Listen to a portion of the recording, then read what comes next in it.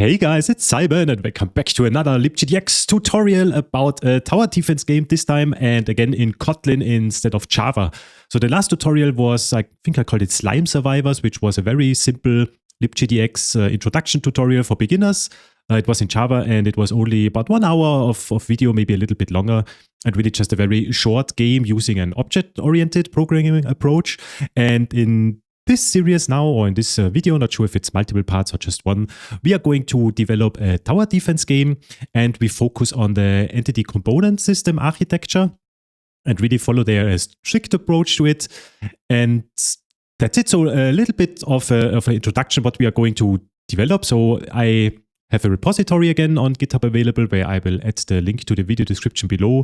And the game that we are going to develop is this one here. So it's I called it a sandbox because it's not really having different waves or something. There is a configuration for what kind of enemies you want to spawn at the bottom right, where you can spawn a different amount of pawns and also the lancers. The lancers are a little bit stronger and slower than the pawns.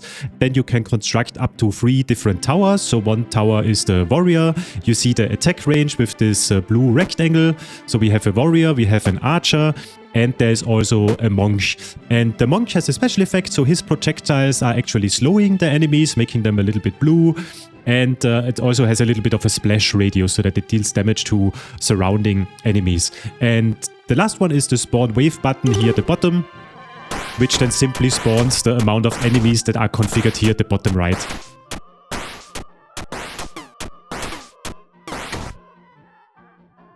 Okay, and that's it. So in this series, we are going to learn how to develop all of that, also how to run it in a web browser, also how to distribute it as a desktop application and all of that. So if you're interested in that, then stay tuned.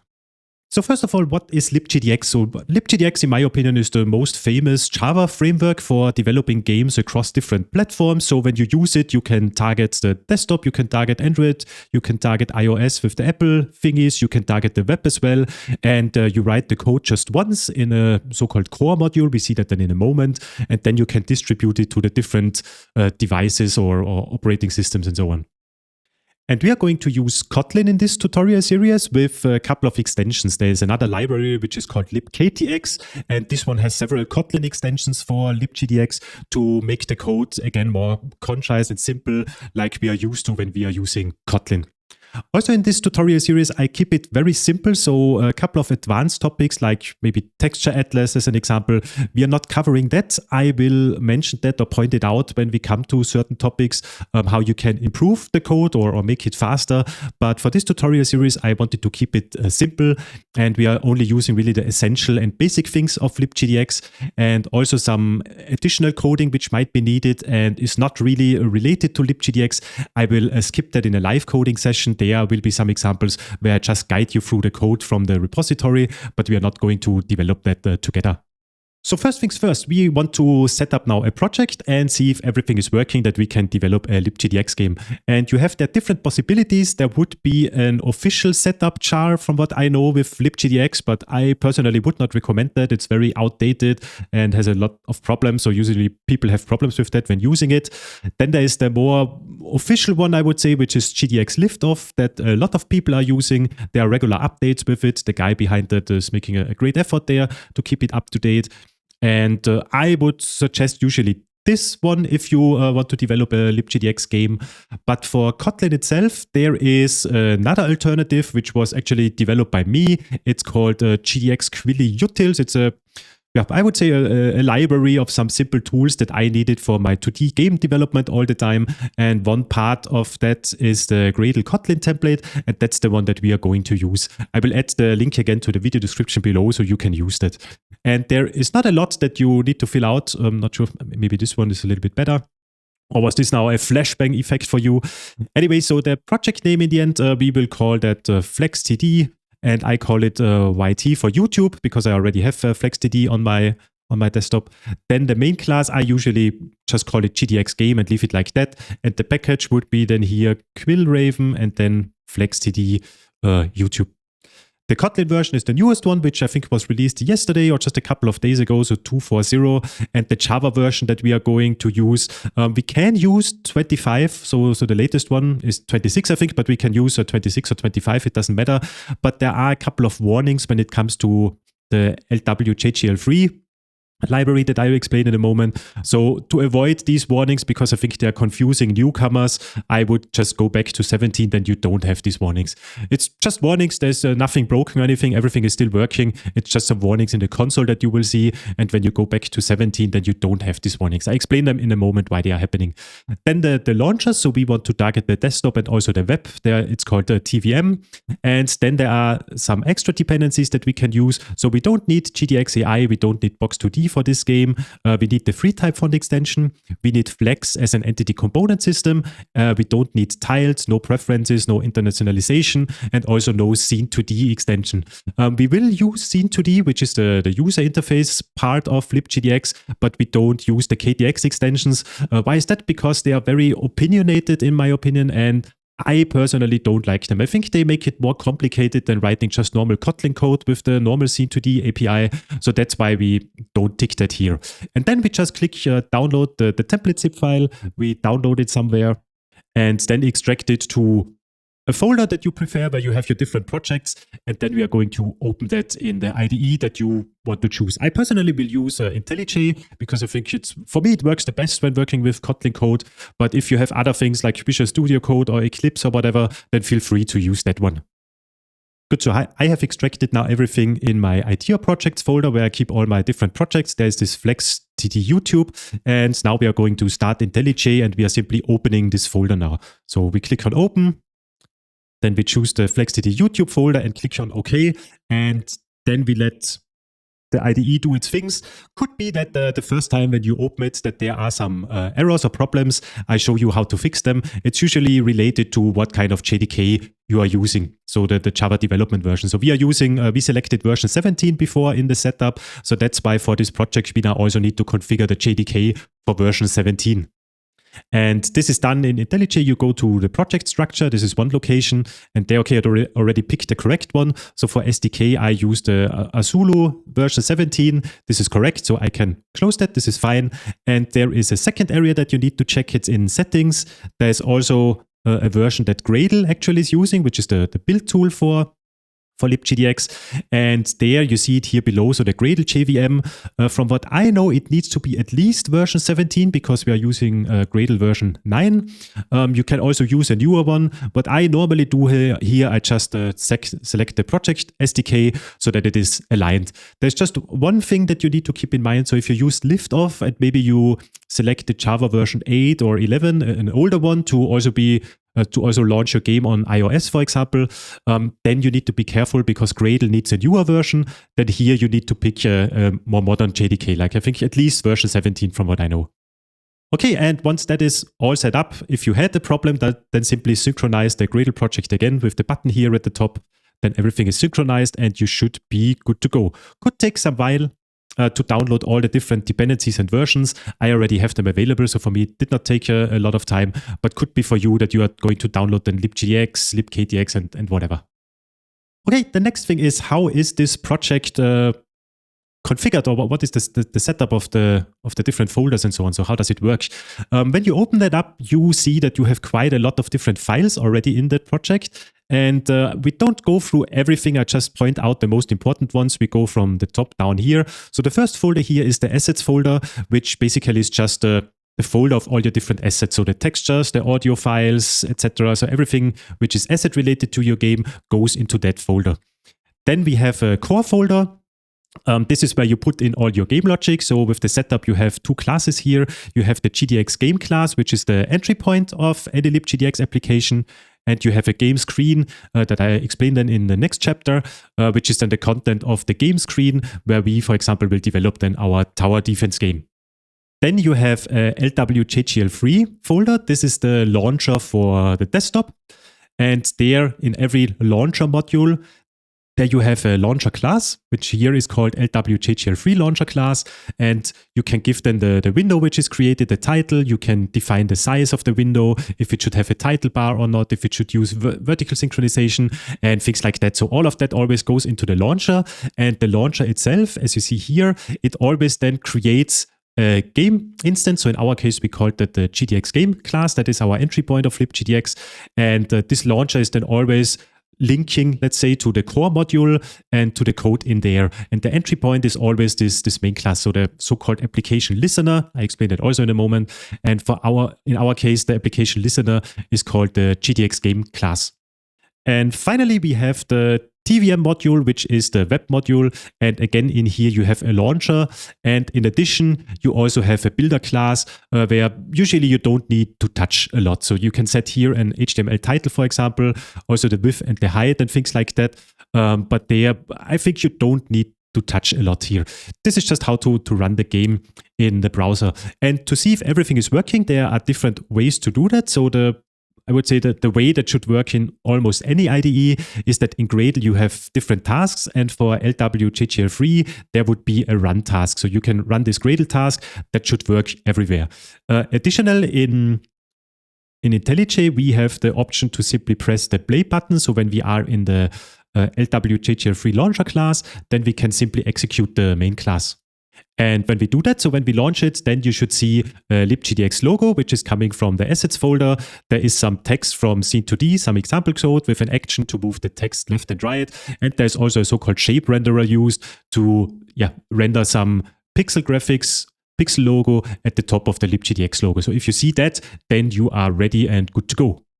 Similar for TVM, so there you cannot start a main method because you need like a local web server, which in this case is chatty, but don't get confused by that. It's nothing super important.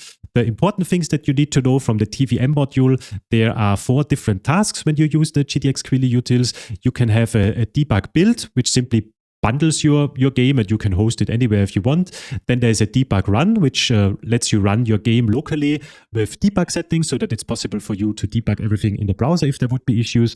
And similar, there's then also a release build and release run, which simply then doesn't allow you to debug anymore in the browser so easily. It optimizes everything, the code with the generated JavaScript and so on. And this one should be used then for a final release. And just as an example, we run here now the TVM release run task. Just double click it. And what TVM is now doing, it compiles everything, prepares everything.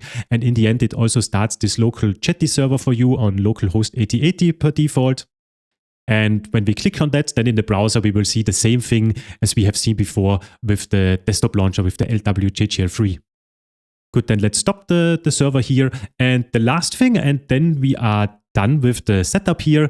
It's again in the LWJGL3 here, there is a section in the build Gradle KTS file, which is called Constro. And Constro is used to package then your game and distribute it, maybe to share it with your friends or on itch.io or something. So what Constro is doing, it simply downloads a Java runtime environment and bundles everything together with your game and make it launchable. For Windows, you get an executable file, an exe file. For Linux, I think you just get the normal jar file or whatever. And this is just used to distribute and package then your game. And again, in the Gradle LWJGL3 module, there is a section for Constro, and you would build it for Windows, for example, when you execute the package Windows x64 or package Linux x64. You could enable additional targets. There is a GitHub repository for Constro where you can look that up. But with GDX Quilly utils, I just added the Linux and Windows. I didn't bother about the additional targets. Also, by default, I add here the links for the JDK 25. If you, in the GitHub repository of that game, you will see the links that I changed them to the JDK version 17. But I think it doesn't matter. In Java, it's always downwards compatible from what I know. So it doesn't really matter. But just that you know that there's this Constro section with the links of the JDKs, which will be downloaded when you package your game. And that's it. And the final thing is then with GDX Quilly utils, we have a different setup, a more modern Gradle setup than what GDX Liftoff is using. And the last important part here is under the Gradle folder, the libs version toml file, which is the version catalog in Gradle. There you can configure the different versions of your dependencies. So for example, for Kotlin, we use version 2.4. For LibGDX, we have version 1.14.1. The KTX extensions versions, the version for Fleks entity component system, and things like that. Also the Java version here. So whenever you want to add a new dependency or update to a new version, this is then done in the libs version. And one special thing for Kotlin, which was also just added recently, just that you heard of that, what I added to GDX Quilly utils is this argument here to the Kotlin compiler, so the destructuring, because they will change the way how you can destructure things in Kotlin. We will see that in the tutorial what destructuring is, if you haven't heard of that.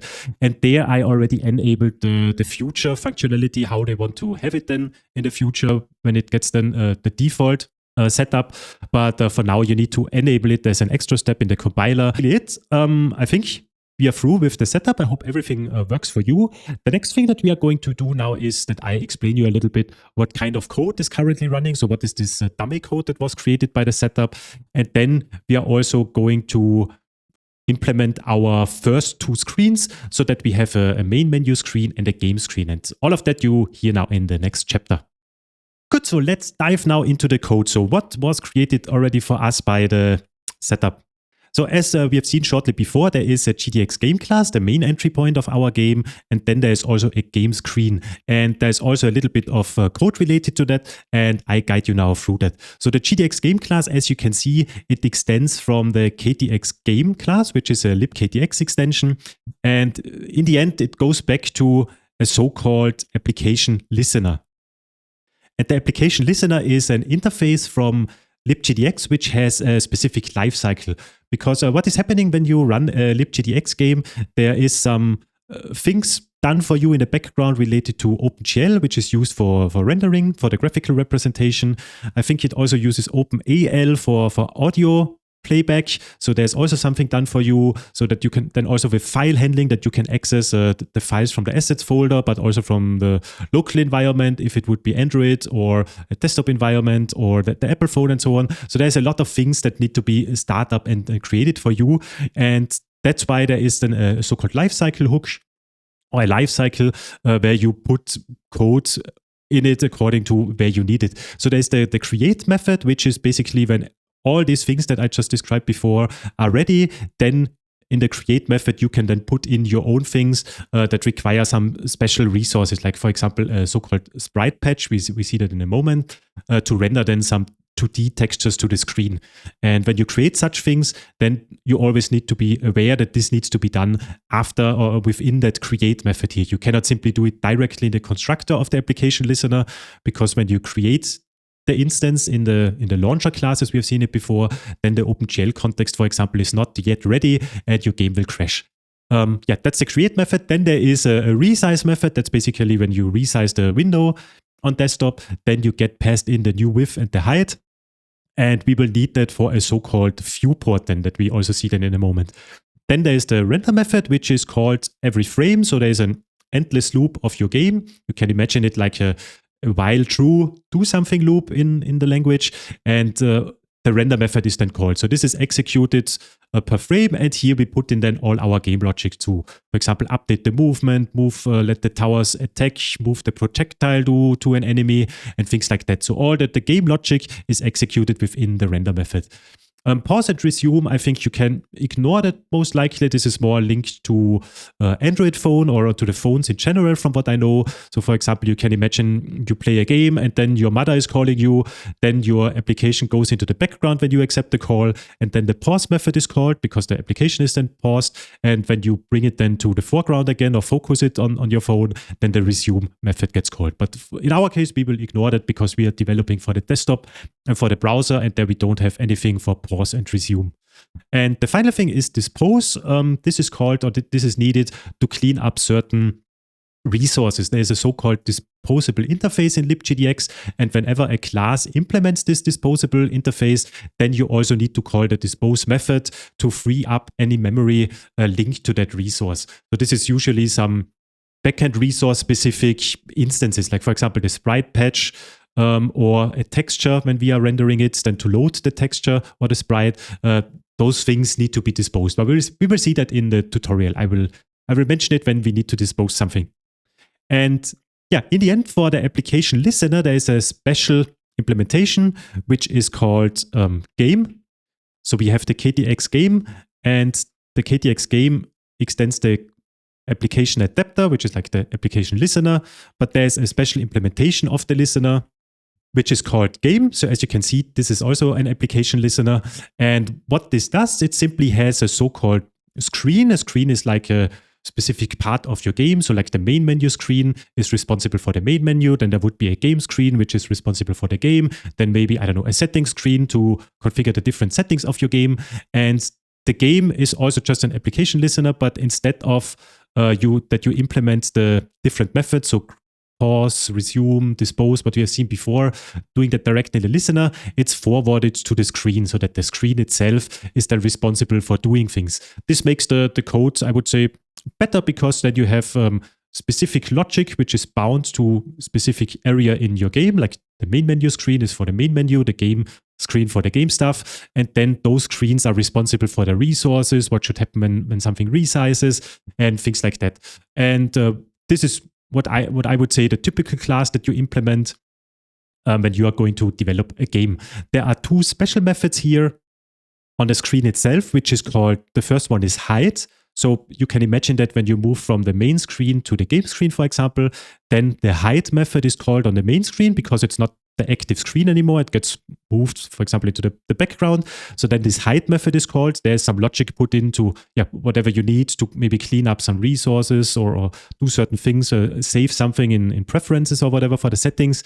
This is done usually in this hide method of the screen. And then there's the show method. So when a screen gets active, then this show method is called. And coming back now to the GDX game, we have the KTX game class from LibGDX extension. And what this does, it's simply another special implementation of the game class from LibGDX. And it simply allows to add arbitrary screens already to your game, so like a screen cache there, and you can set them. And this is what you see here in the create method. So there's the add screen methods, and this game screen is added here, and then the set screen to set the active screen that you currently want to show to the player, and there you also set then the game screen. And this is what we are going to use now. So this is not now, but this is the simple functionality to add different screens to your game and then set one active screen. And in this tutorial series, we are going to develop a main menu screen. We do that in a moment, and the game screen. Those are the two things that we are needing. Okay, then let's quickly go from top to bottom again in this class to explain everything again. We will remove some of the code in the game screen class, but in GDX game, we can keep most of it. So we will reuse that. So the first one is the batch. This is important in LibGDX for rendering. And as mentioned before, we use here a special implementation of the batch, which is called a sprite patch. Then we have a shape renderer. This one is responsible to render some rectangles or lines or dots or something. And we will use that later on to, for example, render the range of the tower, this blue little rectangle that we have seen in the demo before.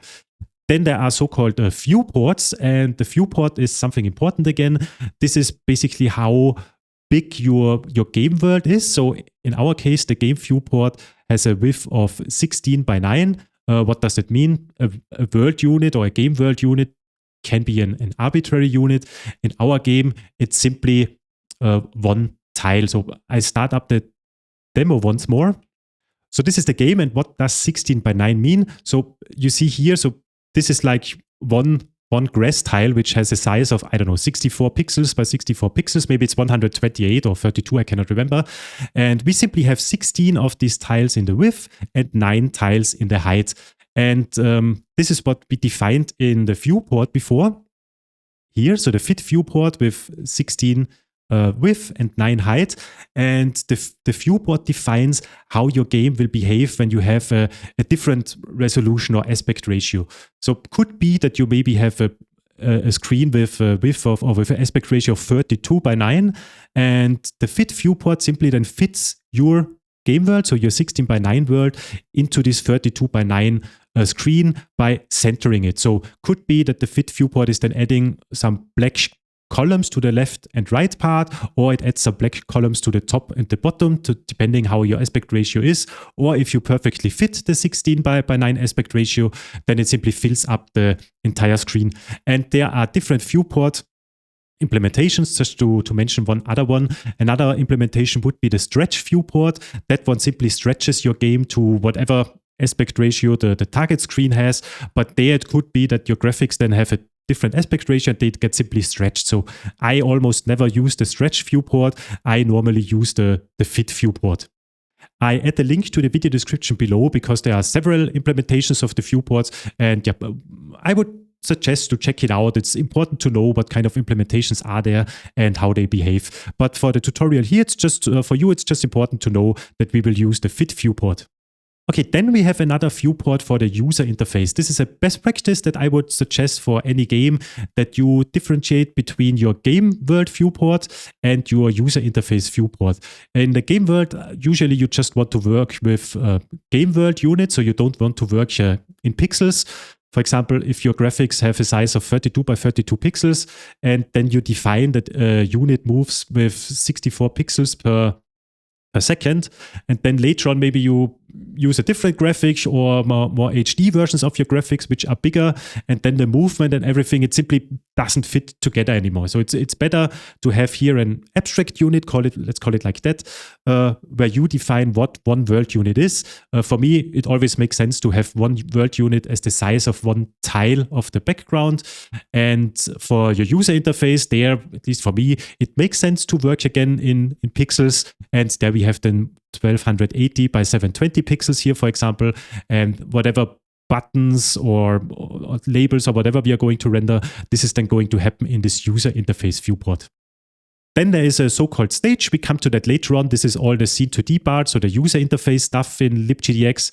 The stage also just takes a viewport, so this user interface viewport, so that it knows how it needs to render the UI stuff. And it also needs a batch to render it. And there we also just pass in the batch here so that we use the same sprite patch for our game and also for the user interface. If you skip that, that would be possible. Then the stage internally just creates a second sprite batch, but the sprite batch is a heavy object in LibGDX. So that's why we want to just have one instance ideally for our entire game. So that's why we reuse it here. Okay, and these things here, those objects we are going to use then for our game. So they are quite important and we keep them here. We don't delete them. We have then the create method, so the entry point of our GDX game. There you can ignore that, but just that you have seen that there is a log level which is set to debug logging. And if you would use some logging, then you can have a debug info or error message. And depending on your log level, you will see it in the terminal or not. It's not really related to our game here. We don't use that a lot. Then, as mentioned before, we have the add screen and the set screen so that our game then starts with the game screen.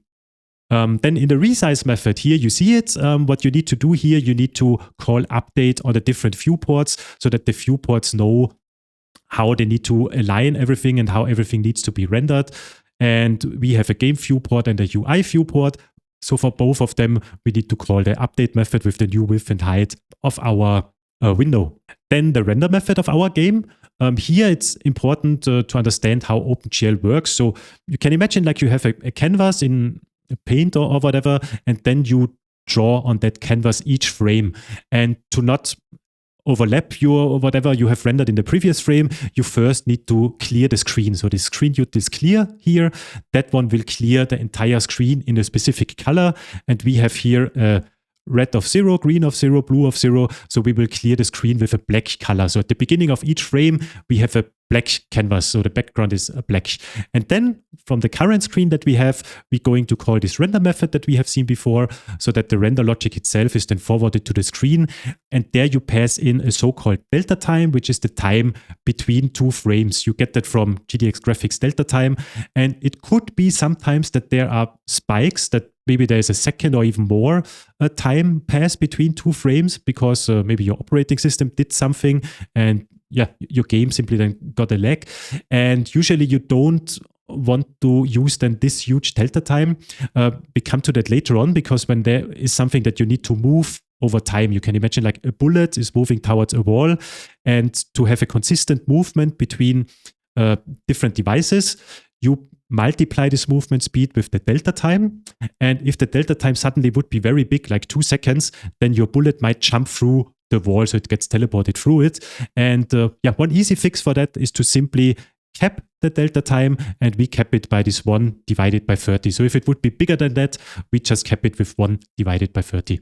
This is just a safety mechanism that if there would be a huge lag for whatever reason, that your game logic still behaves correctly and you don't have weird behavior like teleporting through walls or things like that. Okay, then the dispose method that I mentioned before, and there you see already, for example, we need to dispose the sprite batch, the shape renderer, the stage, and certain other things. And yeah, that's it. So that's the game class. I think in this class itself, we don't adjust a lot. So most of it is the code that we already get from the setup. And the important thing that we are going to change then is the game screen. And there also, just quickly, we ignore the scene2D stuff here. So the game screen takes the game as an input. Then we just get a couple of arguments out of it, or so like the game viewport, the sprite patch, shape renderer, things like that, the stage. Then we load a texture. The texture is from the assets folder here. So there we have the logo.png, and this image file here is then simply loaded here as a texture. That is how it's called in LibGDX. Ignore the skin. We skip through that for now. This is just scene2D related stuff. Also ignore the stage for now. We come to that later on. The important part is in the render method of the game screen. There, before we render anything, we want to apply with what kind of viewport we are going to render. So in our case, it's the game viewport. And then with the sprite patch, we say that we want to render now this texture that we have seen before at our world coordinates of 2 and 1 with a width of 12 units and a height of 2. And that's it. Below here, you see the shape renderer, which, as mentioned before, you can use it to draw very simple shapes like rects, lines, and so on. Here you see a code. You don't need to understand it for this pixel logo that we have seen before, and there it uses this rect method to draw rectangular shapes, and it used the shape type filled so that the entire shape gets filled with a specific color that we are setting on the shape renderer before calling one of the draw methods here. So for example, this rect. And yeah, then again, scene2D stuff for the user interface, ignore that for now. And important here is again that the texture, for example, is again something disposable. And yeah, when we run the game, once more. So there you see now, and should understand now, so that this render method here of the game screen gets called every frame. And now we know that, for example, the sprite batch code here, which is drawing the LibGDX logo, this is here. So this is why we see here the LibGDX logo at our game coordinate 2 and 1. The total size of what we see here is 16 units. The height is 9 because this is the fit viewport that we have. Then above here we have this pixel logo, which is rendered with the shape renderer here. And the thing here, so this have fun text, which is moving here, this is related to the scene2D stage, but that one we ignore for now. Okay, I think this is the most important classes so far that we are going to need for the development. And just that you see now how the screen management is working and how that can be used, we are quickly going to implement a main menu screen where we simply forward then to the game screen with the press of the button. So this is a very, I would say, easy exercise to do it, but it's important to understand the concept of the game and the screen. Good, so let's start with the coding here. So what we are going to do here in our screen package, we are going to implement a new class, and let's call that main menu screen. And this main menu screen is extending from the so-called KTX screen class. And there we are going to implement a couple of methods, but not a lot of them. So first of all, what usually you want to get in your screen is an instance of a game. In our case, it's the GDX game. And for the simple main screen that we are going to implement, that's it. We don't need anything more. And what we are going to do now, so we are going to override the render method of the screen. And in here, we do something very simple that you can use for debugging purposes, which is needed quite a lot, I would say, or this is at least what I usually do. So there's a method. So for GDX input, there is a method which is called isKey just pressed. And then we can say that when, for example, the enter key is pressed, or return, I think it's called. No, it is enter. So if the enter key is pressed, then we want to forward now to our game screen. So from our game, we call the set screen method. And the next screen where we want to go on is the game screen. And we can also override here the show method quickly and just make here a print line statement for now, not really a log statement. And there we can say showing main screen. Okay, and now coming back to our GDX game class. So there, first we initialize the different screens here, and we also add here now our new screen, which is the main menu screen, like this. And the first screen that we want to see is also the main menu screen. So now, with that little change, so if we start our game, we see now here a black background. Also for you, just to come back to that topic here again, when we would change here the screen, use this clear color to a red of 1, then you see here now the red background here. So this is this clear color that you also understand why is the window black or why is it now red. This is related to that clear color. And yeah, we are now in the main screen. So we see that showing main screen. And if we press now the enter button, then we get to our game screen again and the main screen gets hidden. So this is how this game class and the screen things are working together. Good, then let's change back the color to black so that we don't get eye cancer from looking at our game. And that's it for now. So now we understand the basic code and the classes which were provided by us. We did not use that yet a lot because most of the code is from the setup. But now in the next chapter, we are going to remove most of the code of the game screen and start implementing now really our own tower defense game. So now we understood the basic setup that was provided by us for us by the setup tool, and now we are really starting the implementation of our game, which is the fun and exciting part, I would say. So let's move to our game screen here, and in here we can remove now all of the code. We don't need that anymore. So this locker, we don't need it. The dispose implementation, we can skip it. The render stuff, we also remove that because we're going to implement that new. The show method, let's remove everything in here, and also the texture and the skin. Let's keep the things above here because we are going to need the game viewport, patch, shape renderer, and stage. So that one we are going to keep, but all the other code we remove now. And before we start with the implementation, there is one step that we want to do in advance. We update now the assets folder with the assets of our game. So let's remove the logo, which was also provided by the setup here. And now we move in the assets from the repository. Just copy all of them over. Okay, so I have done that. So in the assets folder, there is a graphics subfolder which contains the different textures that we are going to use for our game. There's a level folder which contains some level information. What is the path that the enemies are moving? Where can you construct towers? Which tile is blocked and things like that. Then the music folder for the background music. The sound folder for some sound effects that we are going to play. And then a user interface folder for some user interface related textures and also for the font that we use to render some text. So simply copy that over from the repository, and this is needed.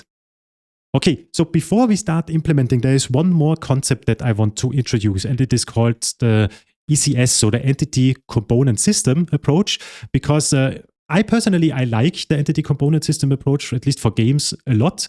It takes a little bit of time to get used to it, but once you get used to it, I think it's a very neat and good way to structure your code and to implement things. And for people who have never heard that, usually you know the object-oriented programming part. So that you most likely have something like a game object in your game, which contains maybe the position where it is, maybe some other things. Then some game objects need to be rendered. So you most likely have then a render game object or whatever you want to call that, which extends from the game object. And then you maybe have a game object which can move or which has can also deal some damage. So there you have then a special game object, whatever it's then called, which extends to some other things. And in the end, you have this hierarchy approach, which is very often in object-oriented programming. And sometimes these hierarchies, especially in games, they get a little bit confusing and very big and not so easy to understand.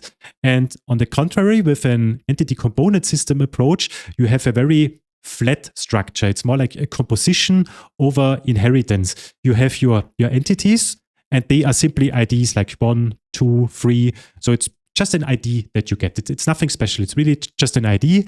And to entities, you can add so-called components. And the components are simply raw data packs, so some data that you want to attach to it. So there could be, and this is also what we are going to implement in a moment, a transform component which has the X and Y position. It maybe has the Z coordinate of the entity, then also the size, I don't know, maybe something else. Then another component would be the render component, which contains the texture and maybe some scaling information.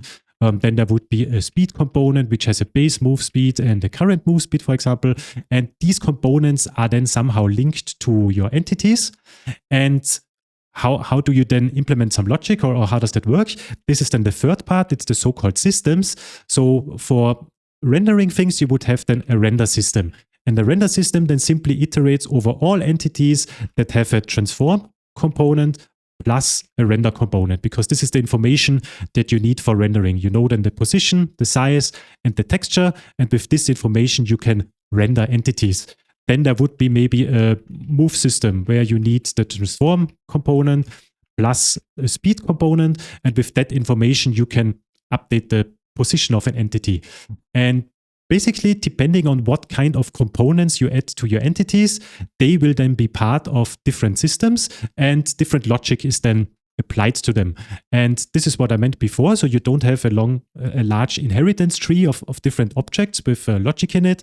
Here you have a very flat structure, and you simply make a composition of components, apply them to your entities, and then your systems, which are usually, they don't communicate with each other. So they only contain the code that they really need. So a move system is only responsible to update the position of an entity. A render system is only there to render an entity, and move and render system, they don't communicate with each other.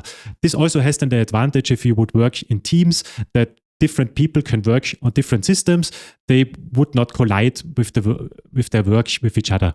So you see that in a moment. This is the architecture that we are going to use for this game. And we use, I would say, a very strict approach here. So really everything is living inside the entity component system world. And the entity component system that we are going to use here is the so-called Fleks entity component system. I add that also as a link in the video description below. It's a component system for Kotlin multi-platform, was written again by me. I know this sounds like a lot of advertisement because we use the setup tool by me. We now also use the entity component system by me.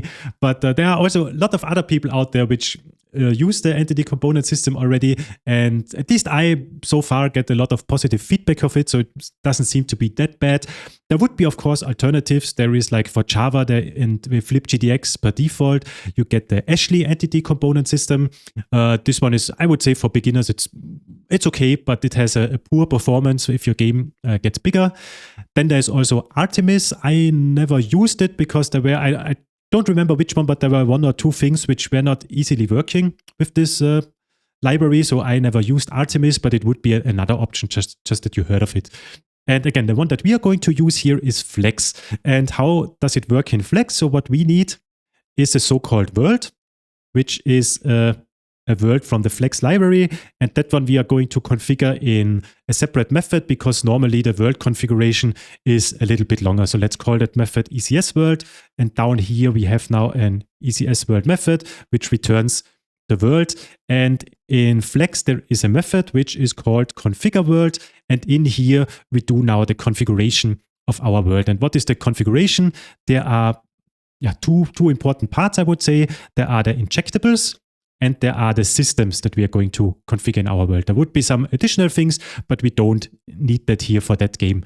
Injectables, it's not mandatory, but it's a very, very simple dependency injection mechanism provided by Fleks, where you can simply add objects like what we are going to need in this chapter here is the sprite patch. We are going to need the game viewport, and by adding those injectables in any system that we are going to implement, we can then simply get those objects out of it, and we don't need to pass it to the constructor of the systems ourselves. This has the benefit that when you do some refactoring, maybe you need to remove some arguments of the systems, maybe you need an additional one. You don't need to always adjust the caller side where you create the system yourself because it's done automatically via the dependency injection mechanism. There's also, just that you have seen it, a second method of this add method here, where you can provide a name for a specific dependency, because maybe you have two instances of a viewport, for example. You need the game viewport and the UI viewport. And then Fleks, of course, cannot distinguish by the class itself anymore what kind of dependency you want to inject to your system. Then you really need to distinguish them by a name. So that's why you can also provide a name. But again, in this simple Fleks sandbox, Fleks. In this simple tower defense sandbox game, we don't need that, so we can live without that. So we just add for now the game viewport and the badge as an injectable. And the system that we are going to implement in this chapter is a so-called render system. We can already write that down here. It won't compile yet because we haven't implemented yet the components and of course the system. So that one we are going to do as a next step, but just that you have seen that. So this is how it works. You configure the injectables, you configure the systems, and that's it for this game. We don't need more with the Fleks world. And the world itself, so what do we need to do with it? So simply in our render method of the screen, we call the update method of the world, and we pass in the delta time in here. And what that does, we see that in a moment. A system then also somehow has a render mechanism, so a method that's called then for each entity whenever you call this update method, and you can also access the delta time in that system if needed. So basically the Fleks world iterates through all the systems that you have configured here and calls a specific method to that. And this one line here is doing all of that for us. And another thing, when we dispose, we also need to call the dispose method of the world, because could be that some screens are also allocating special resources that need to be disposed. And then again, the world is calling the dispose method of all the systems. And that's it. So this is the basic setup for the entity component system approach that we are going to use in that tutorial. And now we are going to fix this line here so that we can really then add the render system and do something with it. So the goal at the end of this chapter is that we have an entity that gets rendered to the screen. For that, we are going to create a new package, and let's call that component. And in this component package, we are going to create a new class, which is the render component. Okay, so there is on the wiki of Fleks, there is a live template code that you can use, because when you create a component in Fleks, there's always a little bit of boilerplate code that you need, which is needed for performance reasons. I don't want to go into the details here. And to avoid writing the same code again and again, in IntelliJ, for example, you can go to live templates. Then for Kotlin, I have here two live templates. I have the Fleks component. Let's make that a little bit bigger. Okay, which is simply that code here, so that this code here automatically gets provided for us. And I just need to provide the name of the component and then the properties that it's going to have. And I also use another live template, which is also on the Fleks wiki if you want to copy and paste it, for an iterating system, which is, as mentioned before, a system that then iterates over all the entities that have a specific configuration of components, and then apply the logic to it, so that I don't need to write this piece of code and this piece of code again and again. I have those live templates. So just don't be confused when I write here now Fleks C, so for Fleks component, I can write here now render for the render component, and now the boilerplate code is already created for me. How does it work? So we have now a render class, could be a data class, could be just a normal class. I really swapped it through whatever I think suits best here. A component always needs to implement this component interface from the Fleks library. And there we need to return a so-called component type, which is simply the render component here itself. There would be some special cases. Again, we don't touch that in this tutorial series, but just that you heard of it. You could reuse the same component data for different purposes. So for example, in render, you might have a foreground render component and a background render component to distinguish between what gets rendered first and what gets rendered later for your component, maybe with special effects or whatever. And there comes then this component type into play, that you can use the same component multiple times for an entity. For now, again, we don't need that. We just write it down like this. And then this is some Kotlin, not really magic, but a Kotlin language feature. The companion object now extends the component type, and that is why we can then write in a very nice way. We see that then in a moment, a very Kotlin way. We can now access then components and manipulate component data of entities. And yeah, our render component. So what does it need? So first of all, this is not a data class. So this is an example for a normal class. Because we have here a region, which is a texture region. Before we have seen the texture class, which is simply the entire graphics, for example, the LibGDX logo that we have loaded. And a texture region is a special implementation of a texture. It's a wrapper class around it, which simply defines a specific region of the texture. So as an example, the LibGDX logo, maybe we just want the lib part out of it. So just that region of lib, or the GDX part out of it.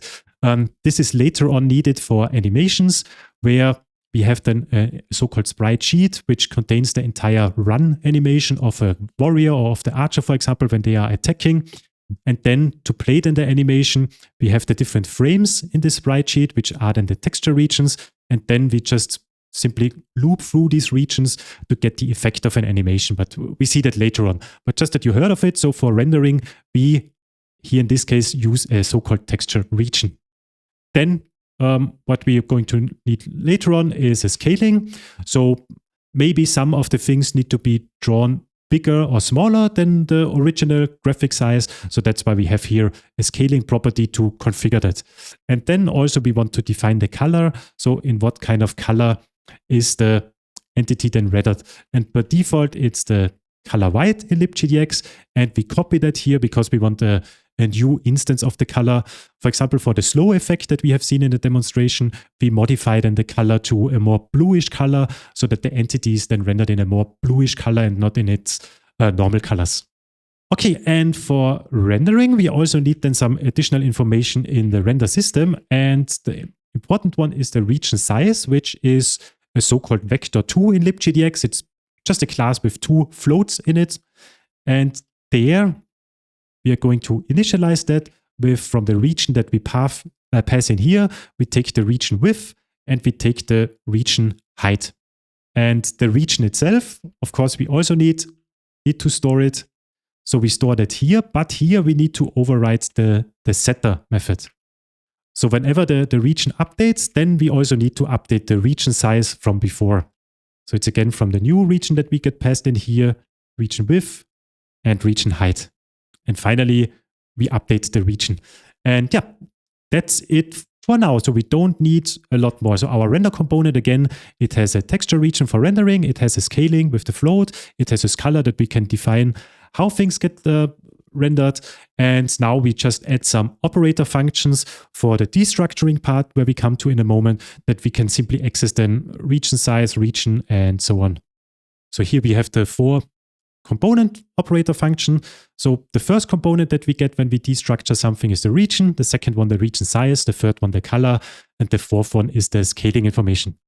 Okay, there is now one thing that is not correct in here. As a beginner, you most likely haven't spotted it yet. Would be impossible, or I would be quite impressed if you did so. For the more advanced people which already watched one of my series before, they know that something here is wrong. And it is actually here that we use for the size, we use the pixels of the texture. But with our entity component system, at least in that area here, we are inside of our game world. And as you know, our fit viewport is just 16 units by 9 units. So somehow we need to convert the pixels here to our world coordinate system now. So we need to scale the pixels to a game world unit. And the way I usually do that is that in the GDX game class, down here, we can provide a new extension method. For example, here we need it for integers, and let's call that to world units. And what is that doing? It simply divides the integer number by 64 pixels. So in our case, one world unit will be 64 pixels. And now coming back to our render component, instead of having here to float everywhere, we need to replace that with 2 world units with the extension method that we have provided. So that we are then that we have then the correct dimensions for our game viewport. Okay, and the last thing before we go to our system is now that we create another component. Let's call it transform component, which is again a Fleks component. And what do we need as transform information for our entities? We have a position, which is again a vector2. We need a size, which is again vector2. And we need a set value. And how does it work? So first of all, why do we have 2 sizes now? We have a transform size and we have a rendering size. I just normally want to split between those because you could have like a game logic dimension for your size. So for example, where collision and things is happening. And for me, that would be the transform size. So this is the real size of the entity. And the graphical representation, so the render size, could be something different. Maybe it's bigger, a little bit bigger than the transform size, could be a little bit smaller, but it's independent. So they are not linked to each other. So that's why I have two size information, one for the rendering and one for the real game logic when doing some calculations. And the set number here, this is then needed when we render multiple entities at the same time. And somehow we need to define what entity is in the front and what entity is in the back. So for example, the tiles of the map background, they should always be in the back. So the set value here would be a very small number, 0 or a negative number. But for our projectiles, for example, they should always be visible and in front. So there we have then a set index which is higher than the background tiles. And yeah, so there will be some sorting. And in our companion object, as mentioned here, so there we are going to define now 3 set values that we are going to use. We have one for ground entities. We have one for objects like the towers and the normal entities that run through our maze. And we have the projectile later on, so the things that the towers are shooting, and they should always be in the front. So they have a set value of 20. And I already mentioned it, so we want to sort something. So what we need to do, we need to have here a comparable interface of our transform component. And there we need to override the compare to method. And here we are not going to implement that here live. I just take over the code here from the repository, guide you through. This is already what I have mentioned. So first of all, we compare the set value of 2 entities with a transform component. If there is already a difference, we return it. Otherwise, we compare the y values of the entities to define which one should be rendered first. And if also z and y are equal, then we compare by the x value. We see that also when we render now our first entities, we will render 2 or 3 of them to also see what this sorting does. Okay, perfect. So we have now a transform component, we have a render component, and the next thing that we are going to implement is now the render system. We put that into a new package, which is called system package, and there we will have a render system. As mentioned, I use here again a live template for an iterating system, and this will be a render system, and the entities that we need are the ones which have a transform component and that have a render component. So a little bit of explanation. In Fleks, there are 2 kinds of systems. There is an iterating system, which is a system that iterates over entities that have a specific component configuration. And I called that a family because I think it was called like that in Ashley, and that seems to be a common term. So a family is simply a group of entities that share the same component configuration. In our case, we want to have entities that have all, so that have a transform and a render component. There could also be an any configuration. So if we would define it like this, any transform render, it means that we iterate over all entities which have either a transform or a render component or both. So we don't care, it just needs to have at least one of these components. And the last configuration is called none. In that case, if we would write it like this, it means that we iterate over all entities that do not have a transform and do not have a render component. So this is how you configure the families in Fleks. But for our render system, we want to have entities that have a transform component and a render component. And in the end, the method that we are going to override here is the onTick entity. It's called like that. When we go back quickly to our game screen, there we fixed already the compilation issue from before. So there you see we have this world update method, and when you go inside of it, you see that it iterates now over all systems and calls this update method. And in simple terms, for our case, what is happening now, it calls the update method of the render system, and for every entity inside this family, it calls this onTick entity method. So now we need to add the logic here that we render now each entity to the screen. And one special thing with the render system, as we have implemented already and mentioned it before, we want to compare the entities, so to define the order in which they are getting rendered. And there we pass also a comparator to the constructor, and there is a method which is called compare entity by, and we compare entities by their transform component.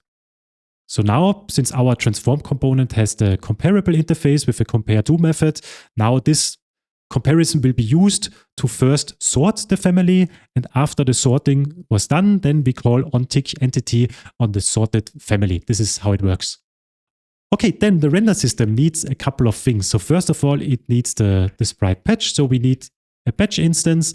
And since we use or registered it as an injectable before in our configure world method, we can also call here the inject method of Fleks. You see it here at the top. So now we simply get the sprite patch, going back to the game screen. So the one that we have added here as an injectable, this sprite patch we are now getting to our render system. And the second thing that we need is our game viewport. And there we also inject it. Okay, then on onTickEntity, what do we want to do? So we want to render our entity, and how does that work? So we have our entity, and there we want to get the render component. But here we use now the destructuring. So we want to get the region, then the region size, then the color, and then the scaling information out of the render component. So these are the things that we need. And same for the transform component. So from the transform component, we need the position and the size. Position, size, and we don't need the set value. The set value is only needed for the comparison. Okay, then from our batch, we want to set the color and set it to the color of our render component. And then we're going to call the draw method of our batch. And there are a couple of things that we need to pass in. So first of all is the texture region. Then we need the position. So where should this region be rendered? Then we also need the origin. So what is the origin? The origin is when you apply some rotation or scaling to this rendering process, then the origin defines from what point the rotation and scaling is applied. Normally you want to have I would say at least the center of your region, so that when you rotate it, it rotates around its center, and also scaling is out of its center. If you would put it, for example, at the bottom left corner, then it simply rotates and scales a little bit differently. So the bottom left corner would remain the same, so this position, and the scaling goes then to the top right. But if the origin is in the center, then the scaling is also to direction bottom left and top right, so in all directions. And I would say this is then, at least for me, the natural behavior of how I think scaling and rotation should work. So that's why the origin for me is always the center. Then we need the size, how big we want to render it. And finally, we want to scale it with our scale value, and we don't want to rotate it. So now we see all the different arguments here. There's a lot of them, so I go through them once more. So in the draw method, first of all, we pass in the texture region. So what kind of graphic do we want to render? Then we pass in the position. Where do we want to render this graphic? Then regarding to scaling and rotation, what is the origin, which is usually the center of our graphic? Then the size, so how large do we want to render it? And then just the scaling and rotation information. There are a lot of different overrides of this method, as you can see it here. I always end up with that method here because usually I need all of that to make it work. So yeah, this is why we use it here. There is one thing currently that I don't like a lot, is that we can again destroy the aspect ratio of our original graphic when we do some scaling or have weird sizes. So that's why, similar to the viewport, I want to scale only, but keep the aspect ratio of the original graphic. And there is a class in LibGDX that we can use for that. It's the scaling class. There is a lot of different implementations of how you want to scale something. What we want to do, we want to fill something.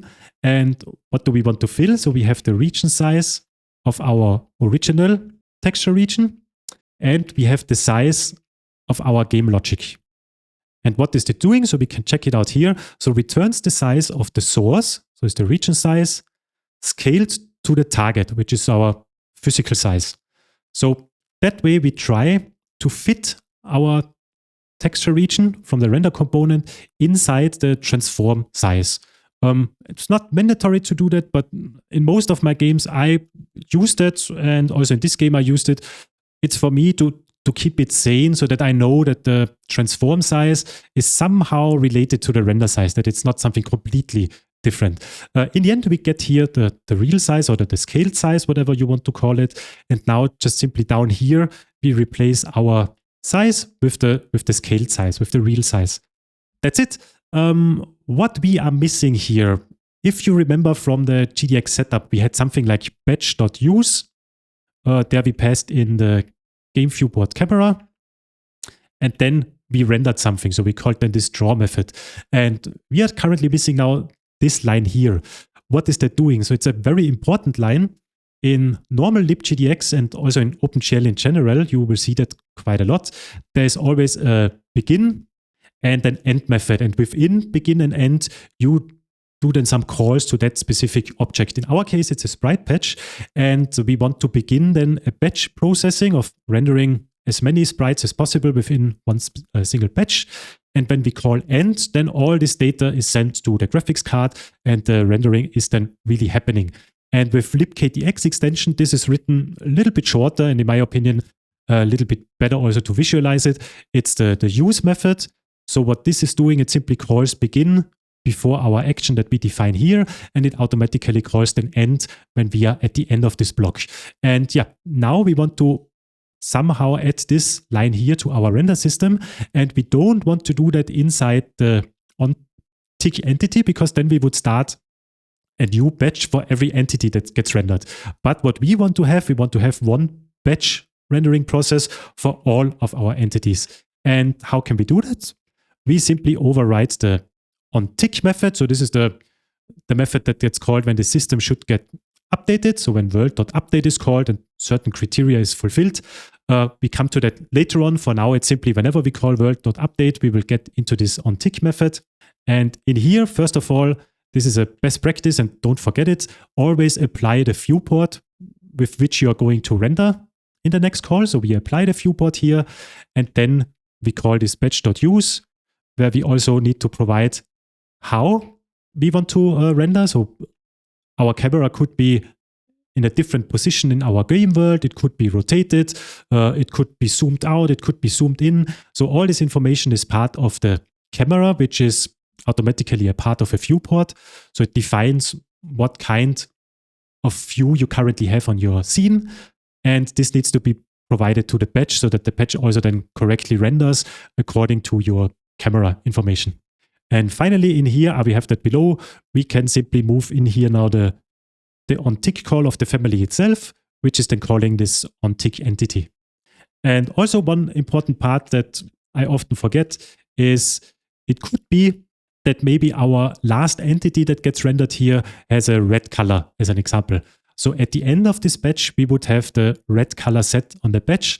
And as a next step, we usually would then render the user interface. And if we don't reset the color to a white color, then the entire user interface would also be tinted with a red color. So also, in my opinion, as a best practice, whenever you change the color somewhere in your render pipeline, then also reset it at the end to the white color, which is the default color. Good, so how can we test that now? So let's go back to our game screen. This is now the real exciting part. Let's go into our show method. And there we are going to create our first entity. So from our world, we want to create an entity. And our entity wants to have or needs a transform component. And our entity also needs a render component. And the position, let's write it like this, for our first entity would be 0, 0. That would be the bottom left corner. The size would be just one world unit wide and one world unit high. And set would be, for example, from our transform, it would be an object. For rendering, we need a texture region. So that would be a texture region. The texture region takes a texture as an argument. And our texture that we are going to render here in this example is located in the assets folder. That one we don't need to provide. It automatically looks it up there, but it's in the graphic subfolder. And we will use the arrow. Where is it? Here. Arrow idle.png. And this string should be an internal file. So that would be our region. We need to provide some additional information here. Scaling would be 1. And that's it. We can also write it like this to make it clear. This is the scaling. This is the region. We can also actually try out the color. So the first one is color white. And That's it. To explain what I did here, so this toInternal file is another LibKTX extension. I think it's not necessary with textures, if I remember correctly. Yes, it does that automatically. It's then treated as an internal path. But to make it clear, in libGDX, for any string, you have different file handle conversions. So there's the toInternal file, there would be toClassPath file, I think toExternal file. This is what I mentioned in one of the first chapters, that when libGDX starts up the application, then also some file handling mechanism is initialized so that you can access files on whatever backend you are launching your game.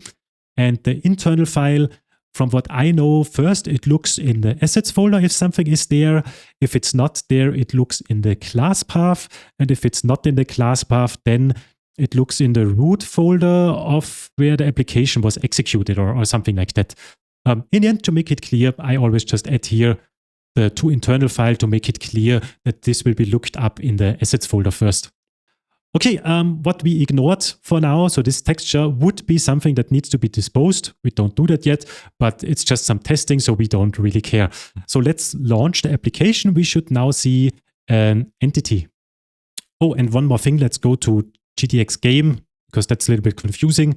Let's remove the main menu screen for now, or we can keep it, but the screen where we want to start is now the game screen, so that you don't need to press enter all the time when we test something. Okay, go back now here, and now when we start our application, you see now here the graphic here at the bottom left corner. So 0, 0, size is 1, 1, which would be most likely something like this here.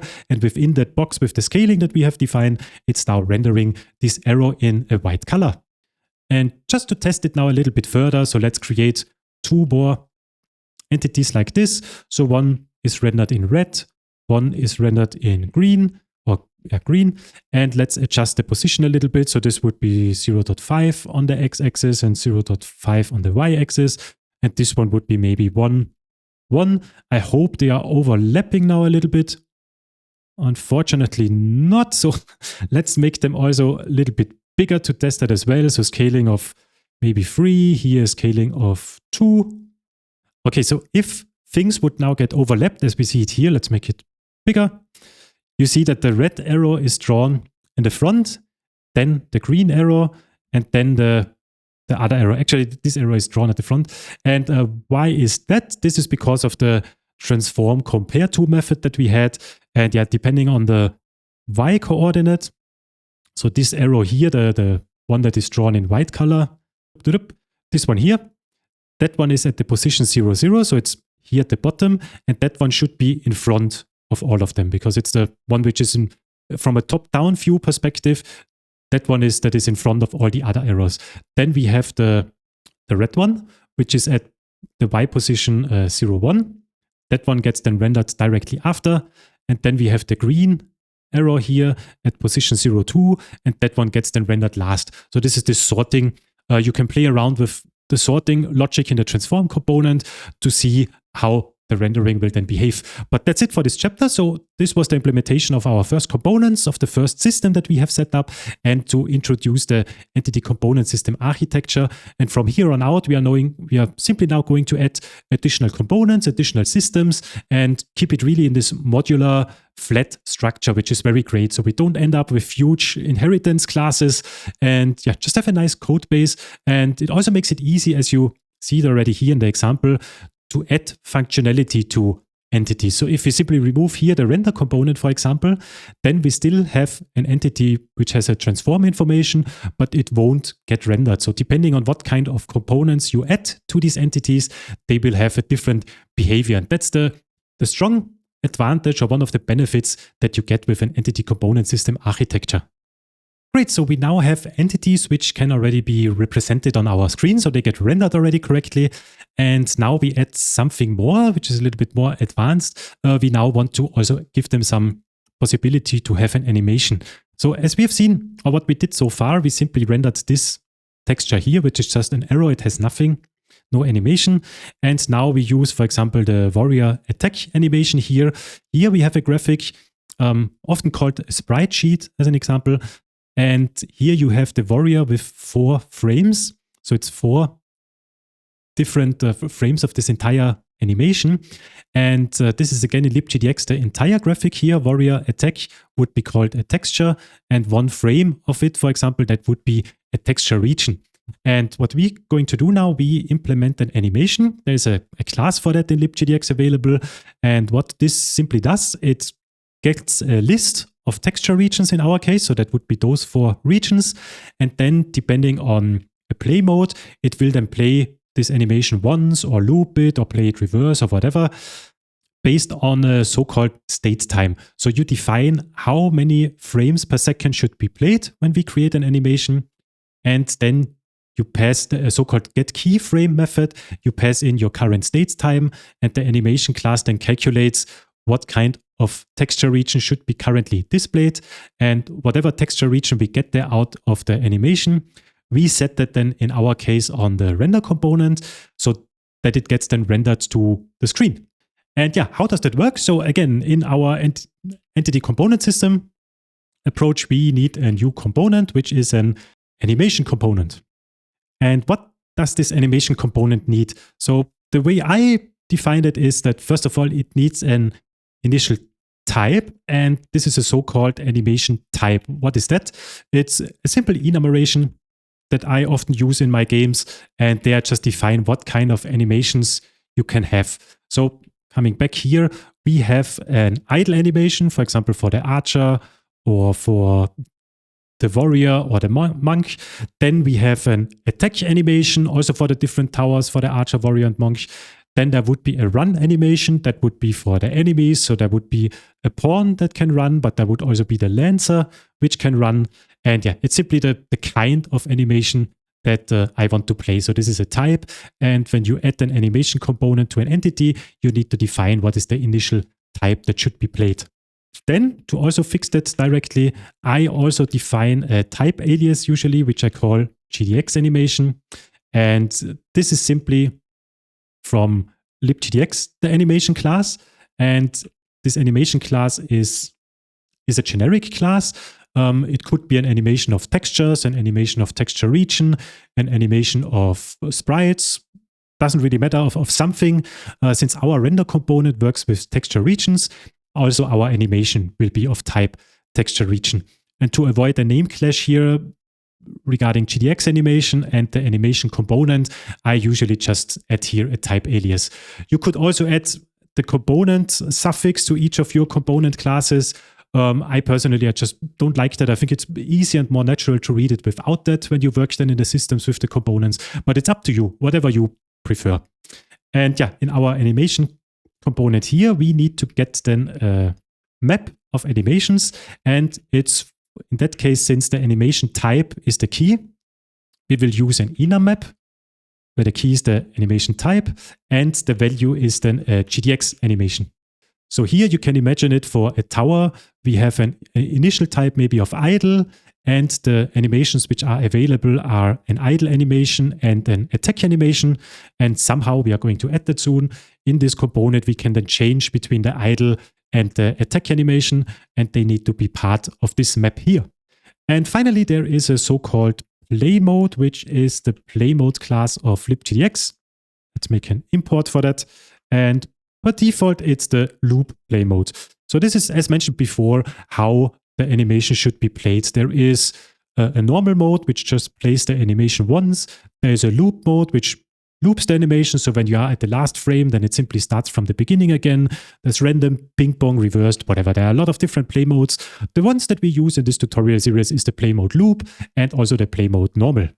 Okay, then we need a state time. So as mentioned, depending on what time we have in the state, the GDX animation will return us the correct keyframe, so the correct texture region that we need for rendering. We see that then when we come to the implementation in the animation system. Then we need a current animation, which is a GDX animation. And there it's simply from the GDX animations that we provide. And there we want to get the initial type.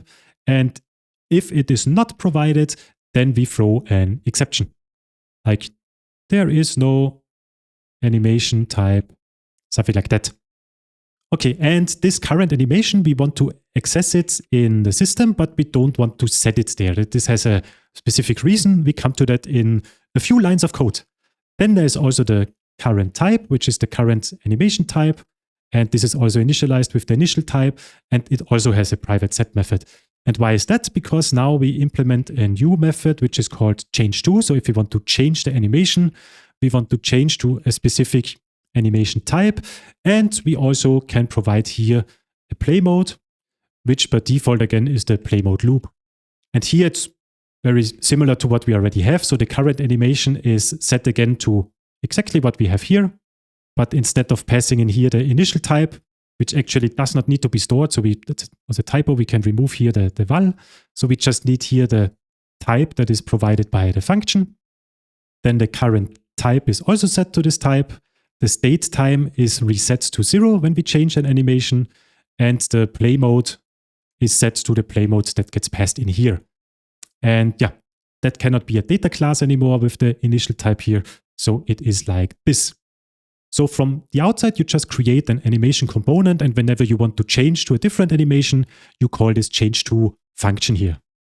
Good, that is our animation component. Now we are missing the system, the logic that something is happening with this animation. And for that, you have guessed it correctly, we need a system. Let's call it animation system. And we want to have here all entities that have an animation component and also a render component, because on a render component, we set then the texture region. Okay, and this system is actually quite simple. It's a short one. So first of all, we want to get the animation component from the entity. Then this might be a little bit confusing. So we set from the current animation that we have, we want to set the play mode to the play mode that is set on the component. Why do we need that? The reason is that we use an optimized approach here with the animations. We cache it. So when we load, for example, the warrior animation here in a moment for the idle animation or the attack animation, we will just load that and create it once in our game and reuse it for all the towers then in the end. So if we would have 10 warrior towers, we just have one warrior animation for idle and one warrior animation for attack, which is reused. And theoretically, one tower could have a looping play mode if he's currently in the idle state, and another tower could be in the attack animation, which is just played once before it goes then back to idle. And to have then the correct play mode and the correct calculation for the getKeyFrame method that we implement in the next line, we really need to set the play mode for each entity. This is here important to understand. And the reason is again that we reuse the single animation for all entities which are using that specific animation. Okay, so next line, we are getting the keyframe, which is from our animation component. We get the current animation, and there we call the getKeyFrame method, where we pass in the state time. What we get out of here is now a texture region, as you can see it here, because, just to remind you, because our GDX animation is an animation of type texture region. If we would have here an animation of type texture, then the keyframe here would be a texture. But since we work with regions, we get here a region out of it. And finally, the only thing that we need to do is on our render component, we need to set the region to the keyframe. And also we need to update the state time of our animation component with the delta time. This is the first usage of the delta time. It's in any system that you have in Fleks, you can get the delta time if you need it. And where's that value coming from? Coming back to our game screen, we have this update call of the world where we passed in the delta time, and the value that we pass in here, this is now the value that we get here. So it's the time between two frames. And yeah, that's the entire animation system. That's it. So the only thing that we need to do now is to add this system to our world. Here is something also important to know. So the order of execution, so in which order the systems are called, is the order how you define them here. So now our animation system is executed before the render system. And why do we want to do that? It's not always important to have a specific order, but in my opinion, in that case, it makes sense, because if an entity has an animation, then in the animation system, we set the correct region on the render component, and then in the render system, we would already render the correct frame. So that's why here it makes sense to have the animation system before the render system. Good, now we want to give our entities here an animation so that we see that it's working. So let's remove here those test entities to just 1. Let's render it in white again and give it a scale of 1. And what we are going to do now, we are currently missing the information to provide the animation component with the GDX animations enum map. So the initial type would be quite straightforward. So if we use the warrior, let's see, we want to play the attack animation. Now here, this is what we are currently missing. We need to provide the map with the different animations, and play mode can be loop. We don't care. We have here the default one. And here we are going to implement the method now that we reuse later on, or at least parts of it. But for now, let's just implement it here, and let's call it animation map off. And first of all, we want to pass in here a key. So key would be the first part of our graphic. So for warrior animations, we always have the prefix warrior. For the pawn, we have pawn. For the monk, we have monk, and so on. So that would be the key. Then we have a variable amount of animation types. So what kind of animation types do we want to load? And we get here back an enum map of an animation type and the GDX animation.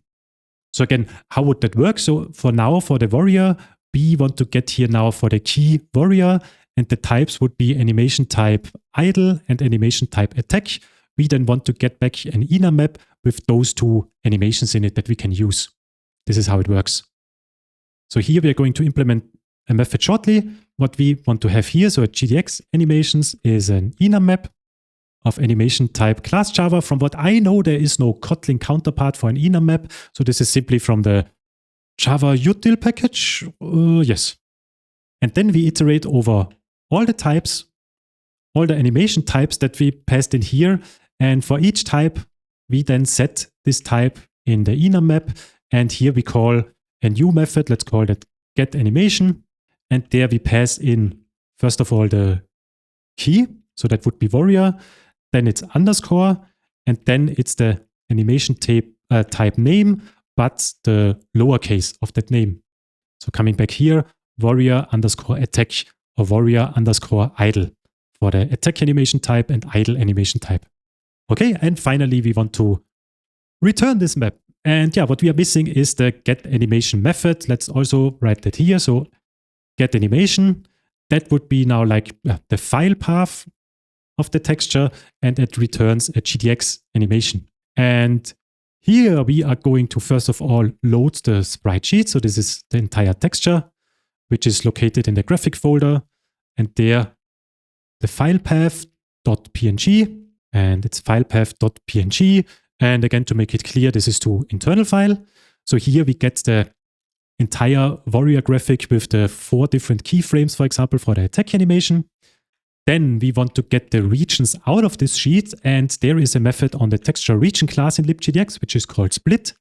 It takes the texture itself, which in our case would be the sheet, and then it needs the dimensions of a single frame. So the tile width and the tile height. We haven't defined that yet, but we do that in a moment.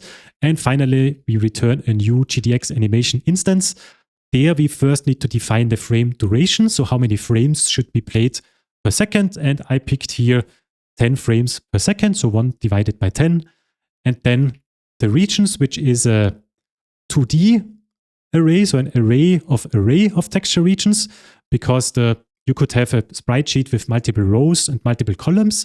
And then you get exactly for every row, you get an array for the different columns, and the animation doesn't care about that. So simply we flatten here the 2D array, and the GDX animation needs an array of the LibGDX class framework. So we also need to convert that to a GDX array, which is an extension of LibKTX. That might be a little bit confusing, or definitely is confusing for beginners when you see it for the first time. So this split method here, that one returns a normal array, so that the one that you get from Kotlin or Java, it's not a LibGDX specific array. So it's a normal 2D array. And the GDX animation class, that one needs an array of type com.logic GDX utils.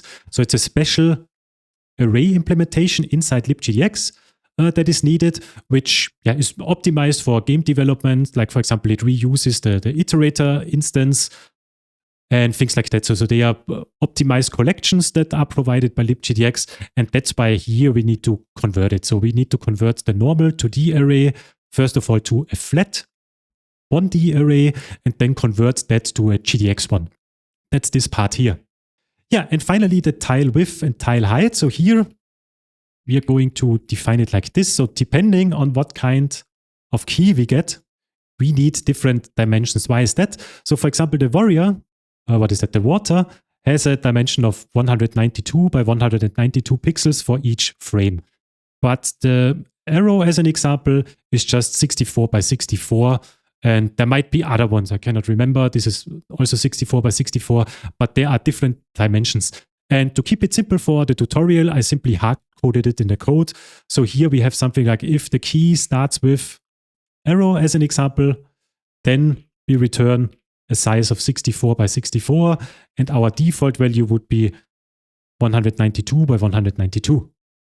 There will be some special cases added on later on as well for the dust graphic and the Lancer graphic, because also the Lancer, just to show it to you, that one is a 320 by 320 graphic. And to correctly split then this entire texture, we need to provide the correct size here.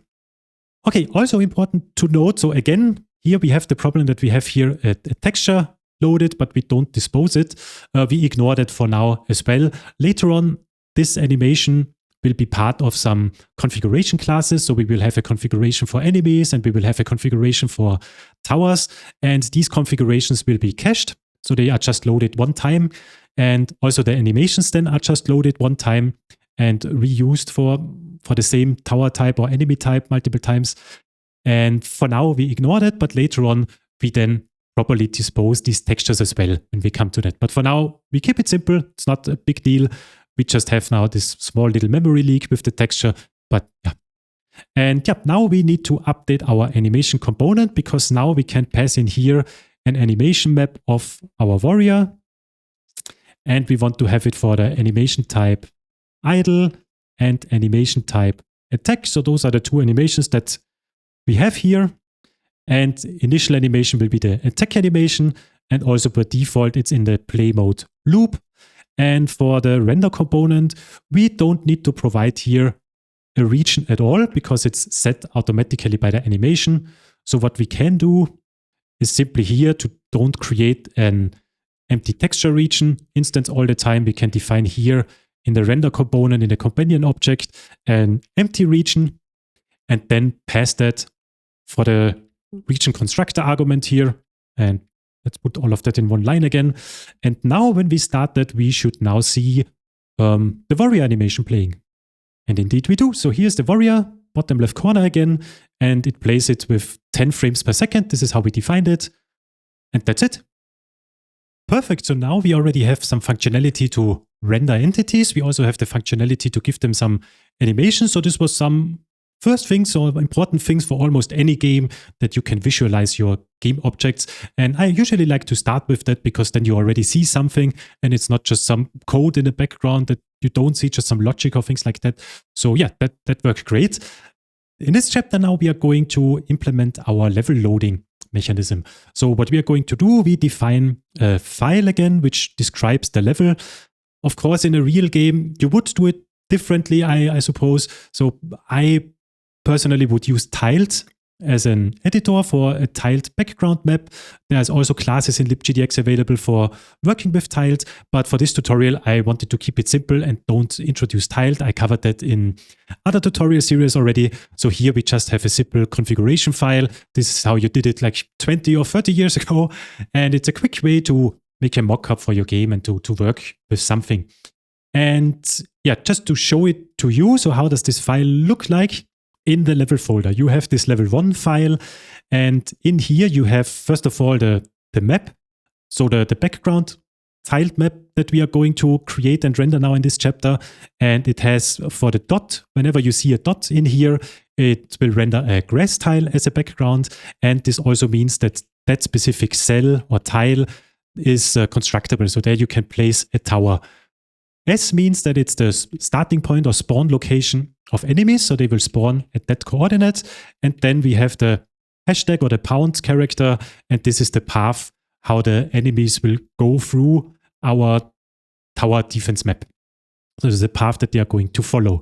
And then there are two lines at the top. So first of all, the path, very simple. So when an enemy spawns there, which direction does it need to go? So it needs to go right, then down, left, down, yada, yada, yada. So this simply defines the path how the enemies need to go through. There is no pathfinding algorithm or whatever. I kept it again very simple. It's just a hard-coded path. And then there's also a start location. We could parse, of course, the S at which location it is, but I didn't want to do that. So it's also, again, to keep it simple, just a hard-coded coordinate. And it's actually -1 because I wanted the enemies to spawn outside the visible area of our game. And then they will move in, move through the path, and move outside then the visible area at the end here.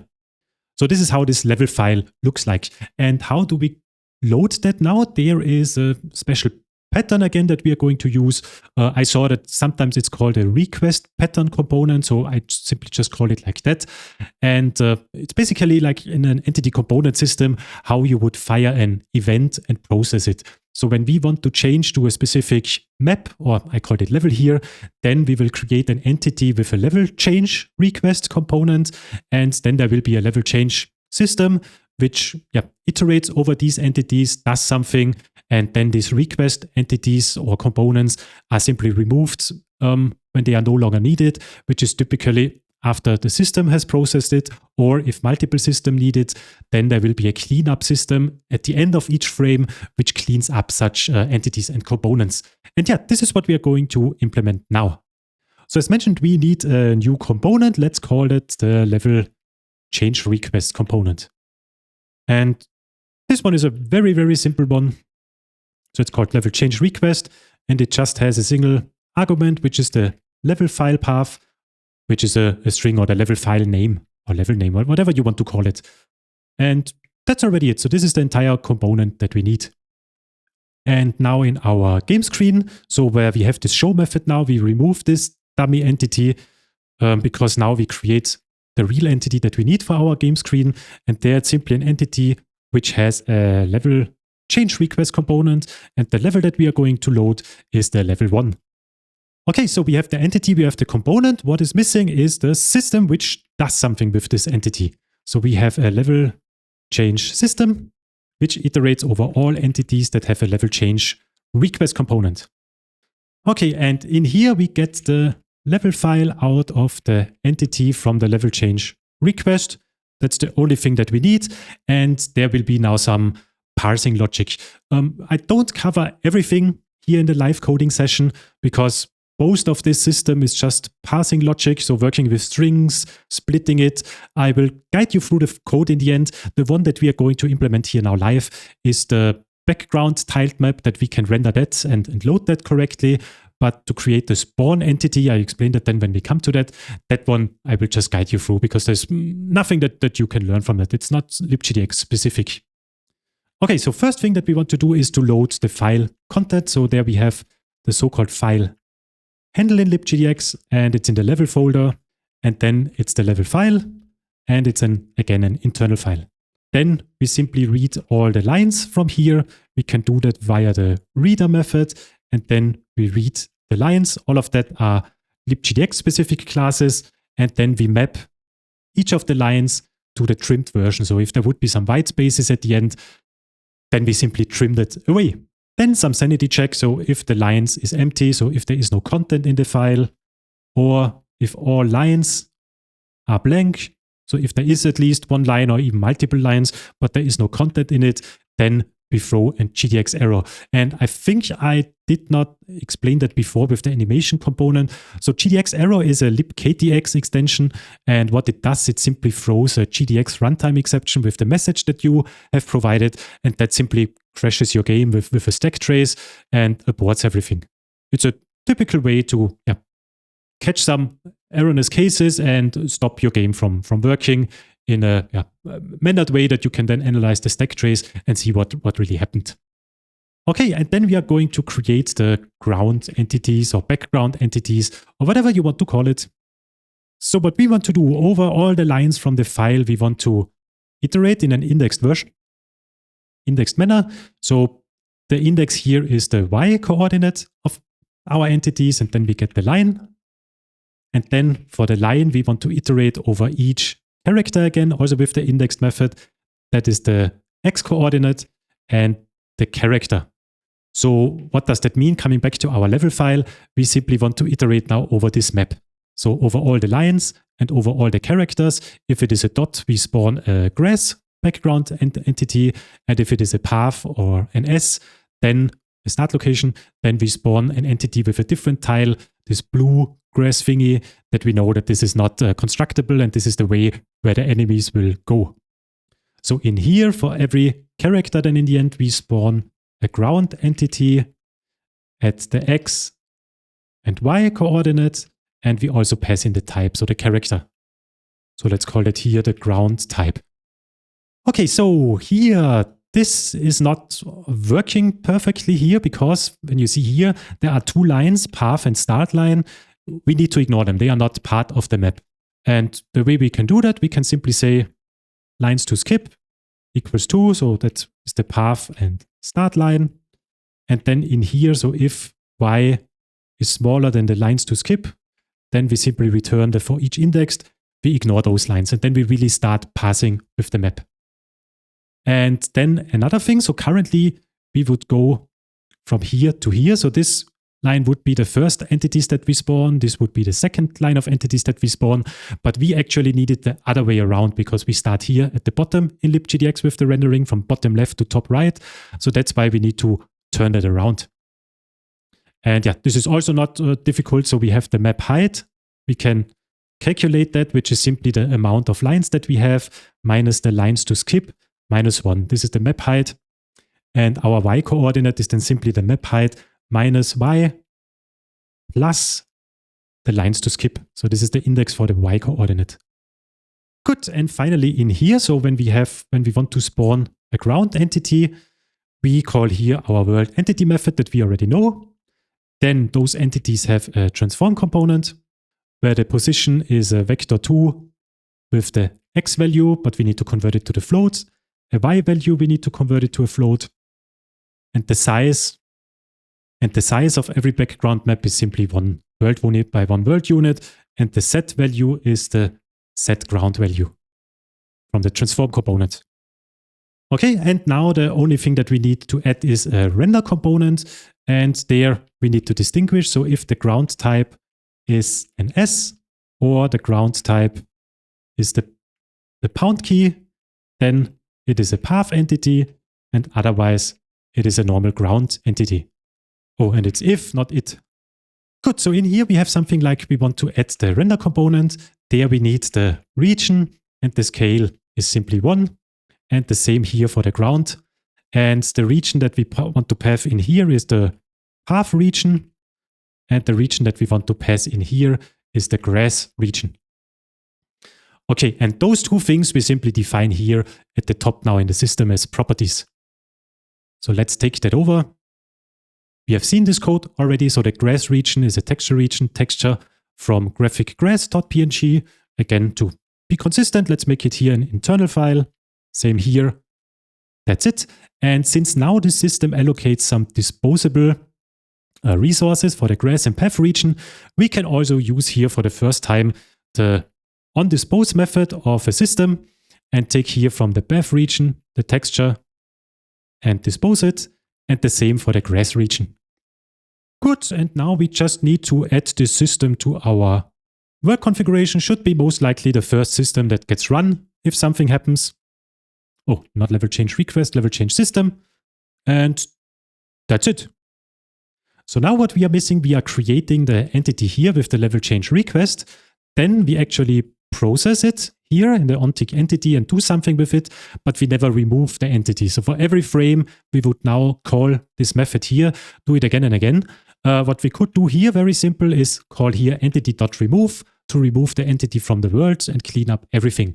But this level change request, this information is actually used later on by another system for the construction system, where we then check what kind of tiles can be constructed, or where can we build towers on, and where is the path blocked. So we cannot remove the entity directly here. And for that, we can actually introduce another typical pattern in an entity component system, which is like a cleanup system. So we create a new system here. Let's call that request cleanup system, because there might be multiple request components that you have in your game. And we iterate here over all entities which have any of the components. And for now, it's just a level change request component. And the system, also very simple, it simply removes the entity here. And yeah, for this tutorial series, we only have this level change request here. So we just have one component, but you can imagine in a bigger game, you might have multiple request components that you want to use. And then you have a generic cleanup system, which automatically removes the entities which have any of the request components. So that is why it's here any. It could be a change request, could be a damage request, could be, I don't know, whatever. So that's why we have here any. If it has any of our request components, then we are going to remove the entities, and then it's automatically taken care of us. So back to our game screen. At the end of the frame here, we add now our request cleanup system.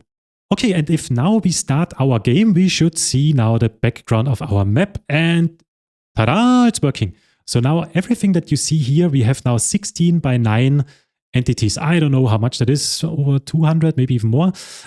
So these are all entities which have a specific texture region. So since we already have this render functionality available that we built before, we can already reuse that. And that was one part of the parsing logic of a level change request, which is great, perfect.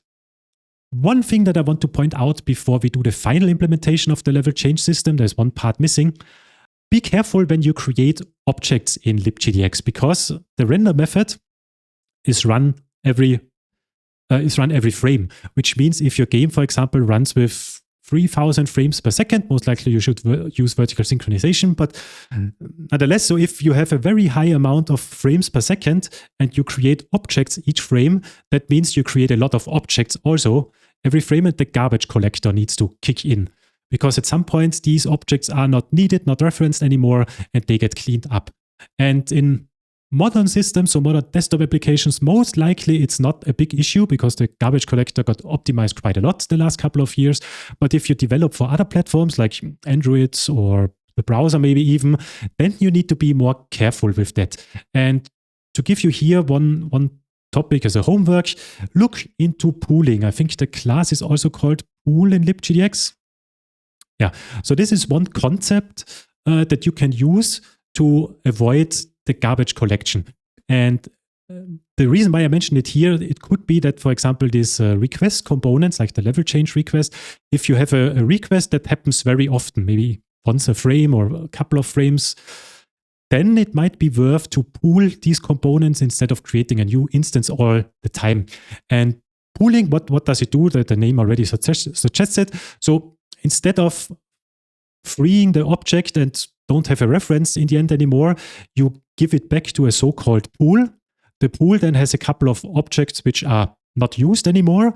And instead of creating a new instance of that object yourself, you ask the pool to give me an instance. If there are already instances available, you get an already existing instance. And if there is none available, then the pool will create a new instance for you.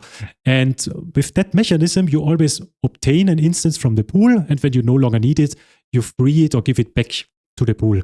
And these objects then live forever, let's say, in your RAM, so they never get cleaned up.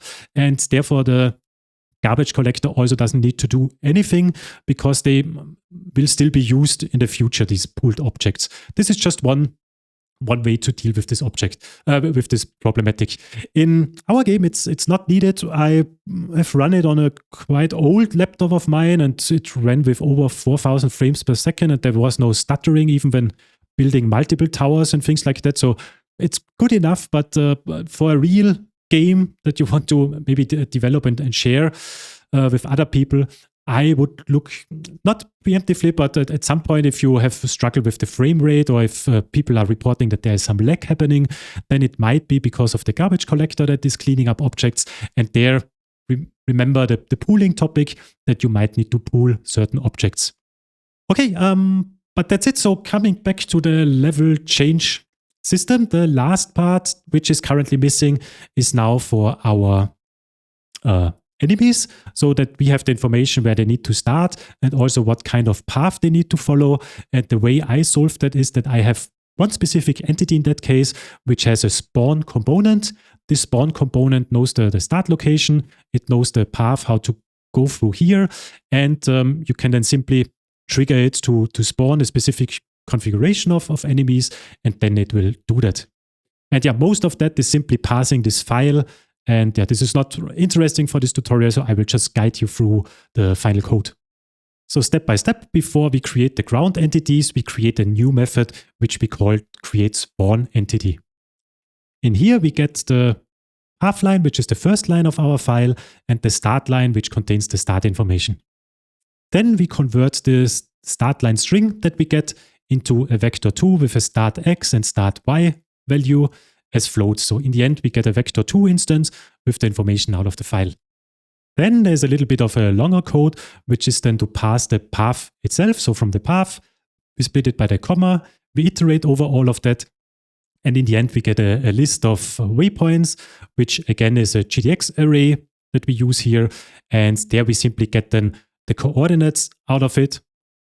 So starting from the first waypoint, which is the start location, and then depending if we go right, left, up, or down, we add something to the x or y coordinate of that vector and add it then to a list. So whenever a turn is happening, then we add another waypoint. So coming back to the file, the first waypoint would be the start location out of the screen. Then we just move to the right. So the second waypoint would be this corner here. Then we go down. Next waypoint would be here. Then we go left. Next waypoint would be here, and so on. And in the end, what the enemies are then doing, they are then simply following all these waypoints to the end where they are then getting removed. Okay, and finally, we create a spawn entity. This is what I mentioned before. And this spawn entity has the information of the path, so of all the different waypoints which are needed.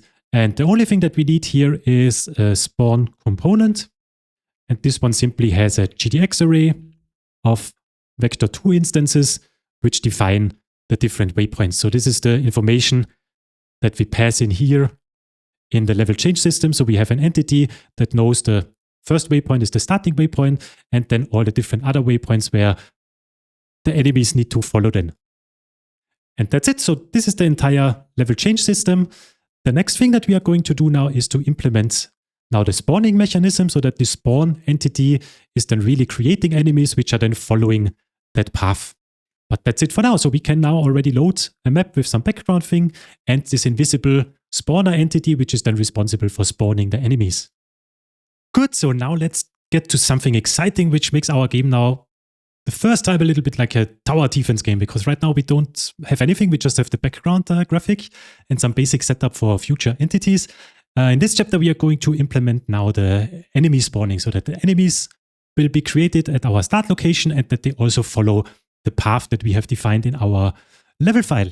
And we are going to cheat there a little bit, because enemies, again, they won't follow any special pathfinding algorithm, and they also don't get moved in a special way. We use something which is called interpolation. So we simply interpolate their position between two waypoints. So they spawn, for example, at the start location and then go right to the first waypoint. And between those two waypoints, we simply interpolate their position over time with a linear interpolation that they get moved to that waypoint. And yeah, how does that work? We see that in a moment. The first thing that we need is a new component, which is called follow path. So all enemies that get spawned, they have this component. And the follow path component is very similar to the spawn component. It's actually really exactly the same. It's a GDX array of vector2. So this is when an enemy spawns, we give it the information what kind of waypoints it needs to follow. And in addition, it has a current path index. So where is it currently going to? That would be 1. And then there would also be an alpha value used for the interpolation that we see in a moment. An alpha value of 0 means that it's at the beginning of the first waypoint, and alpha value of 1 means that it's at the end of the second waypoint. And then whenever that happens, so when alpha value is 1, we increase the path index and go to the next waypoint until there are no waypoints left. Then we remove the entity. Good, and another component that we need is the speed component, so that we can configure how fast the entities are moving. And the speed component takes in a base value, so what is the default speed that it has, but it also has a variable for the current speed, which is used later on when our towers get then some effect, like a slow effect. Then the current value of an entity can be modified, and when the slow effect stops, then we can restore it to the base value. So this is why the component has these information. Good, and components itself are pretty useless if we don't do anything with them. So we create a new system, which is called a follow path system. And here we iterate over all entities that have a follow path component, that have a speed component, and that have a transform component. What we need is, first of all, the component itself, the follow path component. And from that, we can get the from waypoint. So where are we coming from? This is from our path array, and there the current path index that we have -1. So that's why we initialize that here with a 1 instead of 0, that we don't get here an index out of bounds if we subtract it. And there is also a to waypoint, which is just our current index. So we coming from that waypoint, initially that's the start waypoint, and 2 would be the first waypoint of our path. Then the next thing that we are going to do is that the alpha value of our follow path, we increment it by the delta time. We multiply it then with the speed. The speed we can get from our speed component. Let's get that also here at the top. So from our entity, from the speed component, we get the current value. And we divide that by the distance from the from waypoint to the to waypoint. So this is then the way that we travel. For example, if we have a speed of 3, that means we travel 3 tiles per second or 3 world units per second.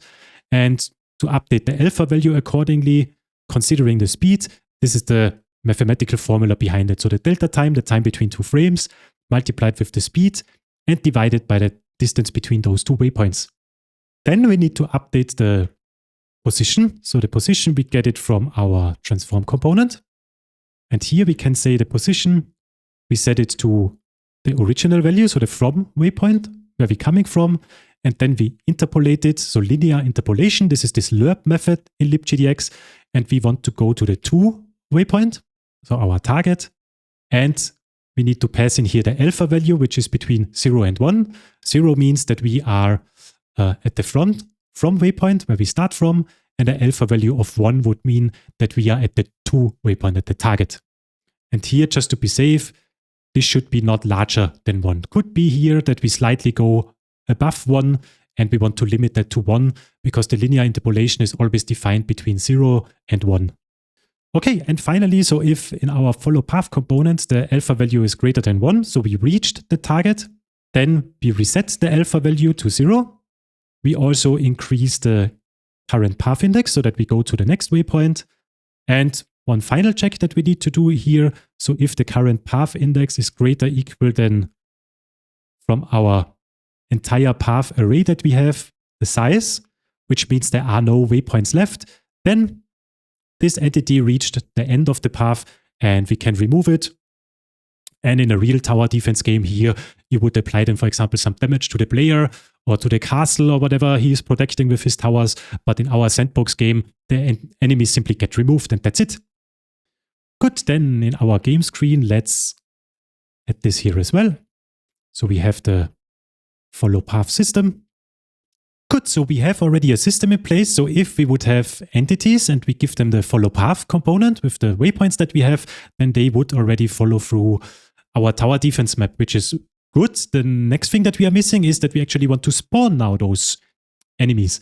And here we are going to introduce now the configuration that I talked about earlier, where we are now going to configure the enemy. So what type, what graphic they have, what kind of speed they have, how many hit points they have, and things like that. And then we create the spawn system where we then actually can spawn those entities. So first, let's create a new package. I called it configuration. Again, configuration is done in the code. In a real game, you might want to do it differently, for example, a JSON file or whatever, because if you do it in code, that would mean whenever you make an adjustment, like increase the amount of hit points of an enemy, then you always need to recompile the code before you can start it again. And I would suggest to put this configuration somewhere external, maybe a separate editor where you can configure the enemy, something like that. But again, for this tutorial, to keep it simple, we just do it in the code. And let's start with the basic class, which is the enemy configuration, which is a data class.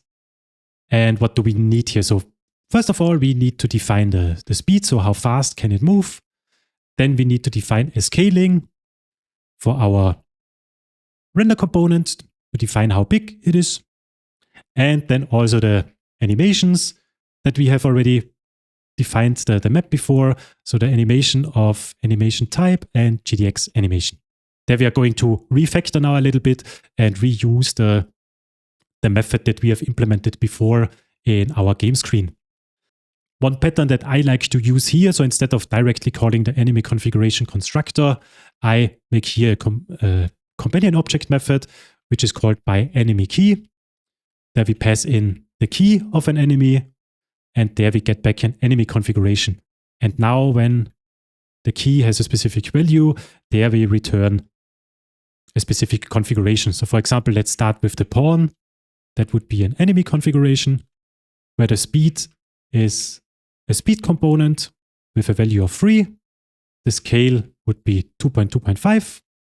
And the GDX animations would be an animation map of our map that we had before, where we pass in the pawn key, and the pawn just has an animation type run. And then there would be another key for the lancer. And if any other key gets passed, then again, we have a GDX arrow, no enemy config for key.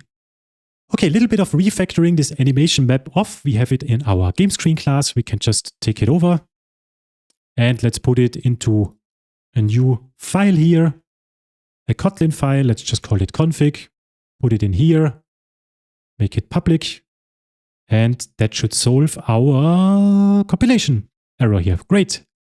Good, so just for completeness, there is just a second enemy in our sandbox game, which is the lancer. And the lancer has this configuration here, just as a reference that you see it. And what we are currently missing is also we want to define the health, so the hit points that an enemy has, and that we are going also to configure here. Also, what is that here? So the speed is defined as a component. This is at least how I wanted to configure it. Of course, you can also just have here the base value of the speed and then create the component somehow with these values. But I wanted to use here simply factory methods for the components because we see that then in a moment, then it's very easy to attach this property here as a component to an entity. So that's why it's factory methods of a specific component instance. Okay, and let's also quickly add the health component that we have that as well. Good, and the health is very similar to what we had with the speed. So there's a base value, and there I also added a regeneration value so that enemies can also regenerate health points over time. And there is then also a current value, which gets initialized with the base. And yeah, this current value gets then updated with the regeneration value per frame in a separate health system that we are also going to implement in a moment. But coming back to our enemy configuration, what we are missing now, so the pawn itself, that one has a health component with 3 health points and a regeneration of 0. And the lancer has 20 hit points and it regenerates half a hit points over a second with the regeneration. And that's it. So this is now our enemy configuration. The next thing that we need now is our spawn system, because currently we created the spawn entity in our level change system, but we never did anything with it. So what we need is a new system, a spawn system, which iterates over all entities that have a spawn component. And we are going to introduce a new concept as well, which has a specific tag, which is called spawning. What is that? So let's create a file here. And this is an enumeration that we call tag. And what is this tag doing? Let's quickly write out the code. So it's an entity tag by entity tag of. So this is some Kotlin syntax again, and coming from the Fleks entity component system. And now in here we can create tags like spawning, for example, and enemy that we are going to use here in this chapter here now. And what is a tag? A tag is simply a component that has no data. It's like a Boolean value, true or false. So an entity either has this spawning tag or it doesn't, or an entity is an enemy or it isn't. So it's a very, very simple component, just a Boolean value in the background where you can tag entities. And it's a fast and more efficient way than creating empty components for an entity. And why do we need that? So in our spawn system, coming back here, we have our spawn entity that we create when the level gets changed, but this entity shouldn't spawn automatically. So we just want that it starts spawning when we press the spawn wave button, or in a real game, maybe when a timer runs out or something like that. And the spawning then gets triggered via this tag. So when we add the spawning tag to it, then it will start spawning the wave. And when we remove the spawning tag, then it will stop spawning the wave. This is how it works. Good, then we also need to update quickly our spawn component, because initially we just added the path in here, but we need a little bit more of information. So first of all, a timer. So this is the time between when the next enemy is spawned in seconds. So if the timer is 1, then it goes down to 0 again, and then we spawn an enemy.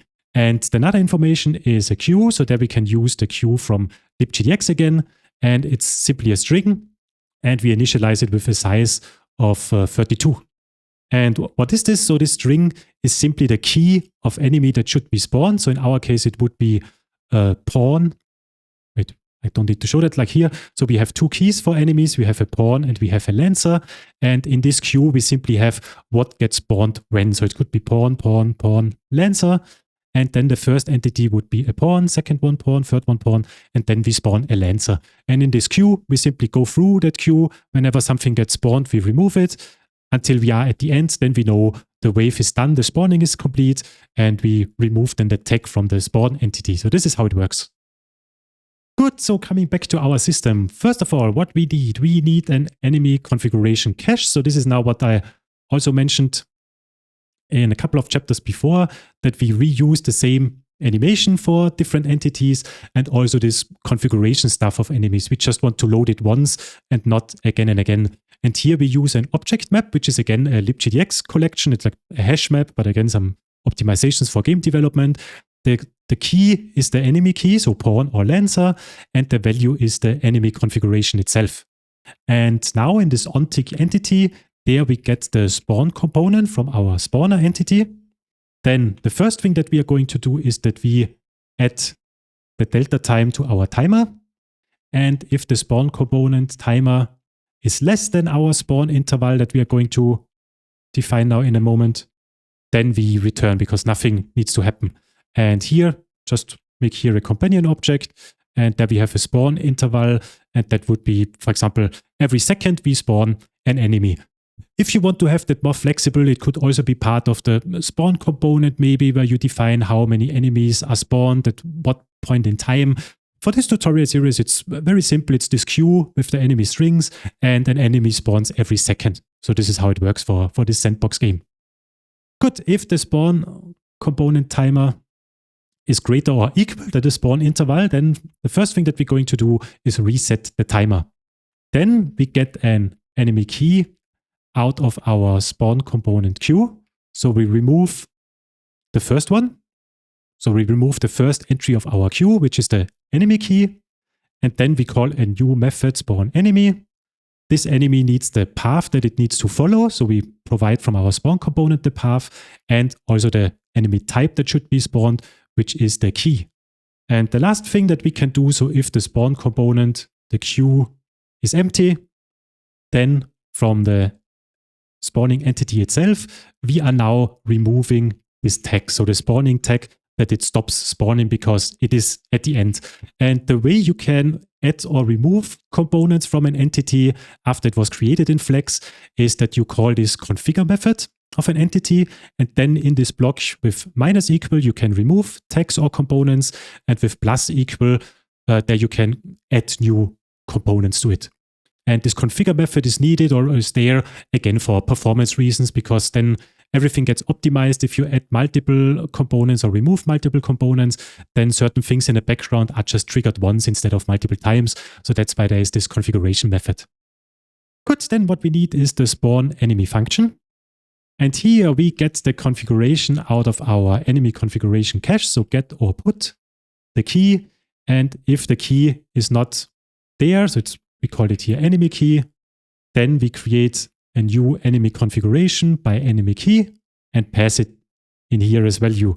So that way we are now going to cache whenever we need a new configuration. It gets cached in this cache and we have it then available and don't need to create the configuration every time. Then we have a start location, which is simply from the path array, the first entry. And finally, we really want to create an entity now, which follows then the path. So again, the first component, the most important one, is a transform component. The position is equal to the start position, but we copy the instance because this position gets updated in the follow path system. And we need to be careful that we don't overwrite the vector instance of the path itself so that we really move the spawn point itself. So there, always be careful that you copy or create a new instance properly when needed. The size is always the same. It's just a 1x1 unit. And the set index is the set index of an object. Then all these entities have a render component. Again, they don't have any texture region initially because that one is coming from the animation itself. And the scaling information is now coming out of the enemy configuration, so configuration scale. Then we have an animation component where all these enemies, they always have the animation type run, and the different animations that they have is coming again from the configuration. Finally, they have a follow path component where we pass in the path value again. Then we tag them in a special way, which is then later on needed for the tower attack detection, so that they are tagged as enemies. And finally, they need a speed component, which is coming out of the configuration. And they need a health component, which is coming out of the configuration. And that's it. So here you see the power also of this factory method property that I mentioned before. So now to add the speed component, it's simply just calling the factory method like this with the configuration. And in my opinion, that's a little bit easier than to configure everything in the enemy configuration and assign it here as a component. Good. The last thing that we need, and then we are done also with this system, is that we need to dispose now the textures which are used by the enemies. And how can we do that? So from the configuration cache, we get all the values, so all the different enemy configuration instances. From there, we create a flat map of the different GDX animations. So we get here, for example, we get here the pawn run animation and the lancer run animation. So this is the flat map that we get out of that. And for all of these, we need to get now the first keyframe. And from that keyframe, that's a texture region, we get the texture and then we dispose it. So this is quite a lot of information. And to explain it here a little bit. So the enemy configuration cache, the values are the different instances of the enemy configuration. This one here has a map of animation type and GDX animation. And we want to get the GDX animation because that one contains the texture that we want to dispose. So we get here from the GDX animations map, we get the animation class from LibGDX as a flat map. And finally, we iterate over all these animations. And this is a trick that we can use in that specific case. We simply get the first frame of that animation, get the texture out of it, and dispose it. This only works because every enemy configuration has a unique texture that it uses. And that's why we never dispose textures twice. I would call it a dirty trick. It's not very clean, but for this tutorial, to keep it simple, it's good enough. In a real game, most likely you should have some separate logic which takes care of texture loading. And in LibGDX, there would be an asset manager which takes care of that. So what kind of assets you have loaded and used. We don't use the asset manager in this tutorial series, but then again, an important homework that I would suggest to look it up, how an asset manager works in LibGDX. Then you don't need to take care of yourself of the different assets that you are loading and how to dispose them, because the asset manager will do that for you. But yeah, we keep it simple, we take care of it ourselves, and this tiny little code piece is doing exactly that. Okay, and now we want to test it, because to me sounds complete. So let's also add here now the spawn system. Move it before the animation system, I would say. Like here in our game screen, we add a method that we are going to call later on then also via the user interface, which is called spawn waves. And there we get simply an object map of the different enemies and how much of those should be spawned. And just to test it, we can call here then the spawn wave. And I think there is no object map off or something like that. So we just make here an object map instance, apply it, and then we will say the pawn gets spawned 2 times and the lancer gets spawned 1 time, just to test it. Good, and the functionality in here is that we want to get our spawn entities. In our case, it's just one, but it could be multiple ones. So we get all entities that have a spawn component. And for each of them, we are going to do something. So we get the spawn component. Then from this spawn component, the queue, we are going to clear it just to be safe that there is nothing left. Then we also reset the timer to 0. And now for the different enemies, we do again a little bit of a dirty hack, but again, it's good enough for this tutorial here. So we create a flat map. And for every entry that we get here, we create a list with the size of how many entities should be spawned. And the content of the list is the key. So basically, this pawn 2 gets converted to a list of strings where we have the value pawn 2 times in it. Then for each, we add them to the queue of our spawn component. So the pawn string gets added 2 times and the lancer string gets added 1 time to this list. So this is what this code piece here is doing. And finally, we want to configure our entity and give it the spawning tag that it really starts then the spawning of these entities. One thing that I did in the repository, I skipped it out here now, is that I sort the enemies by their health. So let me quickly show it to you. So in the repository, you will also see this sorted by, which means that the keys, so the pawn enemy which gets spawned 2 times, the lancer gets spawned 1 time, all these enemies get sorted by their health value so that the enemies with a lower health get spawned first and the enemy with a higher health gets spawned last. It's just a tiny little functionality that I added there. It's not important. Most likely in a real tower defense game, you have it differently, but this is the line that you will find in the repository. And just as you know it, it is like that. Again, the implementation is not very clean because we create here an enemy configuration all the time and get the health value out of it. And this is really just a quick and dirt way to get this spawn functionality running. And to test it, we need to do it differently because if we call it here, we don't have our spawn entity yet because it only gets created here in the level change system. So to test it here, we need to do it a little bit differently. Very similar to what we already had in the main menu screen. So we can check here, is key just pressed? And let's use the W key, doesn't really matter. And then we execute this spawn method.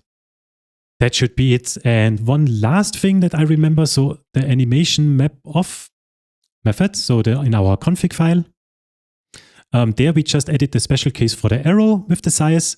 And here we are going to add now all the different special cases that we have. It's now exactly the code that you have on the GitHub repository. So the lancer is 320 by 320, arrow and dust is 64 by 64, and everything else is 192 by 192. And now if we start this game, and we press the W key, then we should see exactly perfect. We see the spawning now of our entity. So 2 spawns, 2 lancers, we can press it again, then everything spawns again. They have different speeds, different hit points, and when they move out of the screen, they get removed. Perfect. Good, so one little detail that we can optimize a little bit. So what I didn't like about this one is that they always look to the right. So even when they run to the left, they are then running backwards, which looked a little bit stupid. There's a tiny little optimization that we can add, or a new functionality, which is not so difficult to implement. So we will also do that here in this chapter now. So in our render component, what we can do here, we can add an additional information, which is that we want to flip the graphic for rendering. By default, it's false, so we don't flip anything, but we might want to use that now for rendering. So the 5th component here is our flip information. Then in our render system, we need to adjust a little detail. So the scaling on the X, this is now depending on the flip information. So up here, we also get the flip info. And if we want to flip on the X-axis, then we just use the negative scale, and otherwise we use the normal scale. So this is a little trick that we can use to flip the texture rendering.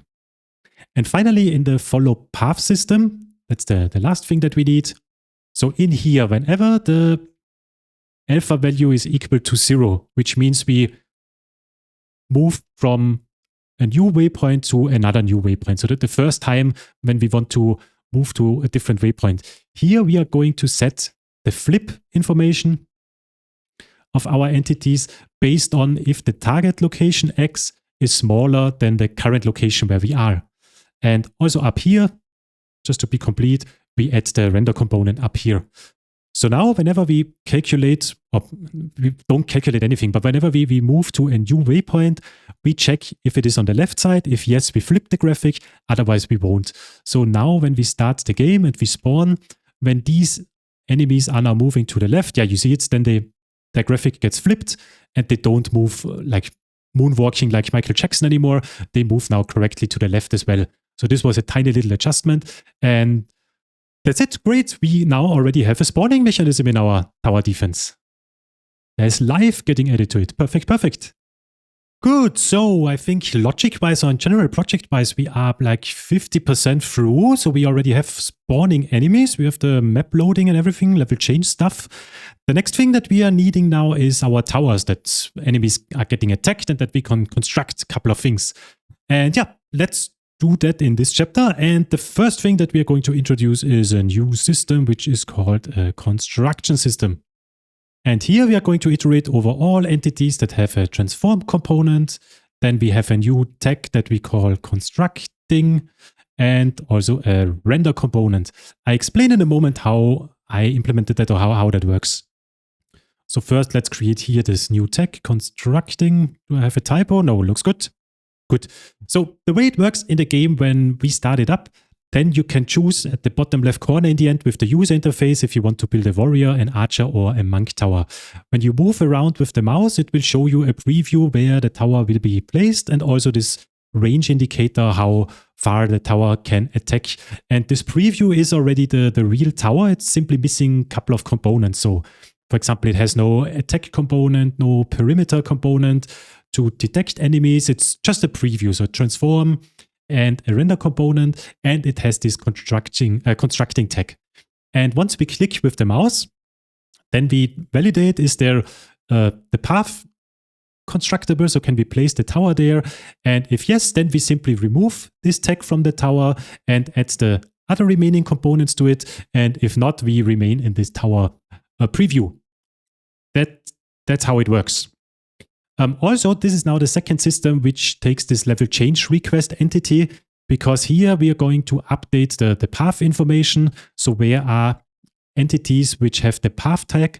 Because on those entities, we cannot construct our tower.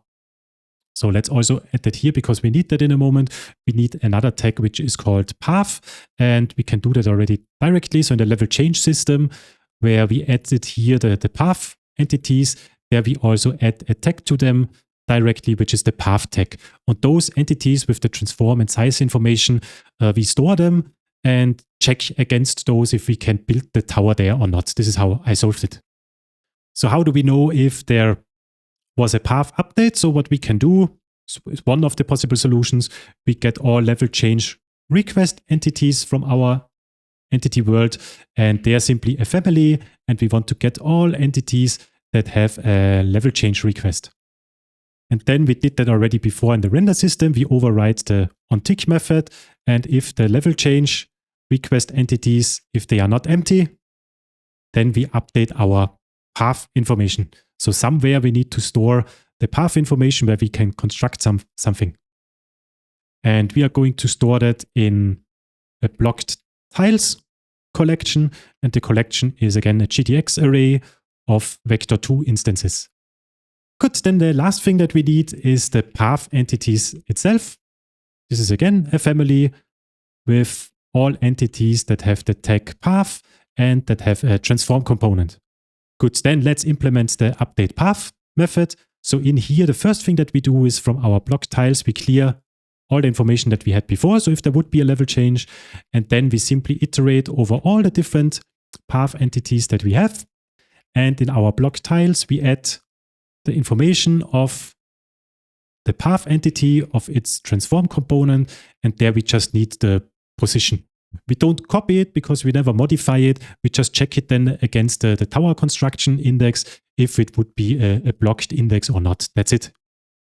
Good, then let's move that up here so that the override methods are here at the top. Then we need another method that we can call spawn construction tower. So that would be this preview that I mentioned before.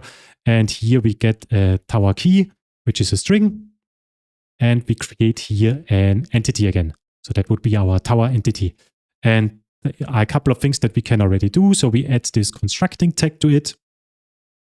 We give it a transform component where the position is equal to the mouse position where it got clicked. There we come to it in a moment. I just write down the code first. So we floor the value, and from our mouse world position, we get the X value.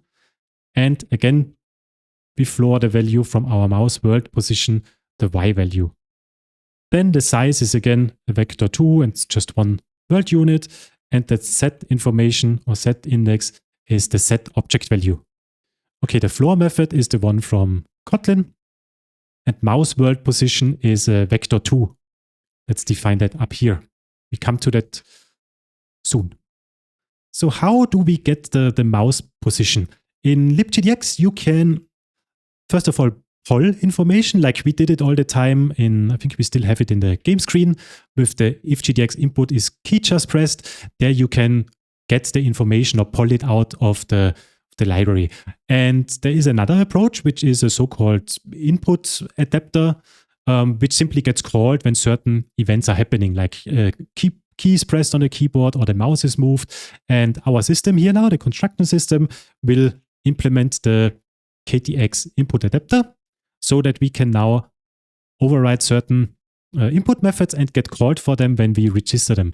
We do that in a moment. For now, what is important for us is that we want to override two methods. The first one is mouse moved. So whenever the mouse is moved, this method is called.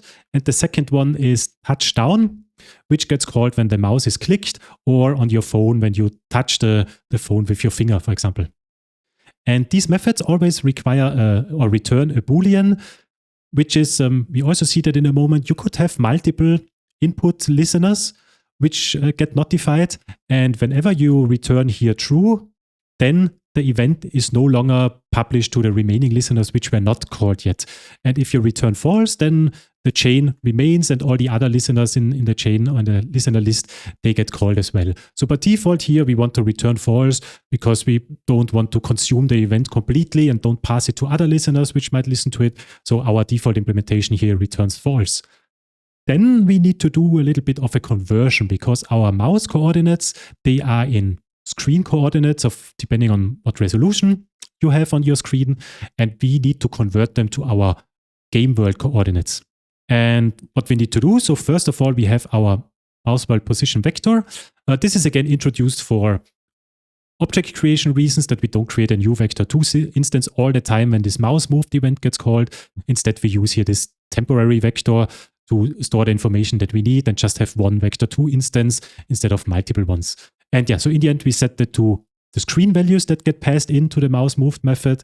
And now we need to convert that to game world coordinates. And we can do that with our game viewport that we can inject.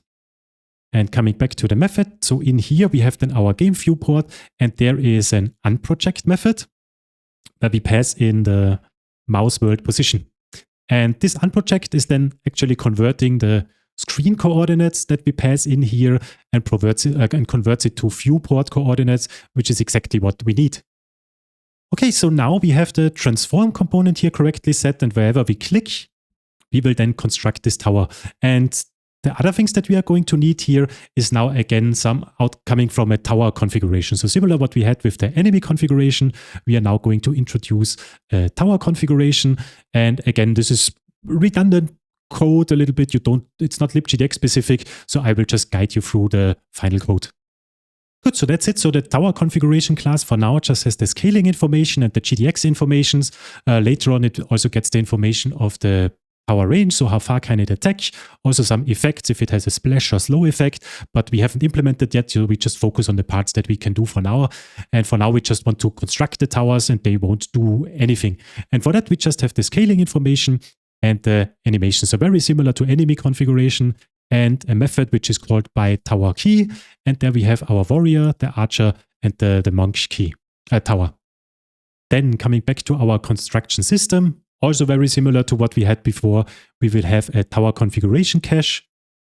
And again, very similar to what we had before with the enemy configuration, we also dispose the textures of the tower animation. So the same trick that we did before to clean up those things.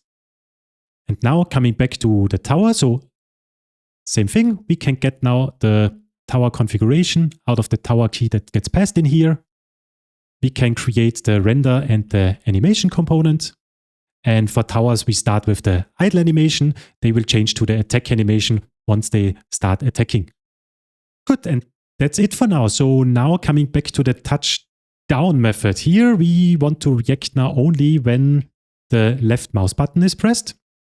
So if the input button is the left one, then we call the mouse moved method once more, just to convert this screen X, screen Y coordinates of the mouse to our game world coordinates that we have that available. And then from our family, from the system, which is all currently constructed towers, which is always just one. So from that family, we call single or null, could be no tower at all. And if there would be one, so if we want to construct a tower and we currently are clicking, then we are going to modify this tower entity. So first of all, we get the position of the tower where it's currently located. Then we update this position again to the mouse position using the floor function. I think I haven't explained that yet, why we do that. It's basically we want to snap the tower to the grid in the background so that you cannot place the tower in the middle of a tile. It should be really snapping to the background grid of our map. So that's why we use the floor function here. And now if the position is not in our blocked tiles, so we can really construct the tower, then what we are going to do, we simply remove the construction tag so that it becomes a real tower. And also from our tower entity, we change the color back to a white color. Okay, and why do we need to change the color here? This is now the last method that we implement. So when we move the mouse around and the tower gets placed over a blocked tile, we change it to a red color. And when it's not on a blocked tile, we change it back to white. And yeah, just to be safe that we always have here the correct coloring, we set it here properly. Good, so last method up here on entity. So first of all, we need the position again of our tower. Then we need the render component of our tower. Then I'm lazy, let's just copy this one here up. So we set the position again to our mouse coordinates. And if the position is in the blocked tiles, then from the render component color, we set it to a red color. And otherwise, we set it to a white color. And additionally, since this is a tower under construction, we also change the alpha value to 50%. So it makes it a little bit transparent when it's getting constructed. And yeah, that's everything that we need for the construction system. So to summarize it once more, so if a level is currently changing, we update the path so that we know which kind of tiles are blocked and which ones are fine to build a tower. Then we have it as an input adapter, which we didn't register yet, but we do that in a moment. So whenever the mouse gets moved, we get the mouse game world coordinates. And whenever the mouse left button is clicked, we are going to try to build the tower if there was a tower currently under construction. Otherwise, if the user presses the left button and there was no construction request, then simply nothing is happening and that's it.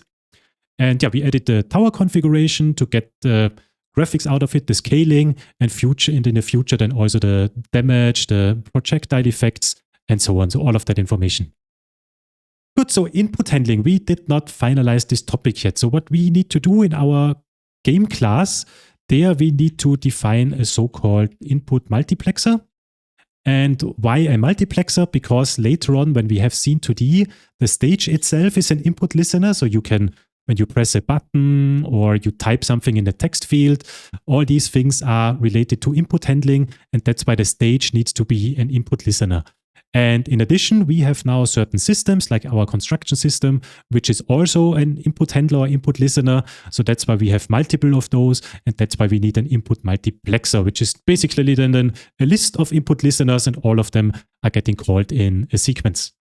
Then in our game screen, there we need to get our input multiplexer. And in the show method, initially, I would just clear all the processors of the input multiplexer, and then we just add them one by one. We add the stage, and also to make it here clear from our world, we get a system, and the system is the construction system. In the repository, I implemented a more generic approach so that I simply get every system, which is a KTX input adapter, and add them all to this list. But here, just to make it clear, for now, we just have the construction system, and we add that as a second processor to this list here. Good, and then the only thing that we need is that we need to add this construction system, and we need to call now the system to spawn a tower. And to do that later on, that will also be called by the user interface. For now, we provide the method here. So there we just pass in the tower key, which is a string. Then from our world, from a family, we get all entities which have the constructing tag. And for all of them, we remove them so that there is no tower construction in place. And then we just create now this single new tower that we want to build. And there again, we get a system, which is the construction system. And there we call the spawn construction tower method that we implemented before and pass in the tower key. And to test it now, we can go down again to our render method here, copy and paste that here. And let's say when we have number 1, then we call the method of construct tower warrior.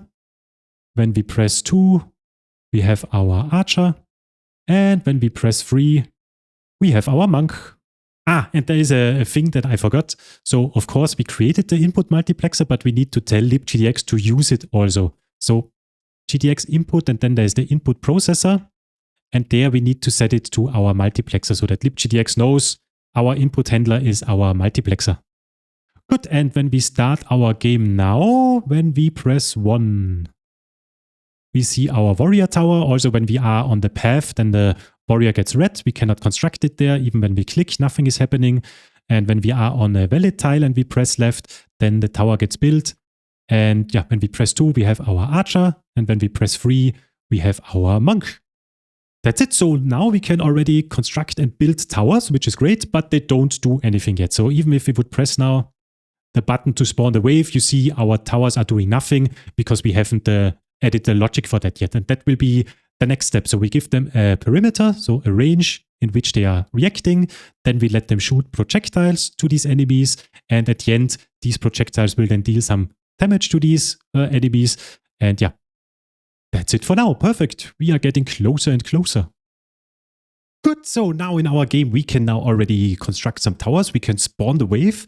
And in this chapter, we are now going to develop the attack functionality of our tower so that they will detect when something gets in range of them, and then they will start the attack. And I made it simple in this specific sandbox system. All towers have a projectile, so whenever they attack, there will be a little bit of a delay. Then a projectile is spawned. This projectile then simply moves the target, towards the target that was identified. And then when it is within a certain range, then the projectile disappears, applies damage. And in case later on we will also develop some special effects like a splash effect or a slow effect, then also these effects are applied when the projectile reaches the target. Initially, I thought that maybe the warrior, since he is attacking in melee range, that I won't use a projectile for him and make a special case there. But I made it very simple, and you don't notice that as a player. So everything in the end is a projectile, and the warrior simple has a projectile which is invisible and moves very fast so that it instantly reaches the target, and that's good enough. One thing that I noticed, because because I watched the first couple of videos yesterday that I recorded, and I forgot to mention actually the sprite class itself. So I mentioned the sprite patch that we use for rendering, and sometimes I mentioned the sprite itself. And just to mention it here for completeness, there is a so-called sprite class in LibGDX, which extends the texture region that we are currently using. And a sprite basically for me is a little bit of a combination of the graphical representation, so the texture region, and the model itself, so like the position. The sprite knows the position where it needs to be rendered. It has its width and height. It has its origin. It has a rotation, scaling, and everything. So also a boundary. So most of the things that we currently split up between a transform component and a render component, all of that would be combined within the sprite. And in my opinion, it's of course totally valid to use the sprite class, but I personally, this is just a personal preference, I don't like it or want it because as mentioned, it combines couple of things a little bit together. So I don't want, for example, if we would use the sprite for the render component, then we have a little bit of a duplicated information because the sprite has a position, our transform component has a position, rotation is normally also part of the transform component, which would be then also part of the sprite. So a little bit of a redundant data. And also, if we maybe would then get rid of the transform component and just use the sprite, then you would have the problem that some entities don't even have a graphical representation. So we don't need the sprite, we just need the position in the end. And that's why personally, I just prefer to have it, let's call it a lower level and have a separate transform component and a render component, which holds the texture region. But again, it's of course totally fine to use the sprite as well, and if you want to try it out or use it in your case because it feels more natural or better for your code base, then feel free to use the sprite itself. Good, but coming back now to our attack functionality. So the first thing that we are going to need is that we need to define how far a specific tower can attack or that it does something when an enemy gets into range. And for that, we are going to implement a so-called perimeter component. So for our components, let's create a new one. Let's call it perimeter.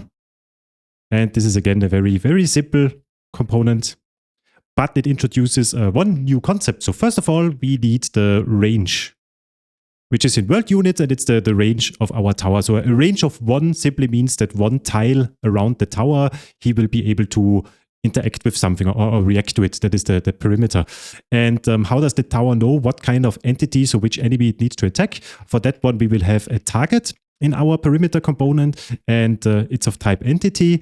And initially, there is a special entity in Fleks, which is called entity none, that you can use so that you don't have nullable targets. And instead, we always have then an entity itself. And the non-entity is simply an illegal entity, let's call it like that. I think the ID is -1. Yes, exactly, the ID is -1. And the version, we have not introduced that yet, but I will talk about that in a moment. And yeah, this is our component, that's it. And with the component, as always, we need a new system as well. And that one is the perimeter system. And this system iterates over all entities that have the perimeter component and also the transform component, because we need the position in addition to the range, so that we know in what kind of area or radius we need to look for enemy entities. Okay, two new concepts here in the system. The first one is a little bit of a performance optimization that you get almost for free in the Fleks entity component system. And it is now about the logic that we implement here in a moment. So the way I have implemented it, and it's a very, very simple approach. So for every tower that we have available, so every entity with a perimeter component, whenever the onTick entity is called, we check for all enemy entities, iterate through them, and if we find a valid target that is within range, then we set the target entity on the perimeter component. And you could imagine that this is quite an expensive operation. Let's imagine we have hundreds or thousands of enemies, and iterating through all of them to find just one that is in range to attack is not very ideal. So for this small game, it's not a problem. We can totally live with that. But for a real game, which, has more enemies, there I would need to consider some optimizations too. For example, maybe store the enemies in a grid-based system. So for every tile that we have in our background map, or for every path tile, you store what kind of entities are currently on that tile. And the towers then only need to check the tiles that are or the path tiles which are in their range, and then, for example, only iterate through those. That would be one optimization. But here we keep it simple. We simply iterate through everything. And the second thing is that most likely we don't want to do that every frame, because enemies don't move super fast, so we don't need to check like 60 times per second if there is a new target in range. That one can be done maybe, I don't know, just 5 times per second or 10 times per second. And this one we can optimize quite easily in Fleks. So every system, like here the iterating system, has an additional constructor argument, which is an interval. And by default, it's the interval each frame. That one simply means every time on tick is called, so every frame, this system is then executed. And in contrast to that, there is a so-called fixed interval that we can use. And there we can say, for example, that we want the system only run 10 times per second. So now, whenever we call world updates, then internally in the system, there is some accumulator variable. And whenever it has a certain value, then this system will be executed. So in that case, only 10 times per second. It has a little bit to do with an article that I recommend, which is Fix Your Timestamp, if I remember correctly. It's called like that. It's an interesting article and also an important one for game development in general. So check it out. And this accumulator approach that I mentioned, you can also see the implementation in the system if you want to check it out in detail. This is somehow a little bit linked to that. And yeah, so now with this perimeter system, we just check 10 times per second if a target is in range instead of doing it every frame. So this is a little bit of performance optimization.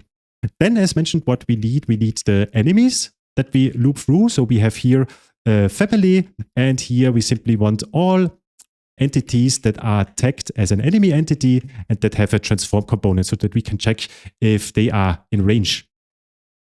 And in addition, we need that in a moment. We never had that before, but it's a so-called rectangle class in LibGDX. And with that rectangle, we can then check if something is overlapping. So if the enemy bounding box, we come to that in a moment, is overlapping with the perimeter rect of the tower. And if it is overlapping, then we have a potential target and can set it on the component. Good, then the first thing that we need is the perimeter component from the entity. Then we need the position and the size of our tower. And then we initialize this perimeter rect that we use for collision detection. And the way it works, so we have from our x coordinate where the tower is currently at, then we reduce or subtract the perimeter range. So from our perimeter component, the range. And we want to restrict that to the visible area because our enemies spawn outside our viewport and they also move outside the viewport. We don't want that our towers are already attacking enemies which are not yet visible. So for that, we need some additional information and we can get that quite easily. So from our game viewport, which we simply inject, we can then make here a little bit of a restriction. So that x coordinate must be within 0, which is the left edge of the visible area, and our game viewport world width. Okay, then the y coordinate of that specific rect is then the y position of our tower, subtracted by the range. And here we also limit it between 0 and the world height of our visible area. And finally, what is the width and the height of that rect? That is simply now 2 times the range plus the size of the tower. And for the y coordinate, it's 2 times the range plus the y size of the tower. So why is that? So the x and y position of our tower is the bottom left corner of our tower graphic. And when we go to the left with the minus range, then we went from the bottom left corner minus a specific range of our perimeter component. And on the right side, so how much do we need to go to the right side? It's then simply we are again starting on the bottom left corner. Then we need the size of the tower, so how large it is to get to the right or bottom right corner. And then add the range here in addition. And with that, we have a centered rect around our tower to detect if something is in range. Good, then the first thing that we want to do is check if the current target, so if there would be a target on our perimeter component, we need to check if it is still in range, because if it walked outside it, or if it was removed maybe, then we need to clear it and check for a new target. And you might think that we could do something here like if the target is not equal to entity none, something like this. This is would say a typical mistake maybe in the entity component system, because the problem is that in most entity component frameworks, and it's the same in Fleks, when you remove an entity and create a new one, then entities IDs are usually recycled. So imagine we have an entity with ID 2, then we remove it, and later on we create another entity. And this new entity has also the ID too. So if we store here the reference with that, we cannot simply check if it's not none, or if it is a specific entity, because the ID itself could be reused. And that is why before in Fleks we have seen here there's also a version for an entity. So it's not just an ID, it's also a version. And this version simply gets incremented each time this entity gets recycled.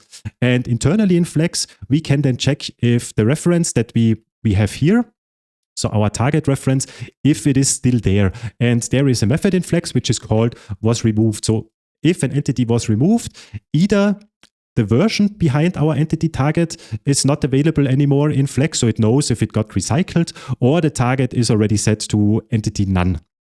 And with this wasRemoved check, we have then all these corner cases covered as well. And here simply we check, so if it was not removed, then at that point here we know there's a valid target, and now we need to check if it is still in range. And how do we do that? So from the perimeter from the target, we get the transform component. And here we now use the new destructuring syntax in Kotlin that is coming in the future. So we want to get the position and the size, but we want to give it a new name. So that's why we write it here with that other brackets instead of the normal ones. How are they called in English? I don't know. The index brackets for the array. So if we write it like this, then we can give it a new name, but still we have the safety that this is really then the position, and this one is really the size of the transform component. This is the new destructuring syntax that we also have an example for that. And then we simply want to get the center of this target, which is the target position x plus half of the size, and the same for the y center. Okay, and finally we can use a helper function of this perimeter rect. So that one has a contains method, and here we can now pass in the target center x and the target center y. And if it's still within range, then we can simply return. We don't need to do anything anymore. So this is the first check. So if there is a target set on the component and it's still within the world and still referencing the entity that we initially referenced, then we check if it is still in range. If it is, there's nothing to do. And if there is no target set yet, or this target moved outside of the range, then here we want to check for a new target. And how do we do that? So we want to set here now the target on our component. And here simply from our enemies, we get the first entity or null if there is none. And we can simply copy and paste this code from above here. But instead, this is now no longer the target position and the target size. This is the enemy position. Let's rename it. And this is the enemy size. Then we want to get the center of this enemy. And then we simply return. So if our perimeter rect now contains the enemy center, then the first of these entities is returned. And if it is null, so if there was nothing there, then we simply set it to entity none, the target. So there is no valid target set. And that's it for the entire functionality of the perimeter system. So again, two important concepts. The first one is the interval, so that we don't check the range here every frame. We just do it 10 times per second with the interval constructor argument in the Fleks iterating system. And the second thing is when you reference entities, you need to be aware that entities are recycled and that the same ID is reused. And in Fleks, there is this wasRemoved helper function, which helps you identify if the entity that you are referencing here is still available in the world or if it was removed before. And that's it. Okay, then let's add this system to our game screen. Maybe here. Good, then the next thing that we want to have. So now, what we are currently missing actually is that this perimeter component gets added to the tower. So we will add that as part of the tower configuration then in a moment, but that will be done at the end when we have all components available. Then we update this tower configuration. Right now the towers don't get the perimeter component, but if they would get it, then they already detect if an enemy is within range. And currently they don't do anything with it. And what we actually want to do, that they start their attack and that they then spawn the projectile that is dealing the damage. So for that, we need another component that we can call attack. And this component has a couple of properties. So the first one is the cooldown. So how fast can a tower attack? So once it attacks, then the cooldown is set and it needs to wait until this cooldown went down to 0 so that it can attack again. Then the tower, of course, has damage that it applies. Then the tower, as mentioned, has a so-called projectile configuration that we don't have yet. We will introduce that also then in a moment, but this simply defines the graphic of the projectile. So if it fires an arrow or the water splash effect, or if there is no effect at all, like for the warrior, for example. Also how fast the projectile will travel, if it will flip around. So if the graphic should be flipped like the arrow, when it flies to the left, the graphic needs to be flipped. If it flies to the right, it should not be flipped. With the water splash, it doesn't matter. There is no flipping needed. So things like that, this is part of the projectile configuration and is a new configuration class in our configuration package. Then there will be a projectile delay. So when the warrior, for example, starts attacking, then we don't want to, or the archer is a better example, when the archer starts attacking, there's a little bit of a wind up before he should then really spawn and create this arrow projectile. And this delay is simply the spawn delay of the projectile, so that it's not coming immediately when the attack is starting, so that there's a little bit of a time before the projectile starts. Then there is a projectile offset.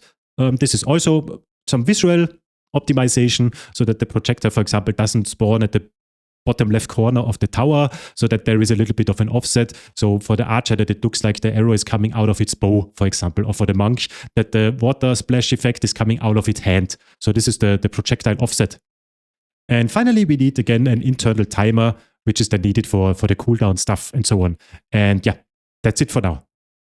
With the component, we need a system. You guessed it right. So we need to introduce a new one. Let's call that attack system. And in this attack system, we iterate over all entities that have an attack component. They need to have a perimeter component because we need the target that we want to attack. And again, we need the transform component to spawn then the projectile correctly. And additionally, just as a safety, it needs to be for all entities which are not having the constructing tag. So if you remember a tower which is currently under construction, there we set that specific tag. And it could be that during a wave, you maybe want to build new towers, and the towers which are currently getting constructed or are in this preview mode, they should of course not attack yet. So that's why we exclude them with the none configuration here. Okay, then we need our attack component, of course. Then we need the animation component to switch between the idle state and the attack state. And I wasn't sure if all the towers will have an animation. So that's why here we will use a new method that we did not use yet, just that we have an example here. There's also a get or null function in Fleks. And with that, we either get an animation component if the tower would have one, or null if it doesn't have an animation. I think in our case, yeah, it is like that. So all towers have an animation, but I wasn't sure during the development. So maybe there are towers which are just a static image or something, and then they wouldn't have an animation. And since it's not part here of the family above, we cannot simply assume that every entity in here will have an animation component. So here we use this get or null. So the first thing that we do, we check if our attack timer is greater 0. So that means an attack is currently in progress. And then from our attack timer, we remove the delta time, and we will set that then below. So if the current animation is the attack animation, so is the animation type attack, and we need to introduce this method in a moment. And if the animation is finished, then from our animation component, we want to change to the animation type idle. And we want to loop it. Okay, here it's not current, it's actually current type that we want to check. And we don't have the isFinished method, but we introduced it here now. And here simply from our current animation, we return isAnimationFinished with our state type. And we return here a Boolean, and we can make that a one-liner like this. So the animation is finished when the current animation returns that is finished based on the state time. So if we are at the last frame, then we know this animation is done. And in here, so if the attack is currently in progress, so this is this attack timer, then we check, is the tower still in the attack animation? And if this animation is done, so the attack visual attack is finished, then we go back to the idle state and wait for a next possible attack. Okay, then down here, so if the attack component timer is still greater 0 after we have subtracted the delta time before, then nothing needs to be done because the tower is currently within an attack, and yeah, nothing else happens during the attack. Okay, then down here, there we know that the tower is ready for an attack. here we check first if there is a target available. So from the perimeter component, we get the target. And then we check, so if the target was removed, so the target that we had before, which was currently detected, if it was removed because it was at the end of the path, or maybe damage was applied and it got removed, then also nothing else needs to be done because the target is already dead or was removed, so we don't need to do anything. The only thing that we need to take care of is that, again, from the animation component, if the current type is not equal to the idle state, then immediately we switch back to the idle state because the tower is ready for an attack at that point. And yeah, since it cannot do an attack, we go back to the idle state. One thing that I want to mention here, so currently we do animation-related stuff within that attack system, and that's maybe not the cleanest solution. What I usually do in my games, that I have a so-called animation controller. It's a finite state machine. I again give a link in the video description below that you can read that up. And then all the animation handling that we have here would be separate outside somewhere. So this animation controller that I mentioned is then fairly simple. It's again, it's a finite state machine. So initially we would be in the state idle, where we play the idle state, for example, of the tower. And then the state machine checks if I'm currently in the idle state. And for example, an attack is starting. Somehow we get this information out of the components. Then switch to the attack state, where we will play the attack animation. And then in the attack state, if the attack is done or something else happens, we switch back to the idle state. And you could add their arbitrary transitions, whatever you want. And then all this animation handling is taken care of outside. But again, to keep it simple for this tutorial, we simply do all the animation stuff handling directly here in the attack system. So that's why we have here those functions that we call here. But there are cleaner solutions to that. But here again, for the simple sandbox, it's not needed. It would be too complicated, I think, to introduce it. Okay, then next thing here, we know now that we are ready to attack, and we also know here that we have a valid target. So here we want to really start the attack. And first of all, again, from our animation component, we change now to the animation type attack, but we don't loop that, we just play that once. So that's why we set it to the play mode normal, that the attack animation is just played once and that we can correctly detect if it's finished. Because if we would loop it, could be the corner case again that the delta time at some point between 2 frames is too high and we jump over the last frame of the animation, then we wouldn't detect it here. So there would be some side effects. So just to be safe here, we just play it in the normal way so that we really stop at the last frame of the animation. Then from our timer, we now set it to the cooldown so that we cannot start another attack. And also here we want to spawn in this projectile that we haven't introduced yet. And here we need to pass in the attack component so that we get access to the projectile configuration, the damage and things like that. Then we pass the tower and we also pass in the target. Okay, so spawn projectile. So here we have now the attack components, the tower and the target. And now to really get something out of this configuration, we need to introduce the projectile configuration. But this is again something not LibGDX related and nothing that you learn a lot from it. So I simply take over the code now and guide you through this configuration. It's not a lot of code. So first of all, we need a new file here. Let's call that projectile configuration in our configuration package. And how does this configuration look like? So again, we have an animation for the projectile. For the arrow, it's just a single frame. But for the water splash, for example, it is a real animation.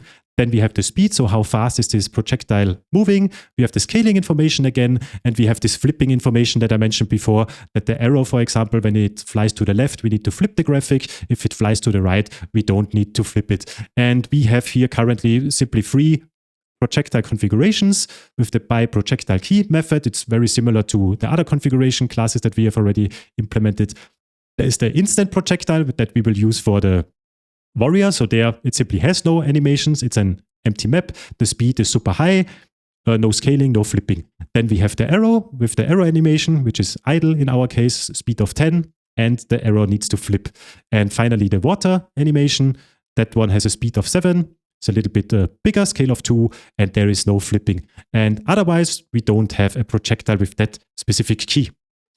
So this is the projectile configuration class. And coming back now to our attack component here, we can now fix the compilation error. So now we have this configuration available. And coming back to the system, we can now implement this spawn projectile method. So how does this work? So first of all, we want to get the configuration out of the attack component. Then we create the projectile entity. So that will be another entity with Couple of functionality. The first information, as always, is the transform information, where the position is equal to the tower position, so tower transform position. Then we copy that because we need a new vector2 instance here, and we add here the projectile offset. Then we have the size, which again simply here is 1 by 1.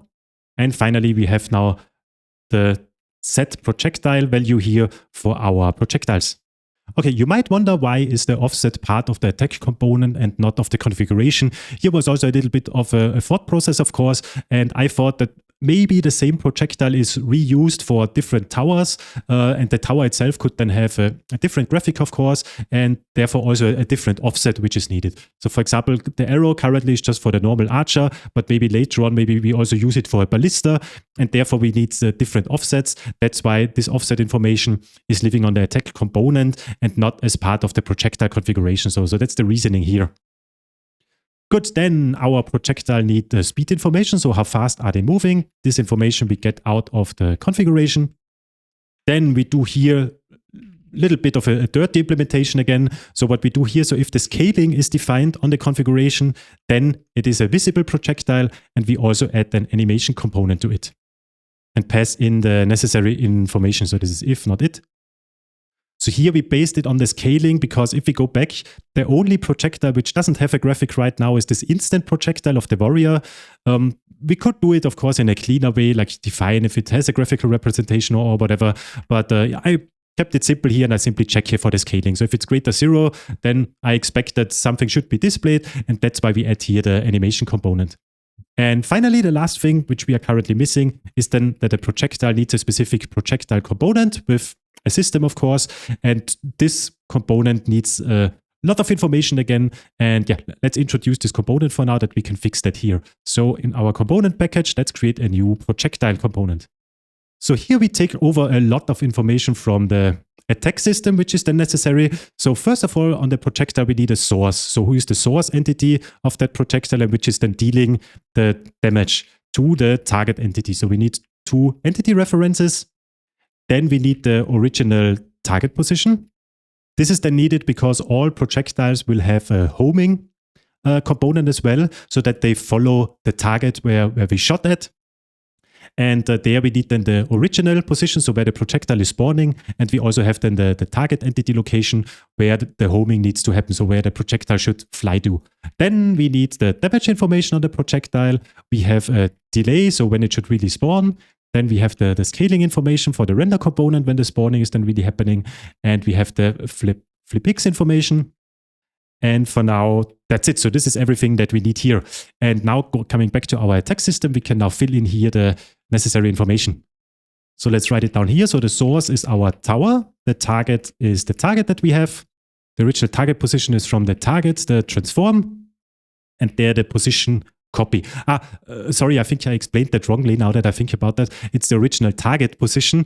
So what I had here in mind, the projectile is spawned and then it flies towards a target and applies some damage. But again, there could be the cases like that the target is leaving the range of the tower or that the target is dying.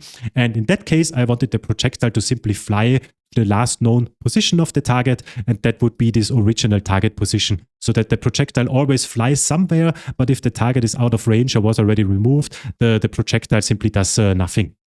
Good, then the damage is from our attack component, the damage. Then we have from our attack components the delay when the projectile should spawn. Then we have the scale information from the configuration of the projectile, the same with the flipping information, and that's it. And yeah, that's everything that we need so far. So to recap here a little bit, the attack system, simply when there is an attack currently in progress, no other attack will happen. We have a little bit of animation handling here so that we switch to the attack animation when the attack is starting, and we switch back to the idle animation when the attack is stopped.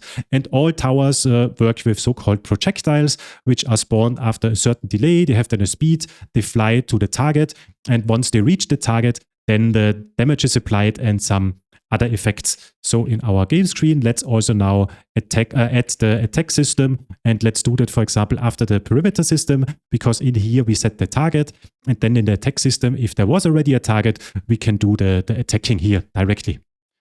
Good, then we have our projectile component, and there, of course, we need also the projectile system here. So projectile system, which iterates over all entities that have a transform component and a projectile component. So here in this system, we simply want to get the component, the projectile component, and I have a typo here. And once the delay of the projectile is done, so the spawning delay, if it's 0, then we really spawn the projectile and do something.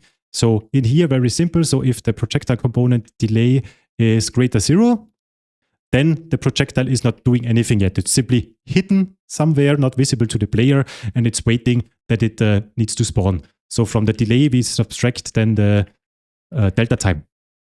And when we subtracted that and the delay is less than 0, then we want to activate the projectile, where we pass, it's a new method where we pass in the projectile entity and also the component. And yeah, then we return here.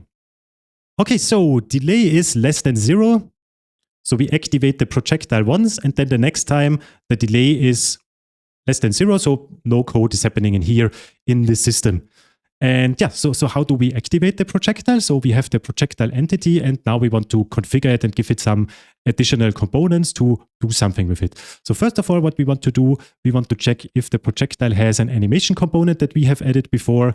And if it has that, then now at this point, we want to add also the render component to make it visible and render it to the screen. And yeah, we simply need to set here the empty region. And from the projectile component, we need the scaling information.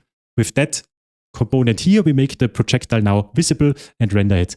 And the second thing that we need, that I mentioned already before, and it's the last component that we need for all this attack functionality, is the homing component that we haven't configured yet.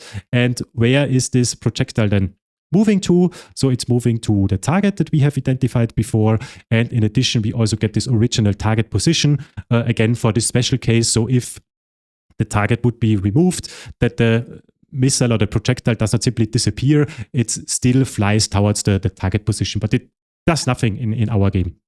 Of course, you could implement there some special logic that when it hits the final area that you detect enemies around it and do something, but here I kept it simple. It simply does nothing. And this homing component then also takes an action lambda as an argument. We see that in a moment. And in here, this is the code which it's the onReached lambda, which simply means when the projectile has reached either the target or the original target position. And when we did that, what we definitely want to do, we want to remove the projectile entity. And otherwise, so if the projectile component target was not removed, then finally here, so we know that the target is still alive, and now we want to damage it. And yeah, that is part then of the next chapter. For now, we just want to focus on it, that the projectiles are spawning and moving towards the target, but the damage applying is something for the next chapter. So to do, apply damage. So there we are going to implement something. So the last component that we need now is the homing component. So in our component package, the last one for our attack functionality is the homing component. And here, as we have just seen before, the information that we need is the target, which is an entity. We need the target position, which is a vector2. And we need this onReached functionality. So what should happen when the projectile reached the target, so onReached. Okay, that should fix here the compilation issue. Perfect. So the last system also that we need is now the homing move system. So this one is moving now the projectile towards the target. And it iterates over all entities which have a homing component, they need to have a speed component, and they need to have a transform component. Good, here there is actually nothing new. Most of it is already known. So we go through that system a little bit quicker. So I just guide you through step by step. So first of all, from the homing component, we need the target position, and the onReached function that should be called when we reach the target. And we also need the current speed of the projectile to move it. Then the next thing is, so if the target was not removed, so it's still there, then we update the last known target position. So we set the target position to the current position of the target. So if the target is still in range or still alive, then we simply remember its last known position to us. Then the next thing that we are going to do is now to move the projectile. So we get the position out of it. We get the distance between the target and the projectile itself, and we calculate how much we would move within that frame, which is the speed that the projectile has multiplied with the delta time. And in LibGDX, there's a mathutils class, and there we can check if a float is equal to another float with a specific tolerance, because floats are not that accurate, as you might know. So we check here if the distance to the target is very close to 0, which means that we reach the target, we are within range, so our tolerance is 0.05, or the distance that needs to be traveled is simply less or equal to the move distance that we would travel within that frame. And that specific piece of information is needed, for example, or important for the instant missile of the warrior, because that one moves so fast with a speed of 9,999. We don't need to move it. We know that it will directly reach the destination with that little check here. So with those two things, so either we are very close to the target position, or we would move directly to the target within that frame. We know that we will reach it, and then we can simply call this onReached function of the component, which will then remove the projectile. And otherwise, so if we are not within the range, then we need to update the projectile position. So we simply get the direction, so the difference on the x and y coordinate between the target and the projectile, and then we update the position with the speed, so the distance that we will move within that frame. And an additional thing, so if we have this flip information and the entity here has a projectile component with this flip x information, then we will also flip the render component if the projectile is moving to the left. So if the distance to x is less than 0. And that's the entire homing system. So coming back to our game screen, we now just need to add that here as well, maybe after the attack system. And the only thing that we now need is to add this additional component configuration to our towers, because currently they don't get that. So all the systems that we have implemented won't do anything. And yeah, so that's why we update the tower configuration now. Okay, so what we need to add to our tower configuration is the perimeter info and also the attack information. So for example, for the warrior, the perimeter range is 1, and the attack component, it's a cooldown of 0, damage of 1.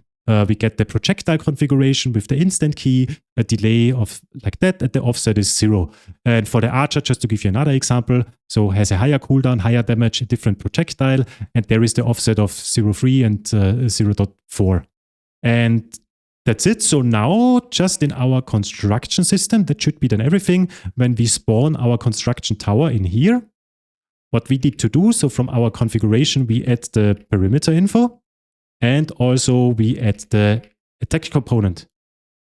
I made a mistake in the perimeter system. So first of all, this one here should not be perimeter target. It's of course the enemy that we want to check here. So here we want to get a new target and we iterate through over the enemies that are available. So of course we want to get the transform or the position information of the enemy and not like I copy pasted it from here above, not from the target of the perimeter component. So that was a mistake. And another thing that we forgot is to add the projectile system in here. So that one was not used. Okay, and I also think we should move down the animation system after the projectile system, because just think that through. So in the attack system, we add the animation component, but not yet the render component. In the projectile system, when the projectile gets spawned, we add the render component with no texture region. So in the render system, we would end up with this region that has no texture in the background, and most likely it will crash. So that's why we set the animation system here right before to initialize this region correctly. And I hope that that's it. So let's try it out. Let's start the game. Let's create the archer so that we see a projectile, and also maybe back here the monk as well. And let's spawn the wave. And I hope we see then projectiles moving. Perfect. So they don't deal, of course, any damage. They do nothing. It's just a visual effect for now. But it's already working now. So we have now this projectile system. The flipping of the graphic is working. This homing is working, that they really fly towards the target. The perimeter stuff is working. So if something gets out of range or is not there anymore, the towers stop attacking. And that's it. So that was actually, I think, the most difficult part of this entire tutorial series, to get this going. It's not actually a lot LibGDX related or LibGDX specific, but it's a couple of concepts were new there with the entity references and things like that. But so complicated part is now done, I would say. And we did not do, or I at least did not do that many mistakes. Hope you could follow everything. Otherwise, please check it out again in maybe in a slower tempo or something. That was now the hard part. I think after that, everything that you have learned so far is simply repeated until the scene 2D stuff. That one will be new. But yeah, so far it looks good. The only thing that we are missing now is that these projectiles are doing something. So we need now some damage that is applied and also some effects like a slow effect or splash effect. So things like that. So in the next chapter, we are going to implement the damage system. Okay, perfect. So the both complicated part and chapter is now behind us, and there's only a few things left to make our sandbox game complete, like we have it in the repository. And the first thing that we are going to start with now is that we want to apply some damage. So if you remember from the last chapter, in the projectile system, we had here this to do. So in here, we need to really apply now some damage and do something to enemies that get targeted. And how do we do that? Correct, we are going to create a new component. And this is again another one of these request components, like the level change request. And what we want to have here, we actually want to have a damage request. And yeah, what is a damage request? For that, I wanted to have a list of, I called it damage information. And the damage information is the source, so who is applying the damage, and the amount, so how much is it going to deal, and the target itself is the entity that has the damage request component on it. And in here, we simply have then the requests, which is a GDX array of damage information.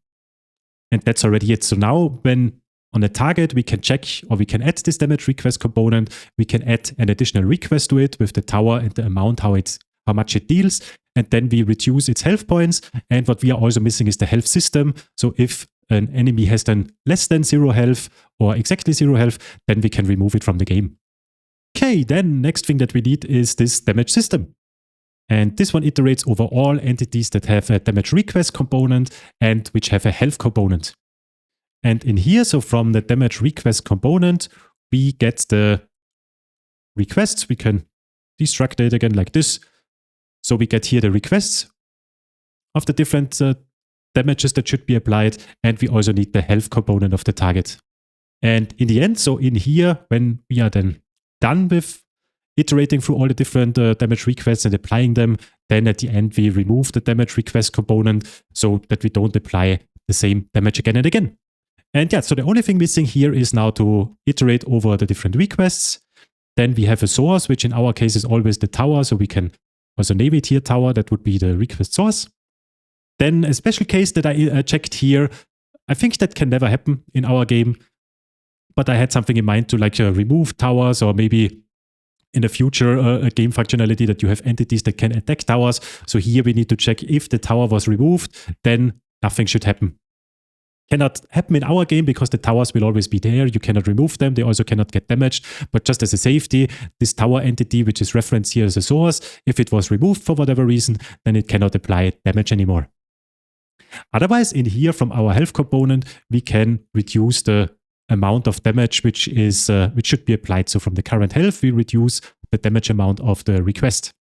And then later on here also as a to-do, we add effects here like slow effect, splash effect, etc. That comes later on. So after the damage was applied, which is the important part, then some special things can also happen if the tower has those effects. But for now, we keep it simple. It's just a flat damage, and we simply reduce the health points of our enemies. And yeah, to not forget it again, like we did it before, let's add it here, maybe after the homing system. There we have the damage system. Good, then next thing is that we already have the health component, but we never implemented a health system because we didn't need it. But now it is important because we want to remove enemies when they don't have any hit points anymore. So let's create a health system. And here we iterate over all entities that have a health component. And for now, that's it. So later on, we will add here also a special effect that enemies don't simply get removed. We see that in a moment when we get this thing working. We will add then some polish to our game and add this dust effect when an enemy should get removed from the game. But for now, it's just the health component. So here again, we get the health component. And at the end, so if the entity is still alive, so here we increase the current hit points. So to our current value, we add the regeneration that we have added before. So if you remember, the Lancer regenerates half of a hit point per second. So we add the regeneration value multiplied with the delta time, and it cannot go over the maximum amount. So the health component base, that is our maximum hit points. You cannot regenerate more hit points than what you have. This is at the end if the entity is still alive. Otherwise, if the health component current value is less than 0, then we return here, because in here we now are going to remove the entity. It's no longer alive. And for now, it's simply a call to entity.remove. That one will remove the enemy. And this health system, let's also add it directly after the damage system. Okay, so we have everything in place. We have a system which is applying the damage, and we have a health system which is removing entities when they don't have hit points left anymore. The only thing that we now need to add is the missing code in the projectile system, where here we want to apply the damage. And there we also add a new function and a new concept that we haven't used yet or did not need yet. So from our projectile component, we get the target, and we want to configure this target. And in here, from our target, we use the method get or add that we haven't used yet here. So what is that? So let me write it down. So we want to get or add a damage request component. If it is not available yet, then we simply create a new instance with an empty GDX array. And otherwise, we get the existing one. And why is that? So it could be that the same enemy is damaged multiple times within a single frame. And that's why on this request component, we actually have a list of requests. So it could be more than one damage request which is applied within a single frame. And that's why in here, if the target has no damage request component yet, then we simply add one with an empty request list. And otherwise, if it would have already one, then here we get back the damage, we get back here the damage request component. Okay, and the only thing that we then need is from the requests list, we need to add a new damage information. So the source is from the projectile component, the source, which is the tower, and the damage that we want to apply is also from the projectile component, the damage. And that should be it. So now if we start the game, let's see, let's place here an archer and let's spawn the wave. 2 shots for a pawn. Yeah, perfect. Okay, and the lancer most likely, we cannot kill it. I think it has too much hit points for a single archer to kill it, but let's see, maybe he can do it. But anyway, the important thing is that it's working. So our damage system, as we've seen, the health system is now working. So we're really reducing the damage from the pawns which arrived here. And once they did not have any hit points left, they simply got removed. So the effect that we have here, so that the pawns simply get removed, looks a little bit weird. We can improve on that, and it's a very simple fix. We will do that now. So coming back to our health system, we add here simply some additional information. So we also want to have here entities that have a transform component and a render component, because we need this information to spawn then the effect when an enemy dies. And how do we do that? So here, let's go through a little bit quicker again, because there's nothing new. So we get a dust animation, where we reuse the animation map of the function that we have in our configuration class. And we now get here an animation for this dust graphic in our assets folder. And again, it's simply an idle animation. And then here, before we remove the entity itself, we now create another entity with this dust animation. And there's also not a lot of new things. So again, a transform component, of course, for the dust, then a render component, an animation. And what we are missing, which is also, in my opinion, a functionality which I almost used or needed in almost every game, that you need a delay. So you don't want to remove an entity immediately. You want to remove it after a specific amount of time. And for that, we are going to introduce a new component, which is called a remove component. It's very simple. You just add a delay to it, or a time when you want to remove it. And the time that we want is simply the animation duration of this dust idle animation. So here, the animation duration, if that one is for whatever reason not available, we remove it immediately with a delay of 0. But yeah, that's a function that I almost always need. And it's very simple. So we need one new component, a remove component.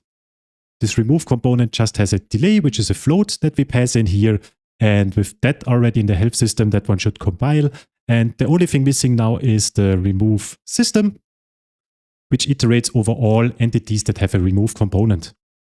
And this again is a very, very simple system. So we simply get the remove component from the entity.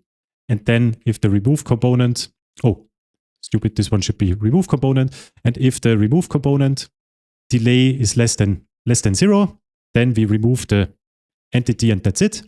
And otherwise from the delay, we subtract the delta time. So that's the system. And this is a system that always, at least for me, I always add it at the end of the list in our work configuration. So at the end of a frame, I check for specific entities that should get removed. And with that, we should already see a dust effect when an enemy is now removed. second shot, and poof. Perfect. So that one is now also working and looks a lot better than simply just removing an enemy. We are still missing some sound effects that we are going to add later on. But for this now, this is the important part, that we have now the damage available and also I would say the base functionality of the tower defense game. So we can construct now towers, they can spawn projectiles, they will deal damage to enemies, and enemies get removed. So that was the most important part for our game concept. Okay, and the last thing now for our functionality. And then we are really done with all the functions that I have added to the sandbox system. And the only thing then missing is the user interface stuff with Scene2D and some polishing of the game with background music, sound effects and things like that.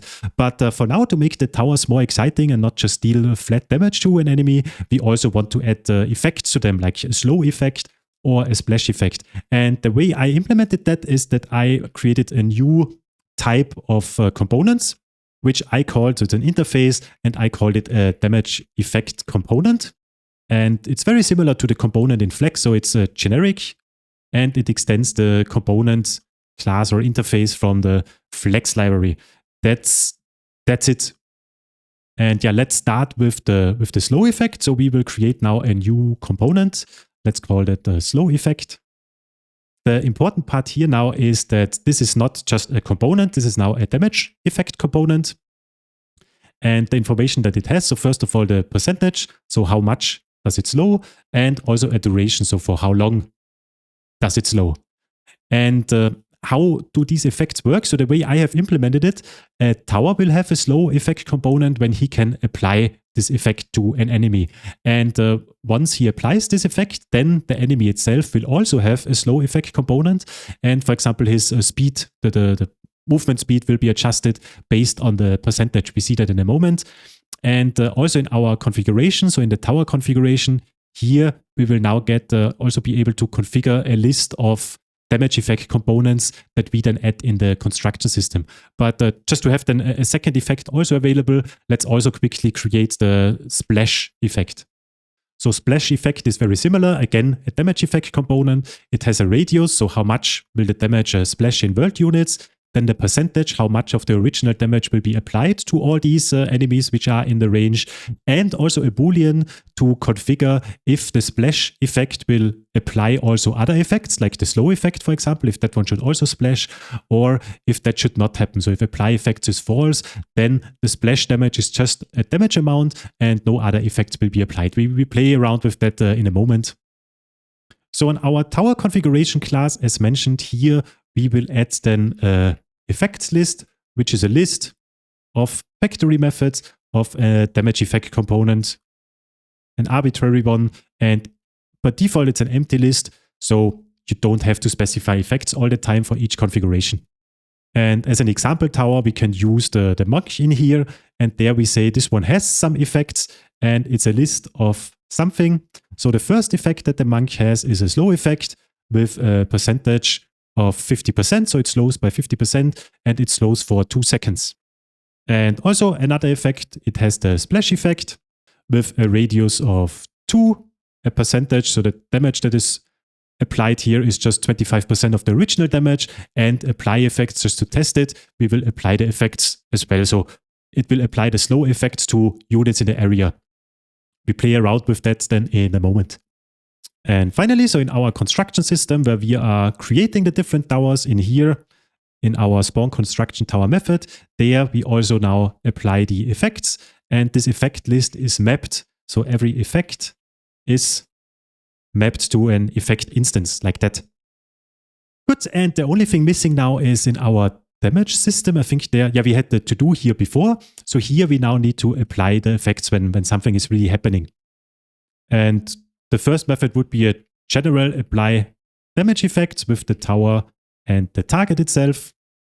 So here initially we would apply the slow effect and maybe some other effects that we have. And then separately, because in my opinion, the splash, at least how I thought of it and implemented it, needs to be treated in a special way. So it's happening after that. It's not part of the apply damage effect. It's really something special because as I showed before, you can configure if other effects are applied to the splash as well, and to avoid somehow like an endless loop that you splash again and again and apply effects again and again, I treated that separately in a separate method at the end.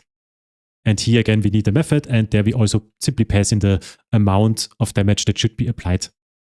So we have then these two methods, apply damage effect that we implement now in a moment, and apply splash. And again, we will go through here a little bit quicker because it's nothing LibGDX related, and it's just some general logic.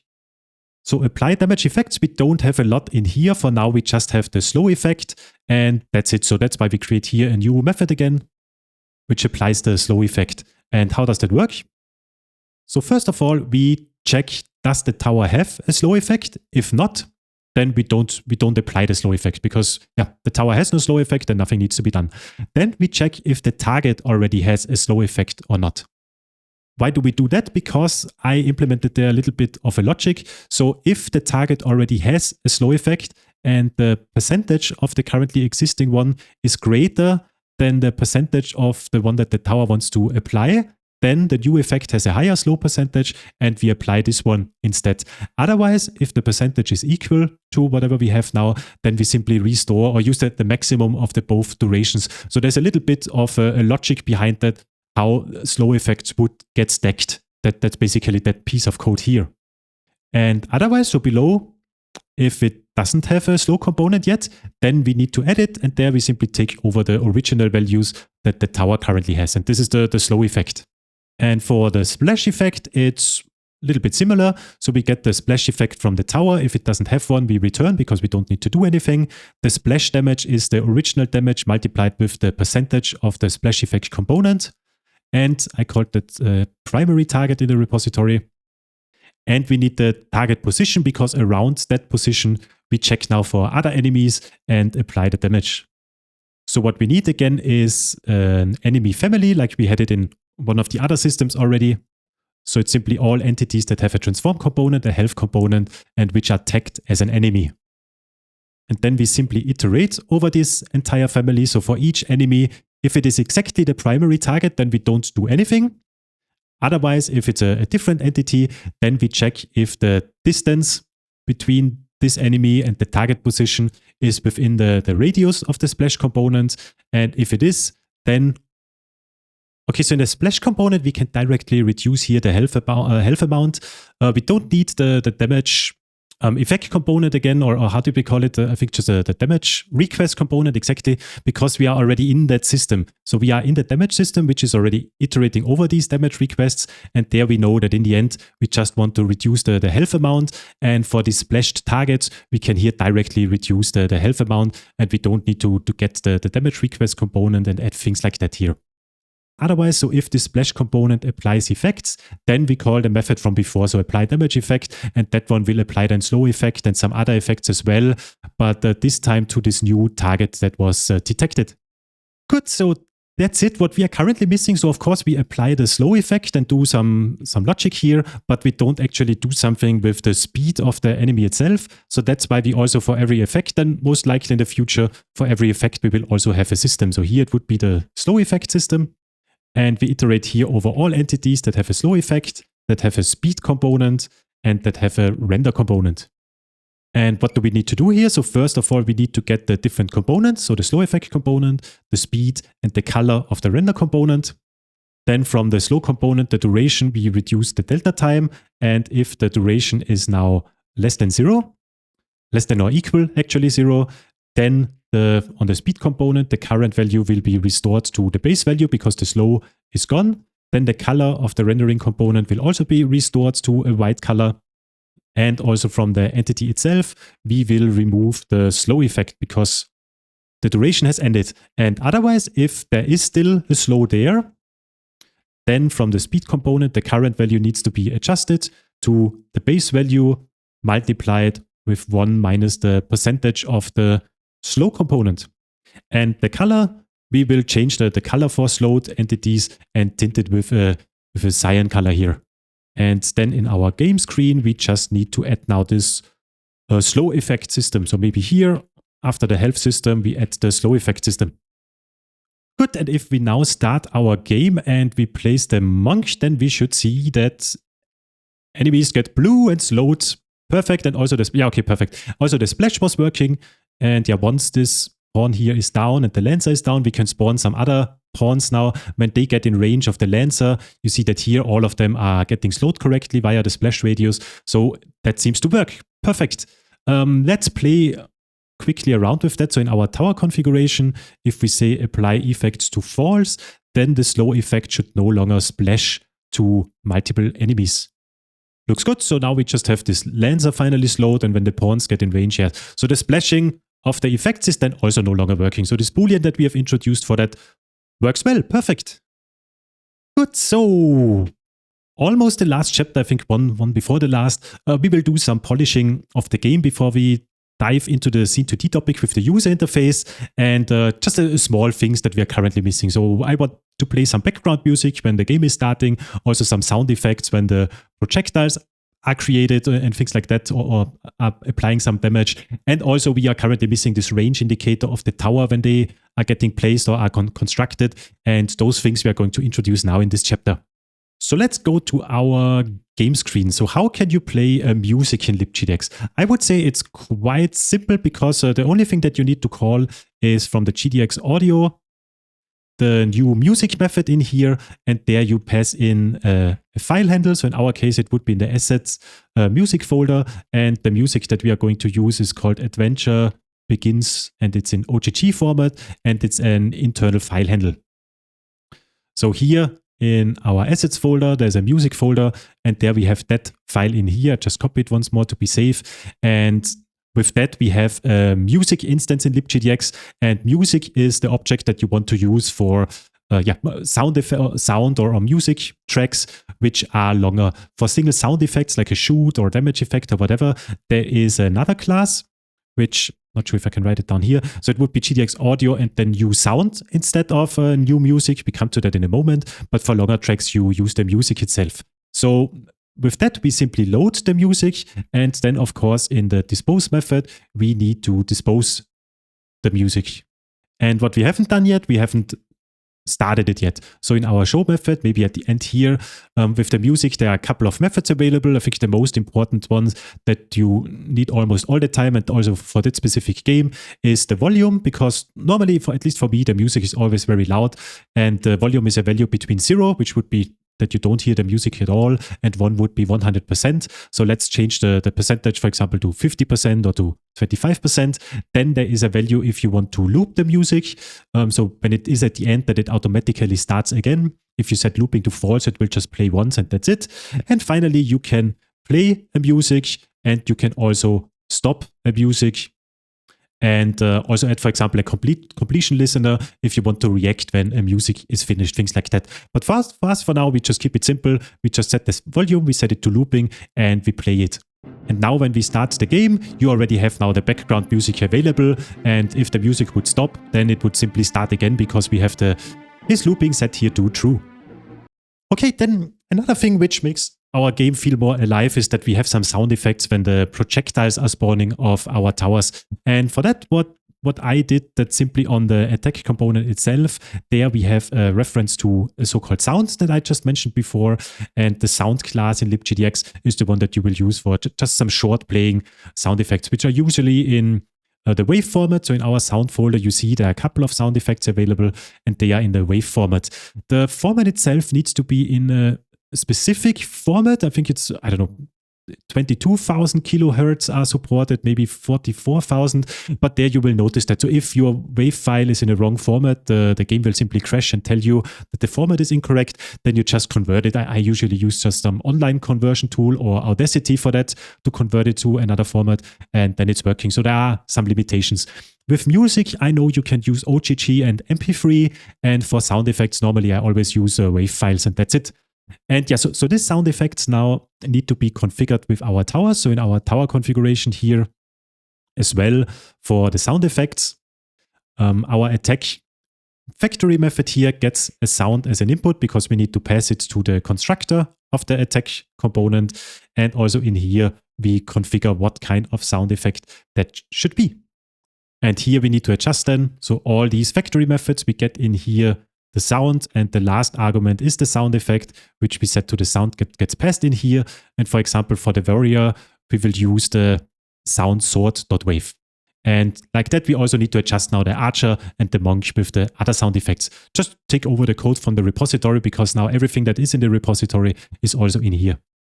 So for the archer tower, we have the arrow shoot sound effect, and for the monk, we have the water shoot sound effect. Then in the construction system, where we create the attack component, here we need to pass now the attack sound effect from our configuration to also create the component now properly. And finally, in our attack system, in the projectile, there we need to pass in the sound effect from the attack component because we only want to play that when the projectile really spawns. So also here we get the sound reference. And finally, in the projectile system, when the projectile is spawning here, at the end here from the projectile component, the sound that we pass in here, we play it. And with sound effect, it's a little bit different. There in the play method, you specify the volume. Also, you can specify a pitch and a pan. And the API for sound effects is a little bit simpler than or less complete than the music API that you get. But this is how you play a sound effect. So you create one and then you play one. And what we are missing, we need to, of course, also dispose the sounds. And here we can use in our construction system also a very similar trick like we did it with the textures. So again, from our tower configuration cache for all the values. And there we map the values to the attack sound. And then for all these attack sounds, we call dispose. So this is an extension of LibKTX that works on any collection which has disposables in it, because here we get back a list of sound effects. And on this list, we call dispose, which means that we dispose every sound instance of that list. And that's it. So now if we start our game, let's construct a couple of towers, one of each kind, and then let's spawn the first wave. Yeah, perfect. So we have the sound effect of the warrior, the sound effect of the archer, and also the splash effect of the monk. So that is working. We also have a background music, and yeah, that's it. I also added a couple of other sound effects when towers are getting constructed and things like that, or I think also when enemies are dying, that there's like a poof effect or something like that. But I leave that up to you. You can add them. You now saw how this is working. So the music class and the sound class in LibGDX are the important ones for that one. Good, and the last system that we are going to add now for this tutorial series is now the range render system that is used to render the range when we construct the tower, that we see how far they can attack. So using the perimeter component information that we have already introduced before. So we iterate over all entities that are currently getting constructed. So the tower preview, which have a perimeter component and which have a transform component. And for this system, we haven't used that yet. We saw that at the beginning of the tutorial. So there we will need the shape renderer. Oops, the shape renderer, because we will render the range as a rect in a specific color. And also we need our game viewport, because that is the information that we need for rendering when we apply the viewport again. Very similar to what we had with the render system. I'm not sure if we added the shape renderer already as an ejectable. Let's see. We did not do it yet, so let's add here the shape renderer as well. Okay, so we have everything here available, and yeah, it's very similar to the render system. So what we need to do, we need to override the onTick method. In here, we apply the viewport first of all. Then we use this shape renderer use method. Again, this is this shape renderer begin, shape renderer end mechanism that I described in OpenGL in an earlier chapter.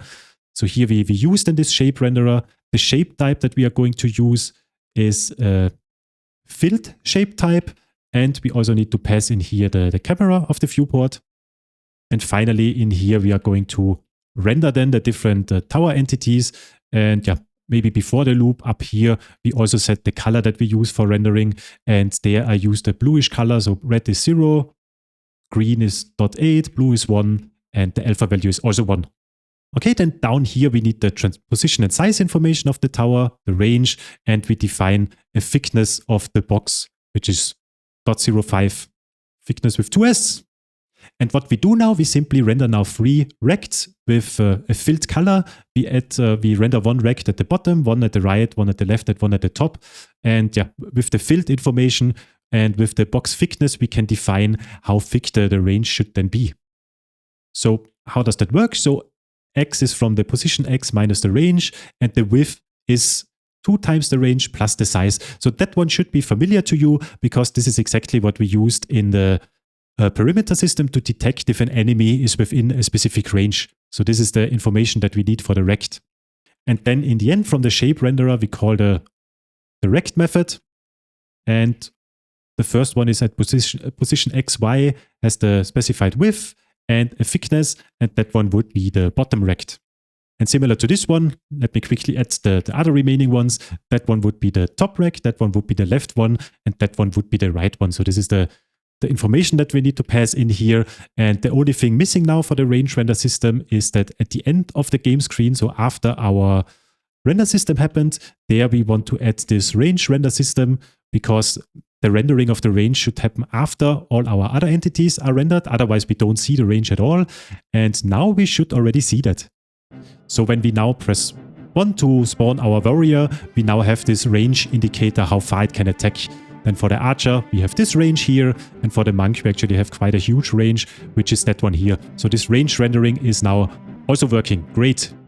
And also it disappears. So once we created the tower, then the tag with this constructing tag gets removed. So that's why this entity is no longer part of the range render system and the indicator is no longer rendered.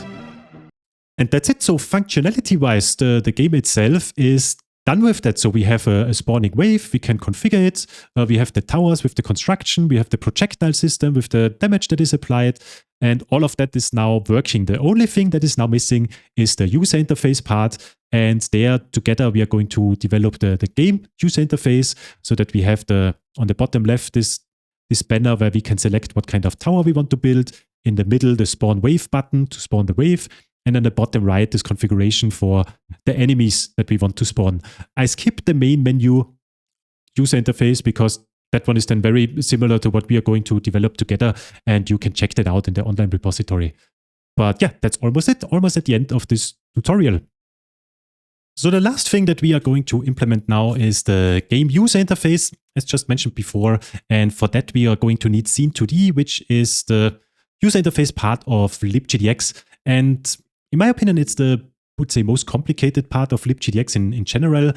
And I see also on the Discord channel that a couple of people struggle with it. And definitely I also was one of them, but there is a very useful tool where I will add the link to the video description below again. So it's from Releus, which is also a known guy from the LibGDX community, and it's called Skin Composer.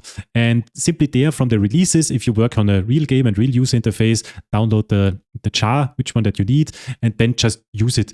We don't use it in that tutorial series here. In my opinion, it's too much again for a simple beginner tutorial, like I want to do it here with this tower defense stuff. But I covered it in one of my other tutorial series. And yeah, when you make more complex user interfaces, I would recommend this one because you automatically get a preview of your user interface, what you are going to make, and it's easier to understand what kind of values have an impact on your user interface and which one don't. We see that in a moment also with the way we are going to implement it here. So as mentioned, we are not using this one here. We do everything via code. And in Scene2D, so let's come back to our GDX game class, we have the stage that we haven't used yet. And the stage is a scene graph, which is somehow an optimized way to store information and to know what kind of things are visible and which things are outside of the visible areas of the viewport. So there's such some optimizations and way how to store children or so-called actors in the stage. So the scene graph contains of different actors, and an actor is like a button, it could be a label, it could be an image, it could be a loading bar. So all the different UI widgets that you can imagine, those are so-called actors in Scene2D. And there are, of course, also some layout classes. Maybe you know that from Swing programming or some other user interface programming that you already did. In Scene2D, I would say the most common one that you want to use, and that also the one that we are going to use, is a so-called table. So a table, you can imagine it like a very flexible layout. So in a table, you add all the different actors or widgets that you want to have. All these actors are then wrapped inside a cell. And this cell then can have a layout information like the size, the position, if there should be some padding, if you want to get into a new row of your table. And yeah, table is, I would say, the most flexible layout class that you have in Scene2D. There are other layout classes like a horizontal group, a vertical group, I think just a simple container, which is basically a table with one single cell. And in Scene2D, then you simply nest all those different layout actors at different actors to them, and somehow you get then a user interface out of it. Sounds maybe easy, but in my opinion, it's always not that easy because it always behaves, at least for me, a little bit weird.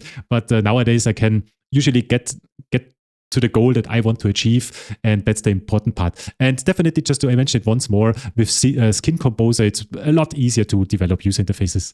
Good, then the second important part of Scene2D is a so-called skin, which we are also going to create programmatically and would also be part of the Skin Composer tool if we would use that one.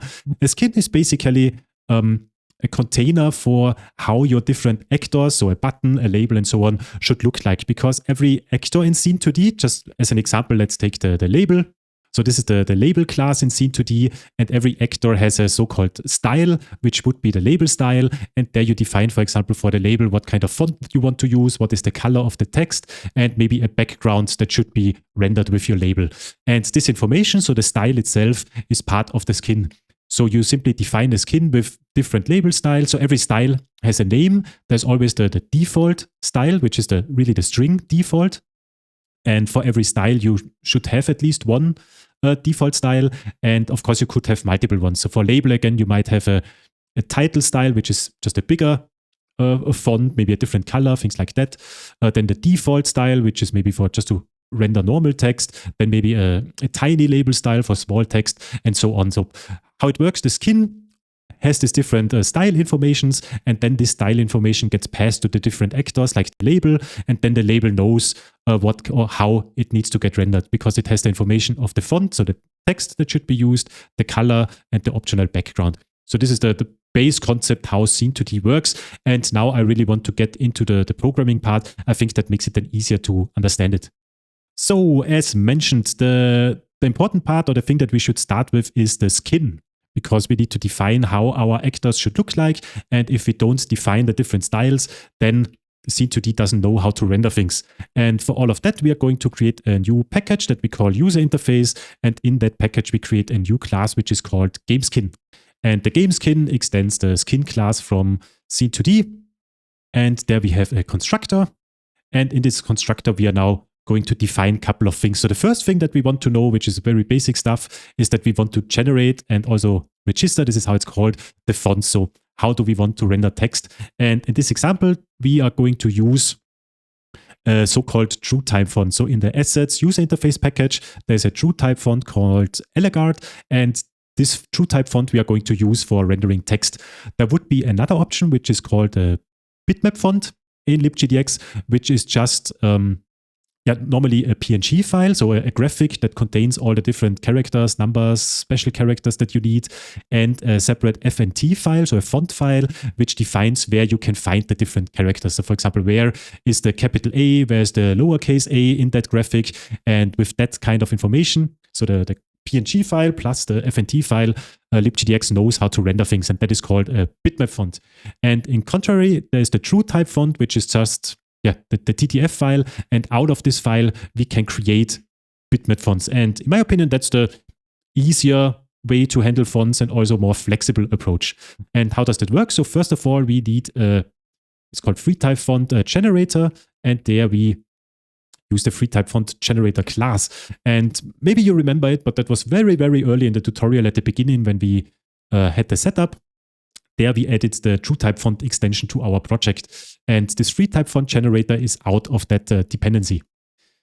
Good, so here we want to load our font. So in the assets user interface folder, the Elegard TrueType font, and it's an internal file handle.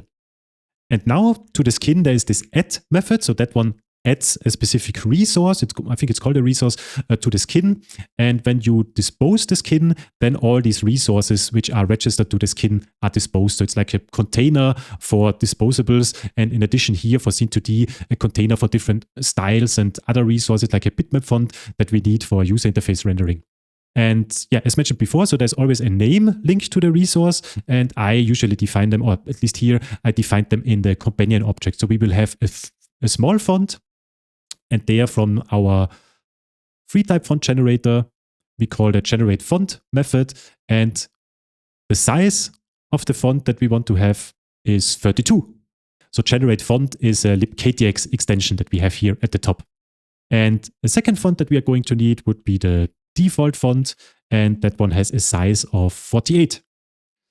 And when we are done generating our different fonts, then we need to dispose this generator because that's also a special resource. And yeah, we dispose it. The thing that we are missing now is our companion object. And there we define now the keys. So font small is an arbitrary string. So let's call it font small.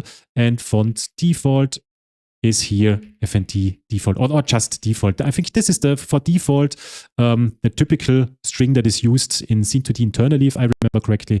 It's just a default. And here I forgot an L. And yeah, basically that's how it is. So you create resources, you register them to the skin, and for some of these strings, then later on, when we need to access a specific label style, for example, we use the skin with the string that we have registered it to the skin itself. And before we continue here now adding some other resources, let's get back to our GDX game, and maybe below the stage, there we want to define the skin, which is a Scene2D skin. And again, we initialized it lazy, but we will use our game skin class. And at the end of the game, when we no longer need it, here we call the dispose method of our skin to free up those resources. Okay, the next thing would be that we want to register the different textures now. So the textures are all the graphics that we need for our user interface. So like that is the title in the main menu. That would be the warrior tower avatar that we built that one. Then there are different background ribbons, like you see them here, and things like that. So all these textures also need to be registered. And that one we do a little bit quicker. So I just show you the code. So again, it's calling the add method with a specific string. All of these graphics are defined here below with a specific string. And then we register the texture resource with the path to the user interface graphic. And then the last thing, so one of them we will do together. So it's registering the styles. And there we will have a label style. And there we now create an instance of this label style class that I have shown before. And here, as an argument, it needs the font. So we get the font from our skin with the getFont method. And for example, the small font here. And the color for the text, we want to have it in a white color. And then below here, also, we have then the styles, and there again we have a style for the label, and it's an arbitrary text. And yeah, let's add here now all the different styles that we need. Okay, so quickly guide you through. So we have a label style here for rendering some text. Then we have a text button style with, it's a button. It's basically like a label is just a text representation, and a text button is a label that you can also press. So a button with a text. Then we have some image button styles. So it's again a button that you can press, but instead of having a text, it has an image. Here we use, for example, the tower avatars. So when you click on the warrior avatar, then we construct the warrior tower, things like that. So this is the so-called image button that we are going to use. Then down below here, another text button, which is used for the main menu screen. And there is a little bit of a trick, maybe. So to explain that to you, what is happening here. So add some padding to the left to avoid that extra, that the text starts inside the grip of the sword. So what does that mean? There's the sword background graphic in the main menu, and it's, so you can see here, it's a text button. And the text itself starts a little bit to the left. So it's very close here to the grip of the sword. That is what I meant. And to avoid that and not need to somehow overrule the padding everywhere where I used it, I modified simply in the skin itself the up drawable, so the background graphic of this button basically, which is this purple sword background graphic. And there I said that specific drawable here has a padding of 40 pixels to the left. And with that information, the text simply gets a little bit moved to the right, because Scene2D knows now that this graphic has a padding of 40 pixels to the left. So everything inside of it, which would be the text in that specific case, gets a little bit moved to the right. So that's a trick to avoid some special padding configuration in your other user interface codes that we are going to develop here as well. And you can define that or overrule it in the skin, which would be then the single place of truth, let's call it like that. And that's it. So we have the different styles in our skin, we have different textures available, and we have the font here available. That's the skin class. The next thing that we need is then our game user interface. So it's a new class again, and I called that game user interface. And as mentioned, so in Scene2D, most of the layouts or user interfaces that you are going to create are so-called tables, and the table takes the skin as an argument. so that everything that you place inside the table, you can then access the different styles out of the skin from the table here. So our game user interface class also needs a skin, and we pass that to the table itself. And down here, let's define the constructor. And now with a table, what can you do? So one important method that we need to keep in mind, or that is important, is the so-called set fill parent. So when we add our game user interface to the stage, then it is like almost the root of the scene graph that I mentioned before. And if it should take up the entire space, which is basically the entire screen in our case, then we need to set this fill parent to true, so that this entire table spans over the entire screen. If we set it to false, then the size of the table, from what I know, is simply the size that all its children, so all the buttons, labels, and so on that you add to the table, and whatever space they take up, this will be then the size of the table in the end. Okay, and to display something, so that we can see our first user interface a little bit, we just implement something very, very quickly. So our main user interface table has 3 subtables. The bottom left, which is the tower construction banner, then the bottom part with the spawn wave button, and the bottom right with the wave configuration table. So in the end, what we have here after the fill parent, we add another table, which we can call tower table, where we pass the skin again. Then we have another table that we are going to develop, which is the spawn wave table. And the last one would be the enemy table, where we configure the enemies, which is also a table. And yeah, whenever you add something to a table, so that's that method here. So add an actor, then, so it's actually that method here. So whenever we add a single actor to a table, it adds it to the content, let's say, of the table, and you get back a so-called cell. So this is like something around your actor that you have added. So imagine it like when you add a label which has some text in it, then around that label you have inside, this label is then inside that cell, and for that cell you can also apply certain things like padding, position, and alignment, if something should get centered inside the cell or move to the right. So all the layout stuff that comes to your mind, that one can be done with the cell. And in our case, so let's first of all quickly implement those dummy classes, so tower table, spawn wave table, and enemy table. So very simple for now, just empty. So the tower table is just an empty table here. Same for enemy table and same for spawn wave table. And as mentioned, so we get back here a cell, and there we can do some layout stuff to that. So our tower table, we want it to be on the left and to the bottom. The spawn wave table, that one we want to have at the center and also at the bottom. And we want to expand it on the x-axis. So expand means that it simply takes up all the space that would be available on the x-axis.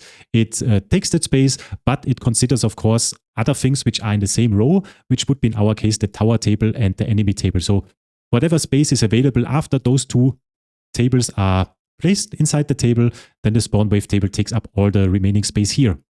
And the enemy table is at the bottom right. And in general, our game user interface table, that is also aligned on the bottom, and we don't want to have it on the edge, so we add a padding of 10 pixels around everything that gets placed inside the table.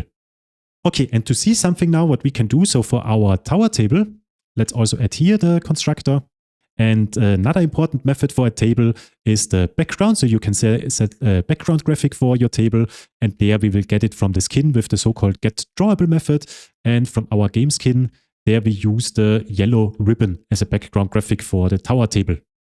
For the spawn wave table, we will do something similar, but there we use the teal ribbon as a background. And the last one is the enemy table. And there we use the gray ribbon as a background graphic. And that's it. So for now, when we create a game user interface, we add 3 tables with some layout stuff to it. And what we want to do now, we want to add this user interface now to our game, that we can see that something should already happen. So coming back to our game screen, for now I turn off the music, because that could be a little bit distracting whenever I start up now the game, that you have this background music, or in post-production I would need to reduce the volume all the time. So I simply turn it off for now. And yeah, what we have, so already here in the input multiplexer, we added the stage. So this is great. We need that. that when you click on a button in Scene2D, that we get notified so that this event listening is then correctly happening. So there we need to add the stage, and we already did that before. The only thing which is important that we need to put the stage first, because it could be that the stage reacts to a mouse click event, and we don't want to propagate this event down to other systems. And this could be, for example, imagine at the bottom left, you click on the tower, the warrior tower that you want to spawn, and we don't want to immediately place it at the same time. So that's why when the first time we click on this button, we want this event to stop from propagating to the construction system. We see that when we come to that, but that's the reason why we need to move the stage first. That should be the first thing that reacts to events, and then afterwards our systems will react to that. Okay, then did we already implement the hide method? No, we didn't. So what I usually do, let's quickly do that here. So the hide method, we would clear the stage. So whatever we added to the stage, we remove it from here. So in the show method here, we know we have an empty stage for sure. And there we now add an actor, and that would be our game UI. And there we pass in the skin, which we did not store here yet at the top. So let's do that here. So that's our game skin, and that skin we pass to the game user interface here below.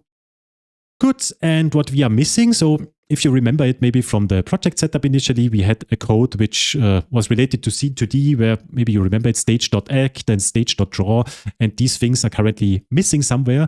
And since I wanted to follow here a strict entity component system approach, what we are going to do is implement one last system, which we call the user interface render system. So this system doesn't iterate over any entities, so it's a simple interval system. This is how it's called in Fleks. As mentioned, it doesn't iterate over entities. And the only thing that it does, so when onTick is called, then it executes now the different stage methods that we need. So let's get our stage in here via the injection mechanism. Make sure also in the game screen that we add it here as an injectable. Okay, and then coming back here, just a few lines of code. So first of all, just to be on the safe side, from the batch that the stage is using, reset the color to white, that we really render in the correct colors. Then we need to apply the viewport as always. And the only thing then missing is that we need to call the act method. I explain in a moment what that is, and the draw method. So Scene2D has the functionality that you can add so-called actions to your actors. And from the project setup, you maybe remember it, that there was this have fun text, which was moving left and right. And this is a Scene2D action. So you can apply certain things over time to an actor, like moving it somewhere or scaling it or hiding it, things like that. And all these actions classes need to be then updated. And this is done within the act method of Scene2D. And the second thing is then draw, and that one is simply then rendering the entire scene graph. Good, and now we just need to add this to our game and we render it after the range render system. So there we add our user interface render system. Okay, and if we now start our game, we should already see something. Yeah, perfect. So we have here now our three tables. So the tower construction table, the spawn wave table, and the enemy configuration table. So for now, it's just the tables with the background, but it already looks good. So everything is aligned to the bottom. We have this padding of 10 pixels that we have defined, and the ordering of how they are added here looks correct. There is an important thing that I want to show here as well. So let's go back to the game user interface, and there is a method that is called debug all or debug on an actor, and let's just add that here and start the game once more. So what this does is adding some debug lines to your game automatically. So this debugging is done in Scene2D internally in the stage, and what you see the bounding box, let's say, of your user interface actor. So we see here this blue box here is the bounding area of our tower spawning table. And if there would be some actors within that, you would also see then maybe some green lines, red lines, whatever. So it visualizes a little bit what is the actual size of your actor and what is also the size of the cell. So like here you see the red area or the red lines, I guess those are the table. So from the game user interface, the table or the row that we have. And in that entire cell here, we have the spawn wave table button here below where we said it should expand. So it takes up that empty space and that empty space here to the left and to the right. But we did not say, that would be another method that I haven't shown yet. There's also the fill counterpart, so fill X, fill Y, or fill Or if you want to expand and fill, there would be grow X and grow Y. And if we fill it, then also this table here would fill up that empty space here. But we don't want that. We just want to expand it so that it moves the tower and the enemy configuration table to the right and to the left. But we don't want to fill the table here with the remaining available space that would be available here.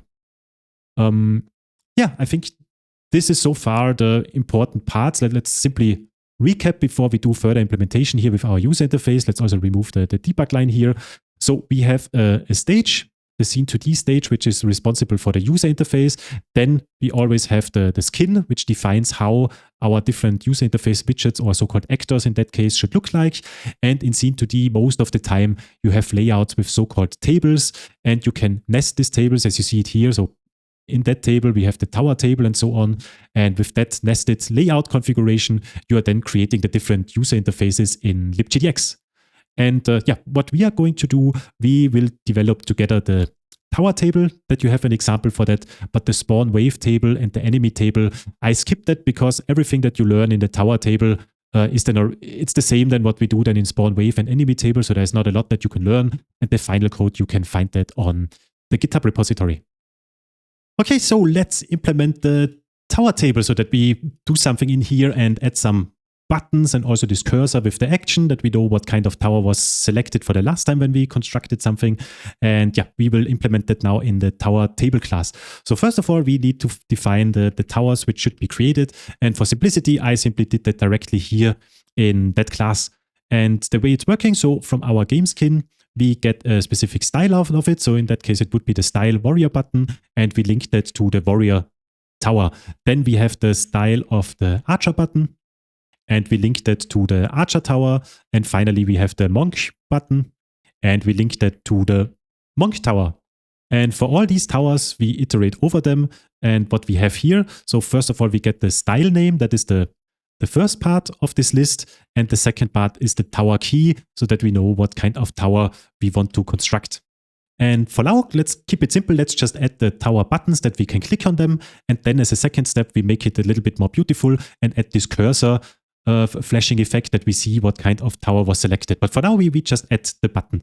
So what we get here is a so-called image button, because it's a button with an image.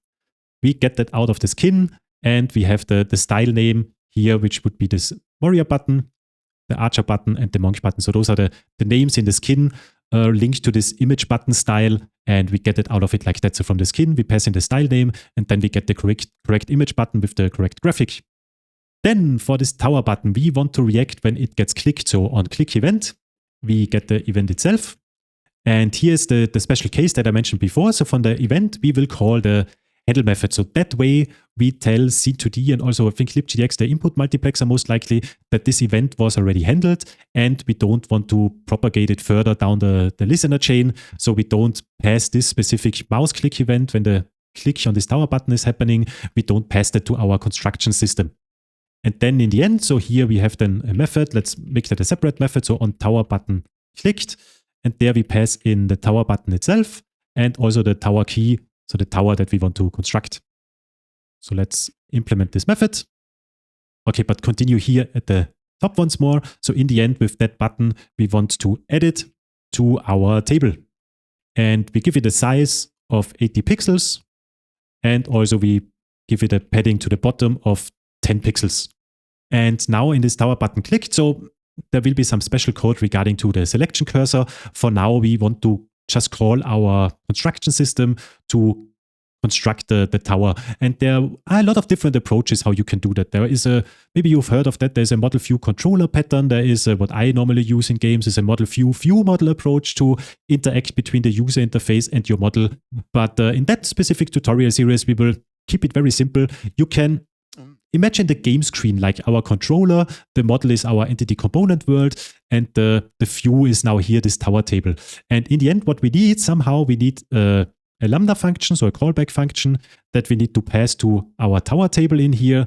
Let's call that on tower clicked.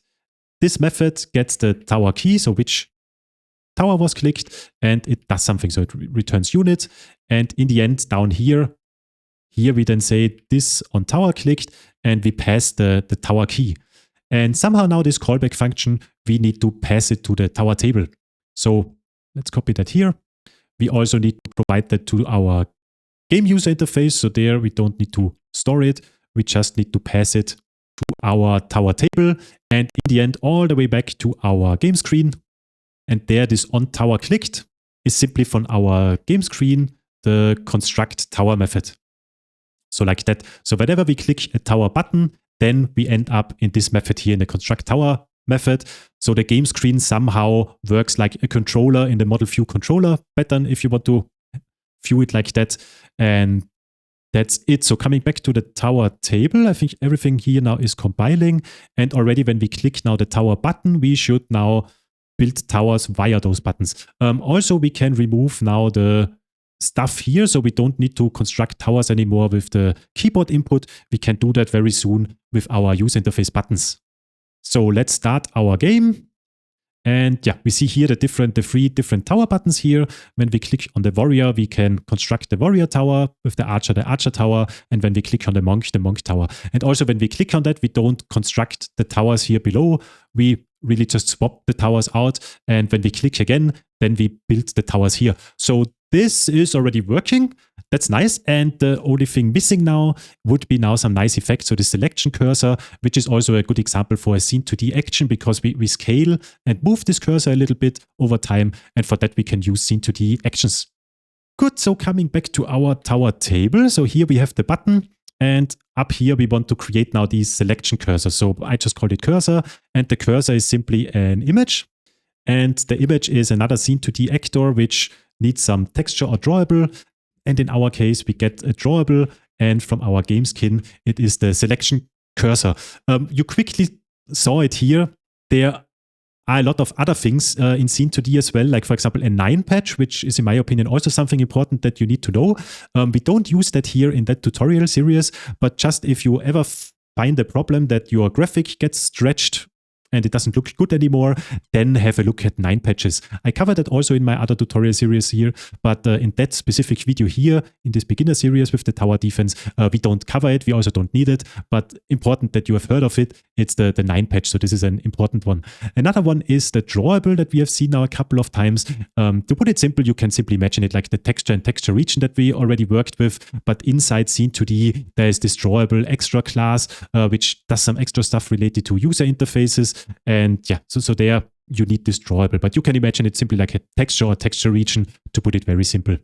Okay, so we have our cursor image. Then what we want to do. So our cursor, there is a touchable method for almost every actor in Scene2D. And we want to disable that. So the cursor cannot be touched. Also initially, every cursor is not visible. So we hide all the cursors when we create them. So they should not be visible from the get-go.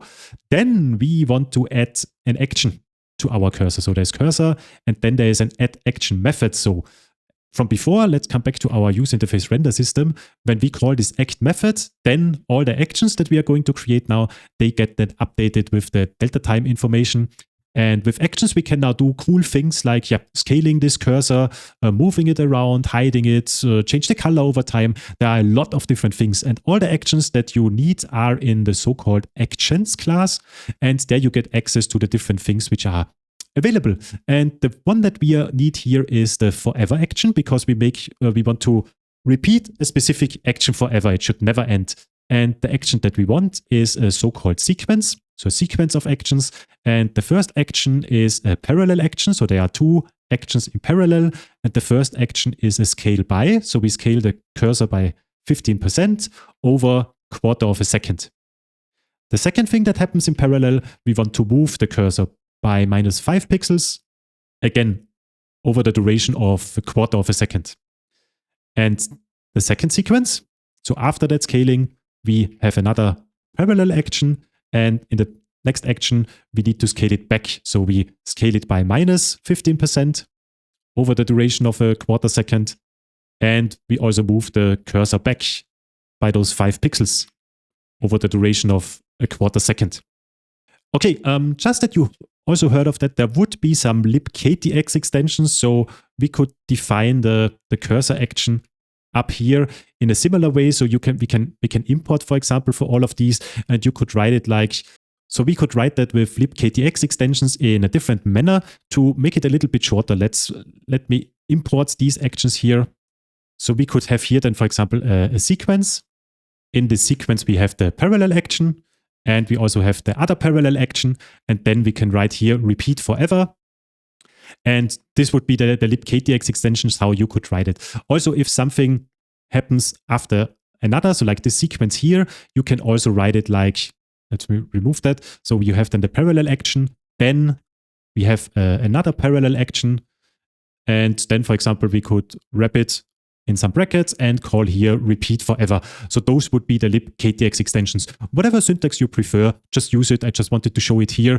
In the GitHub repository, I just stick to the normal LibGDX Intro syntax, but just that you have seen it, that would be the LibGDX extensions to write actions maybe in a easier to read manner or in a more Kotlin stylish way.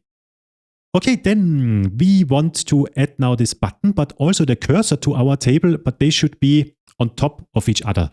So for that, we cannot use a table because a table is always putting actors one after the other. What we need here is a so-called stack, and a stack from scene2d, which takes an arbitrary amount of actors. And in our case, it is the tower button. It's the first one. And on top of the tower button, we will have the cursor. And to the table itself, we are going to add then the stack instead of the tower button. And now the only thing that we need to make this cursor now visible. And how do we do that? So when we click on the tower, so first of all, from our table, we get all the children, so all the different actors that we have, and we filter for any children that is a stack. And then for all of these, we get the first child of the stack, which is our cursor. So index 0 would be the tower button, index 1 is our cursor, and we make that not visible. So we hide all cursors initially, and from the tower button, which was pressed itself, from the parent, which is the stack, again, we get the first child, and we make that one visible. So this is how we can solve that. So first of all, from our tower table, we get all the different stacks, the first child, which is the cursor, and hide it. And only the one from the tower button, which was currently pressed in our onClick event, that one we make visible. And now when we start the game, we should see a selection cursor when we click on these towers. Yet you also see the action in place, so that the scaling and the moving, and with the combination of scaling and moving, you get this selection cursor effect. Perfect. And yeah, I think that's everything that I want to show regarding scene2d. So as mentioned, we don't implement everything together because all the rest is now very repetitive. I show you the final code in this video still for the spawn wave table and for the enemy table. Okay, to guide you through the code, and also one little adjustment that I forgot to make. So the user interface viewport in the repository is actually full HD, so it's 920 by 1080. That makes all the user interface stuff a little bit smaller now. And yeah, when we started, you see this is the interface that we got in the final game. So the spawn wave button, the configuration, and this is the one that we implemented together. And just to guide you through the final code of the user interface related stuff. So in the game user interface, we have one additional callback. So we have the on tower click, that is the one that we had before. And there's a second one, this is this on spawn clicked when we click on the spawn button. And the spawn wave table then in the end, it's a very simple one. It has just a single button, which is a text button with the spawn wave information. Where the label is aligned to the center, and when this button gets clicked, then we execute a specific method. This method then simply disables the button, makes it not touchable anymore, and changes the alpha value, so that the color of the button, and out of the enemy table, we see that in a moment, that gets the enemy information, which is the object map, so that the strings of an enemy and how many times it should get spawned. And in the end, it calls then the method also that we have already implemented in our game screen. So there we had the spawn wave, and this method is then simply called from the spawn wave button. That's it.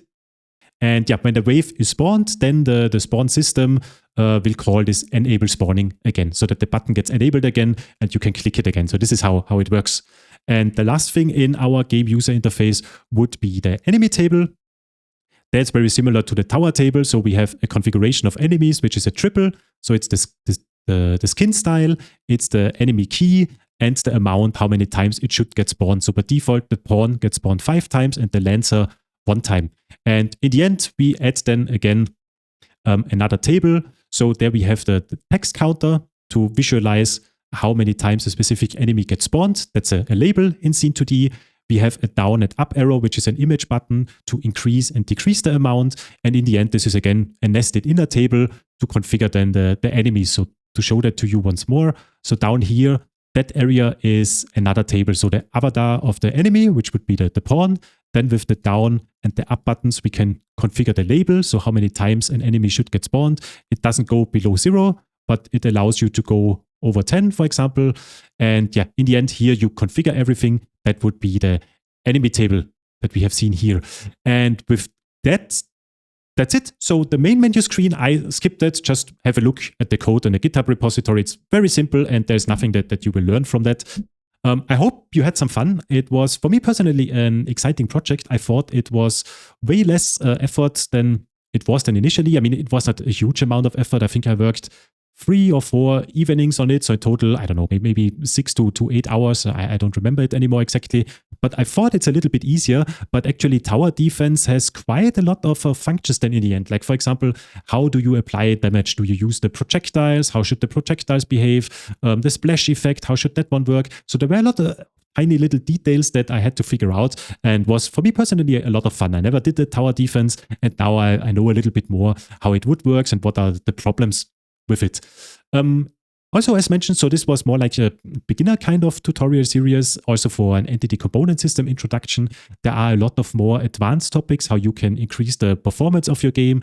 Just to mention a few, I mentioned that also in the corresponding chapters, like for example, a texture atlas, which helps with the render performance, because currently we render every graphic here separately. So whenever we render one different graphic here, we do a so-called flush of the sprite patch, which is quite of an expensive operation.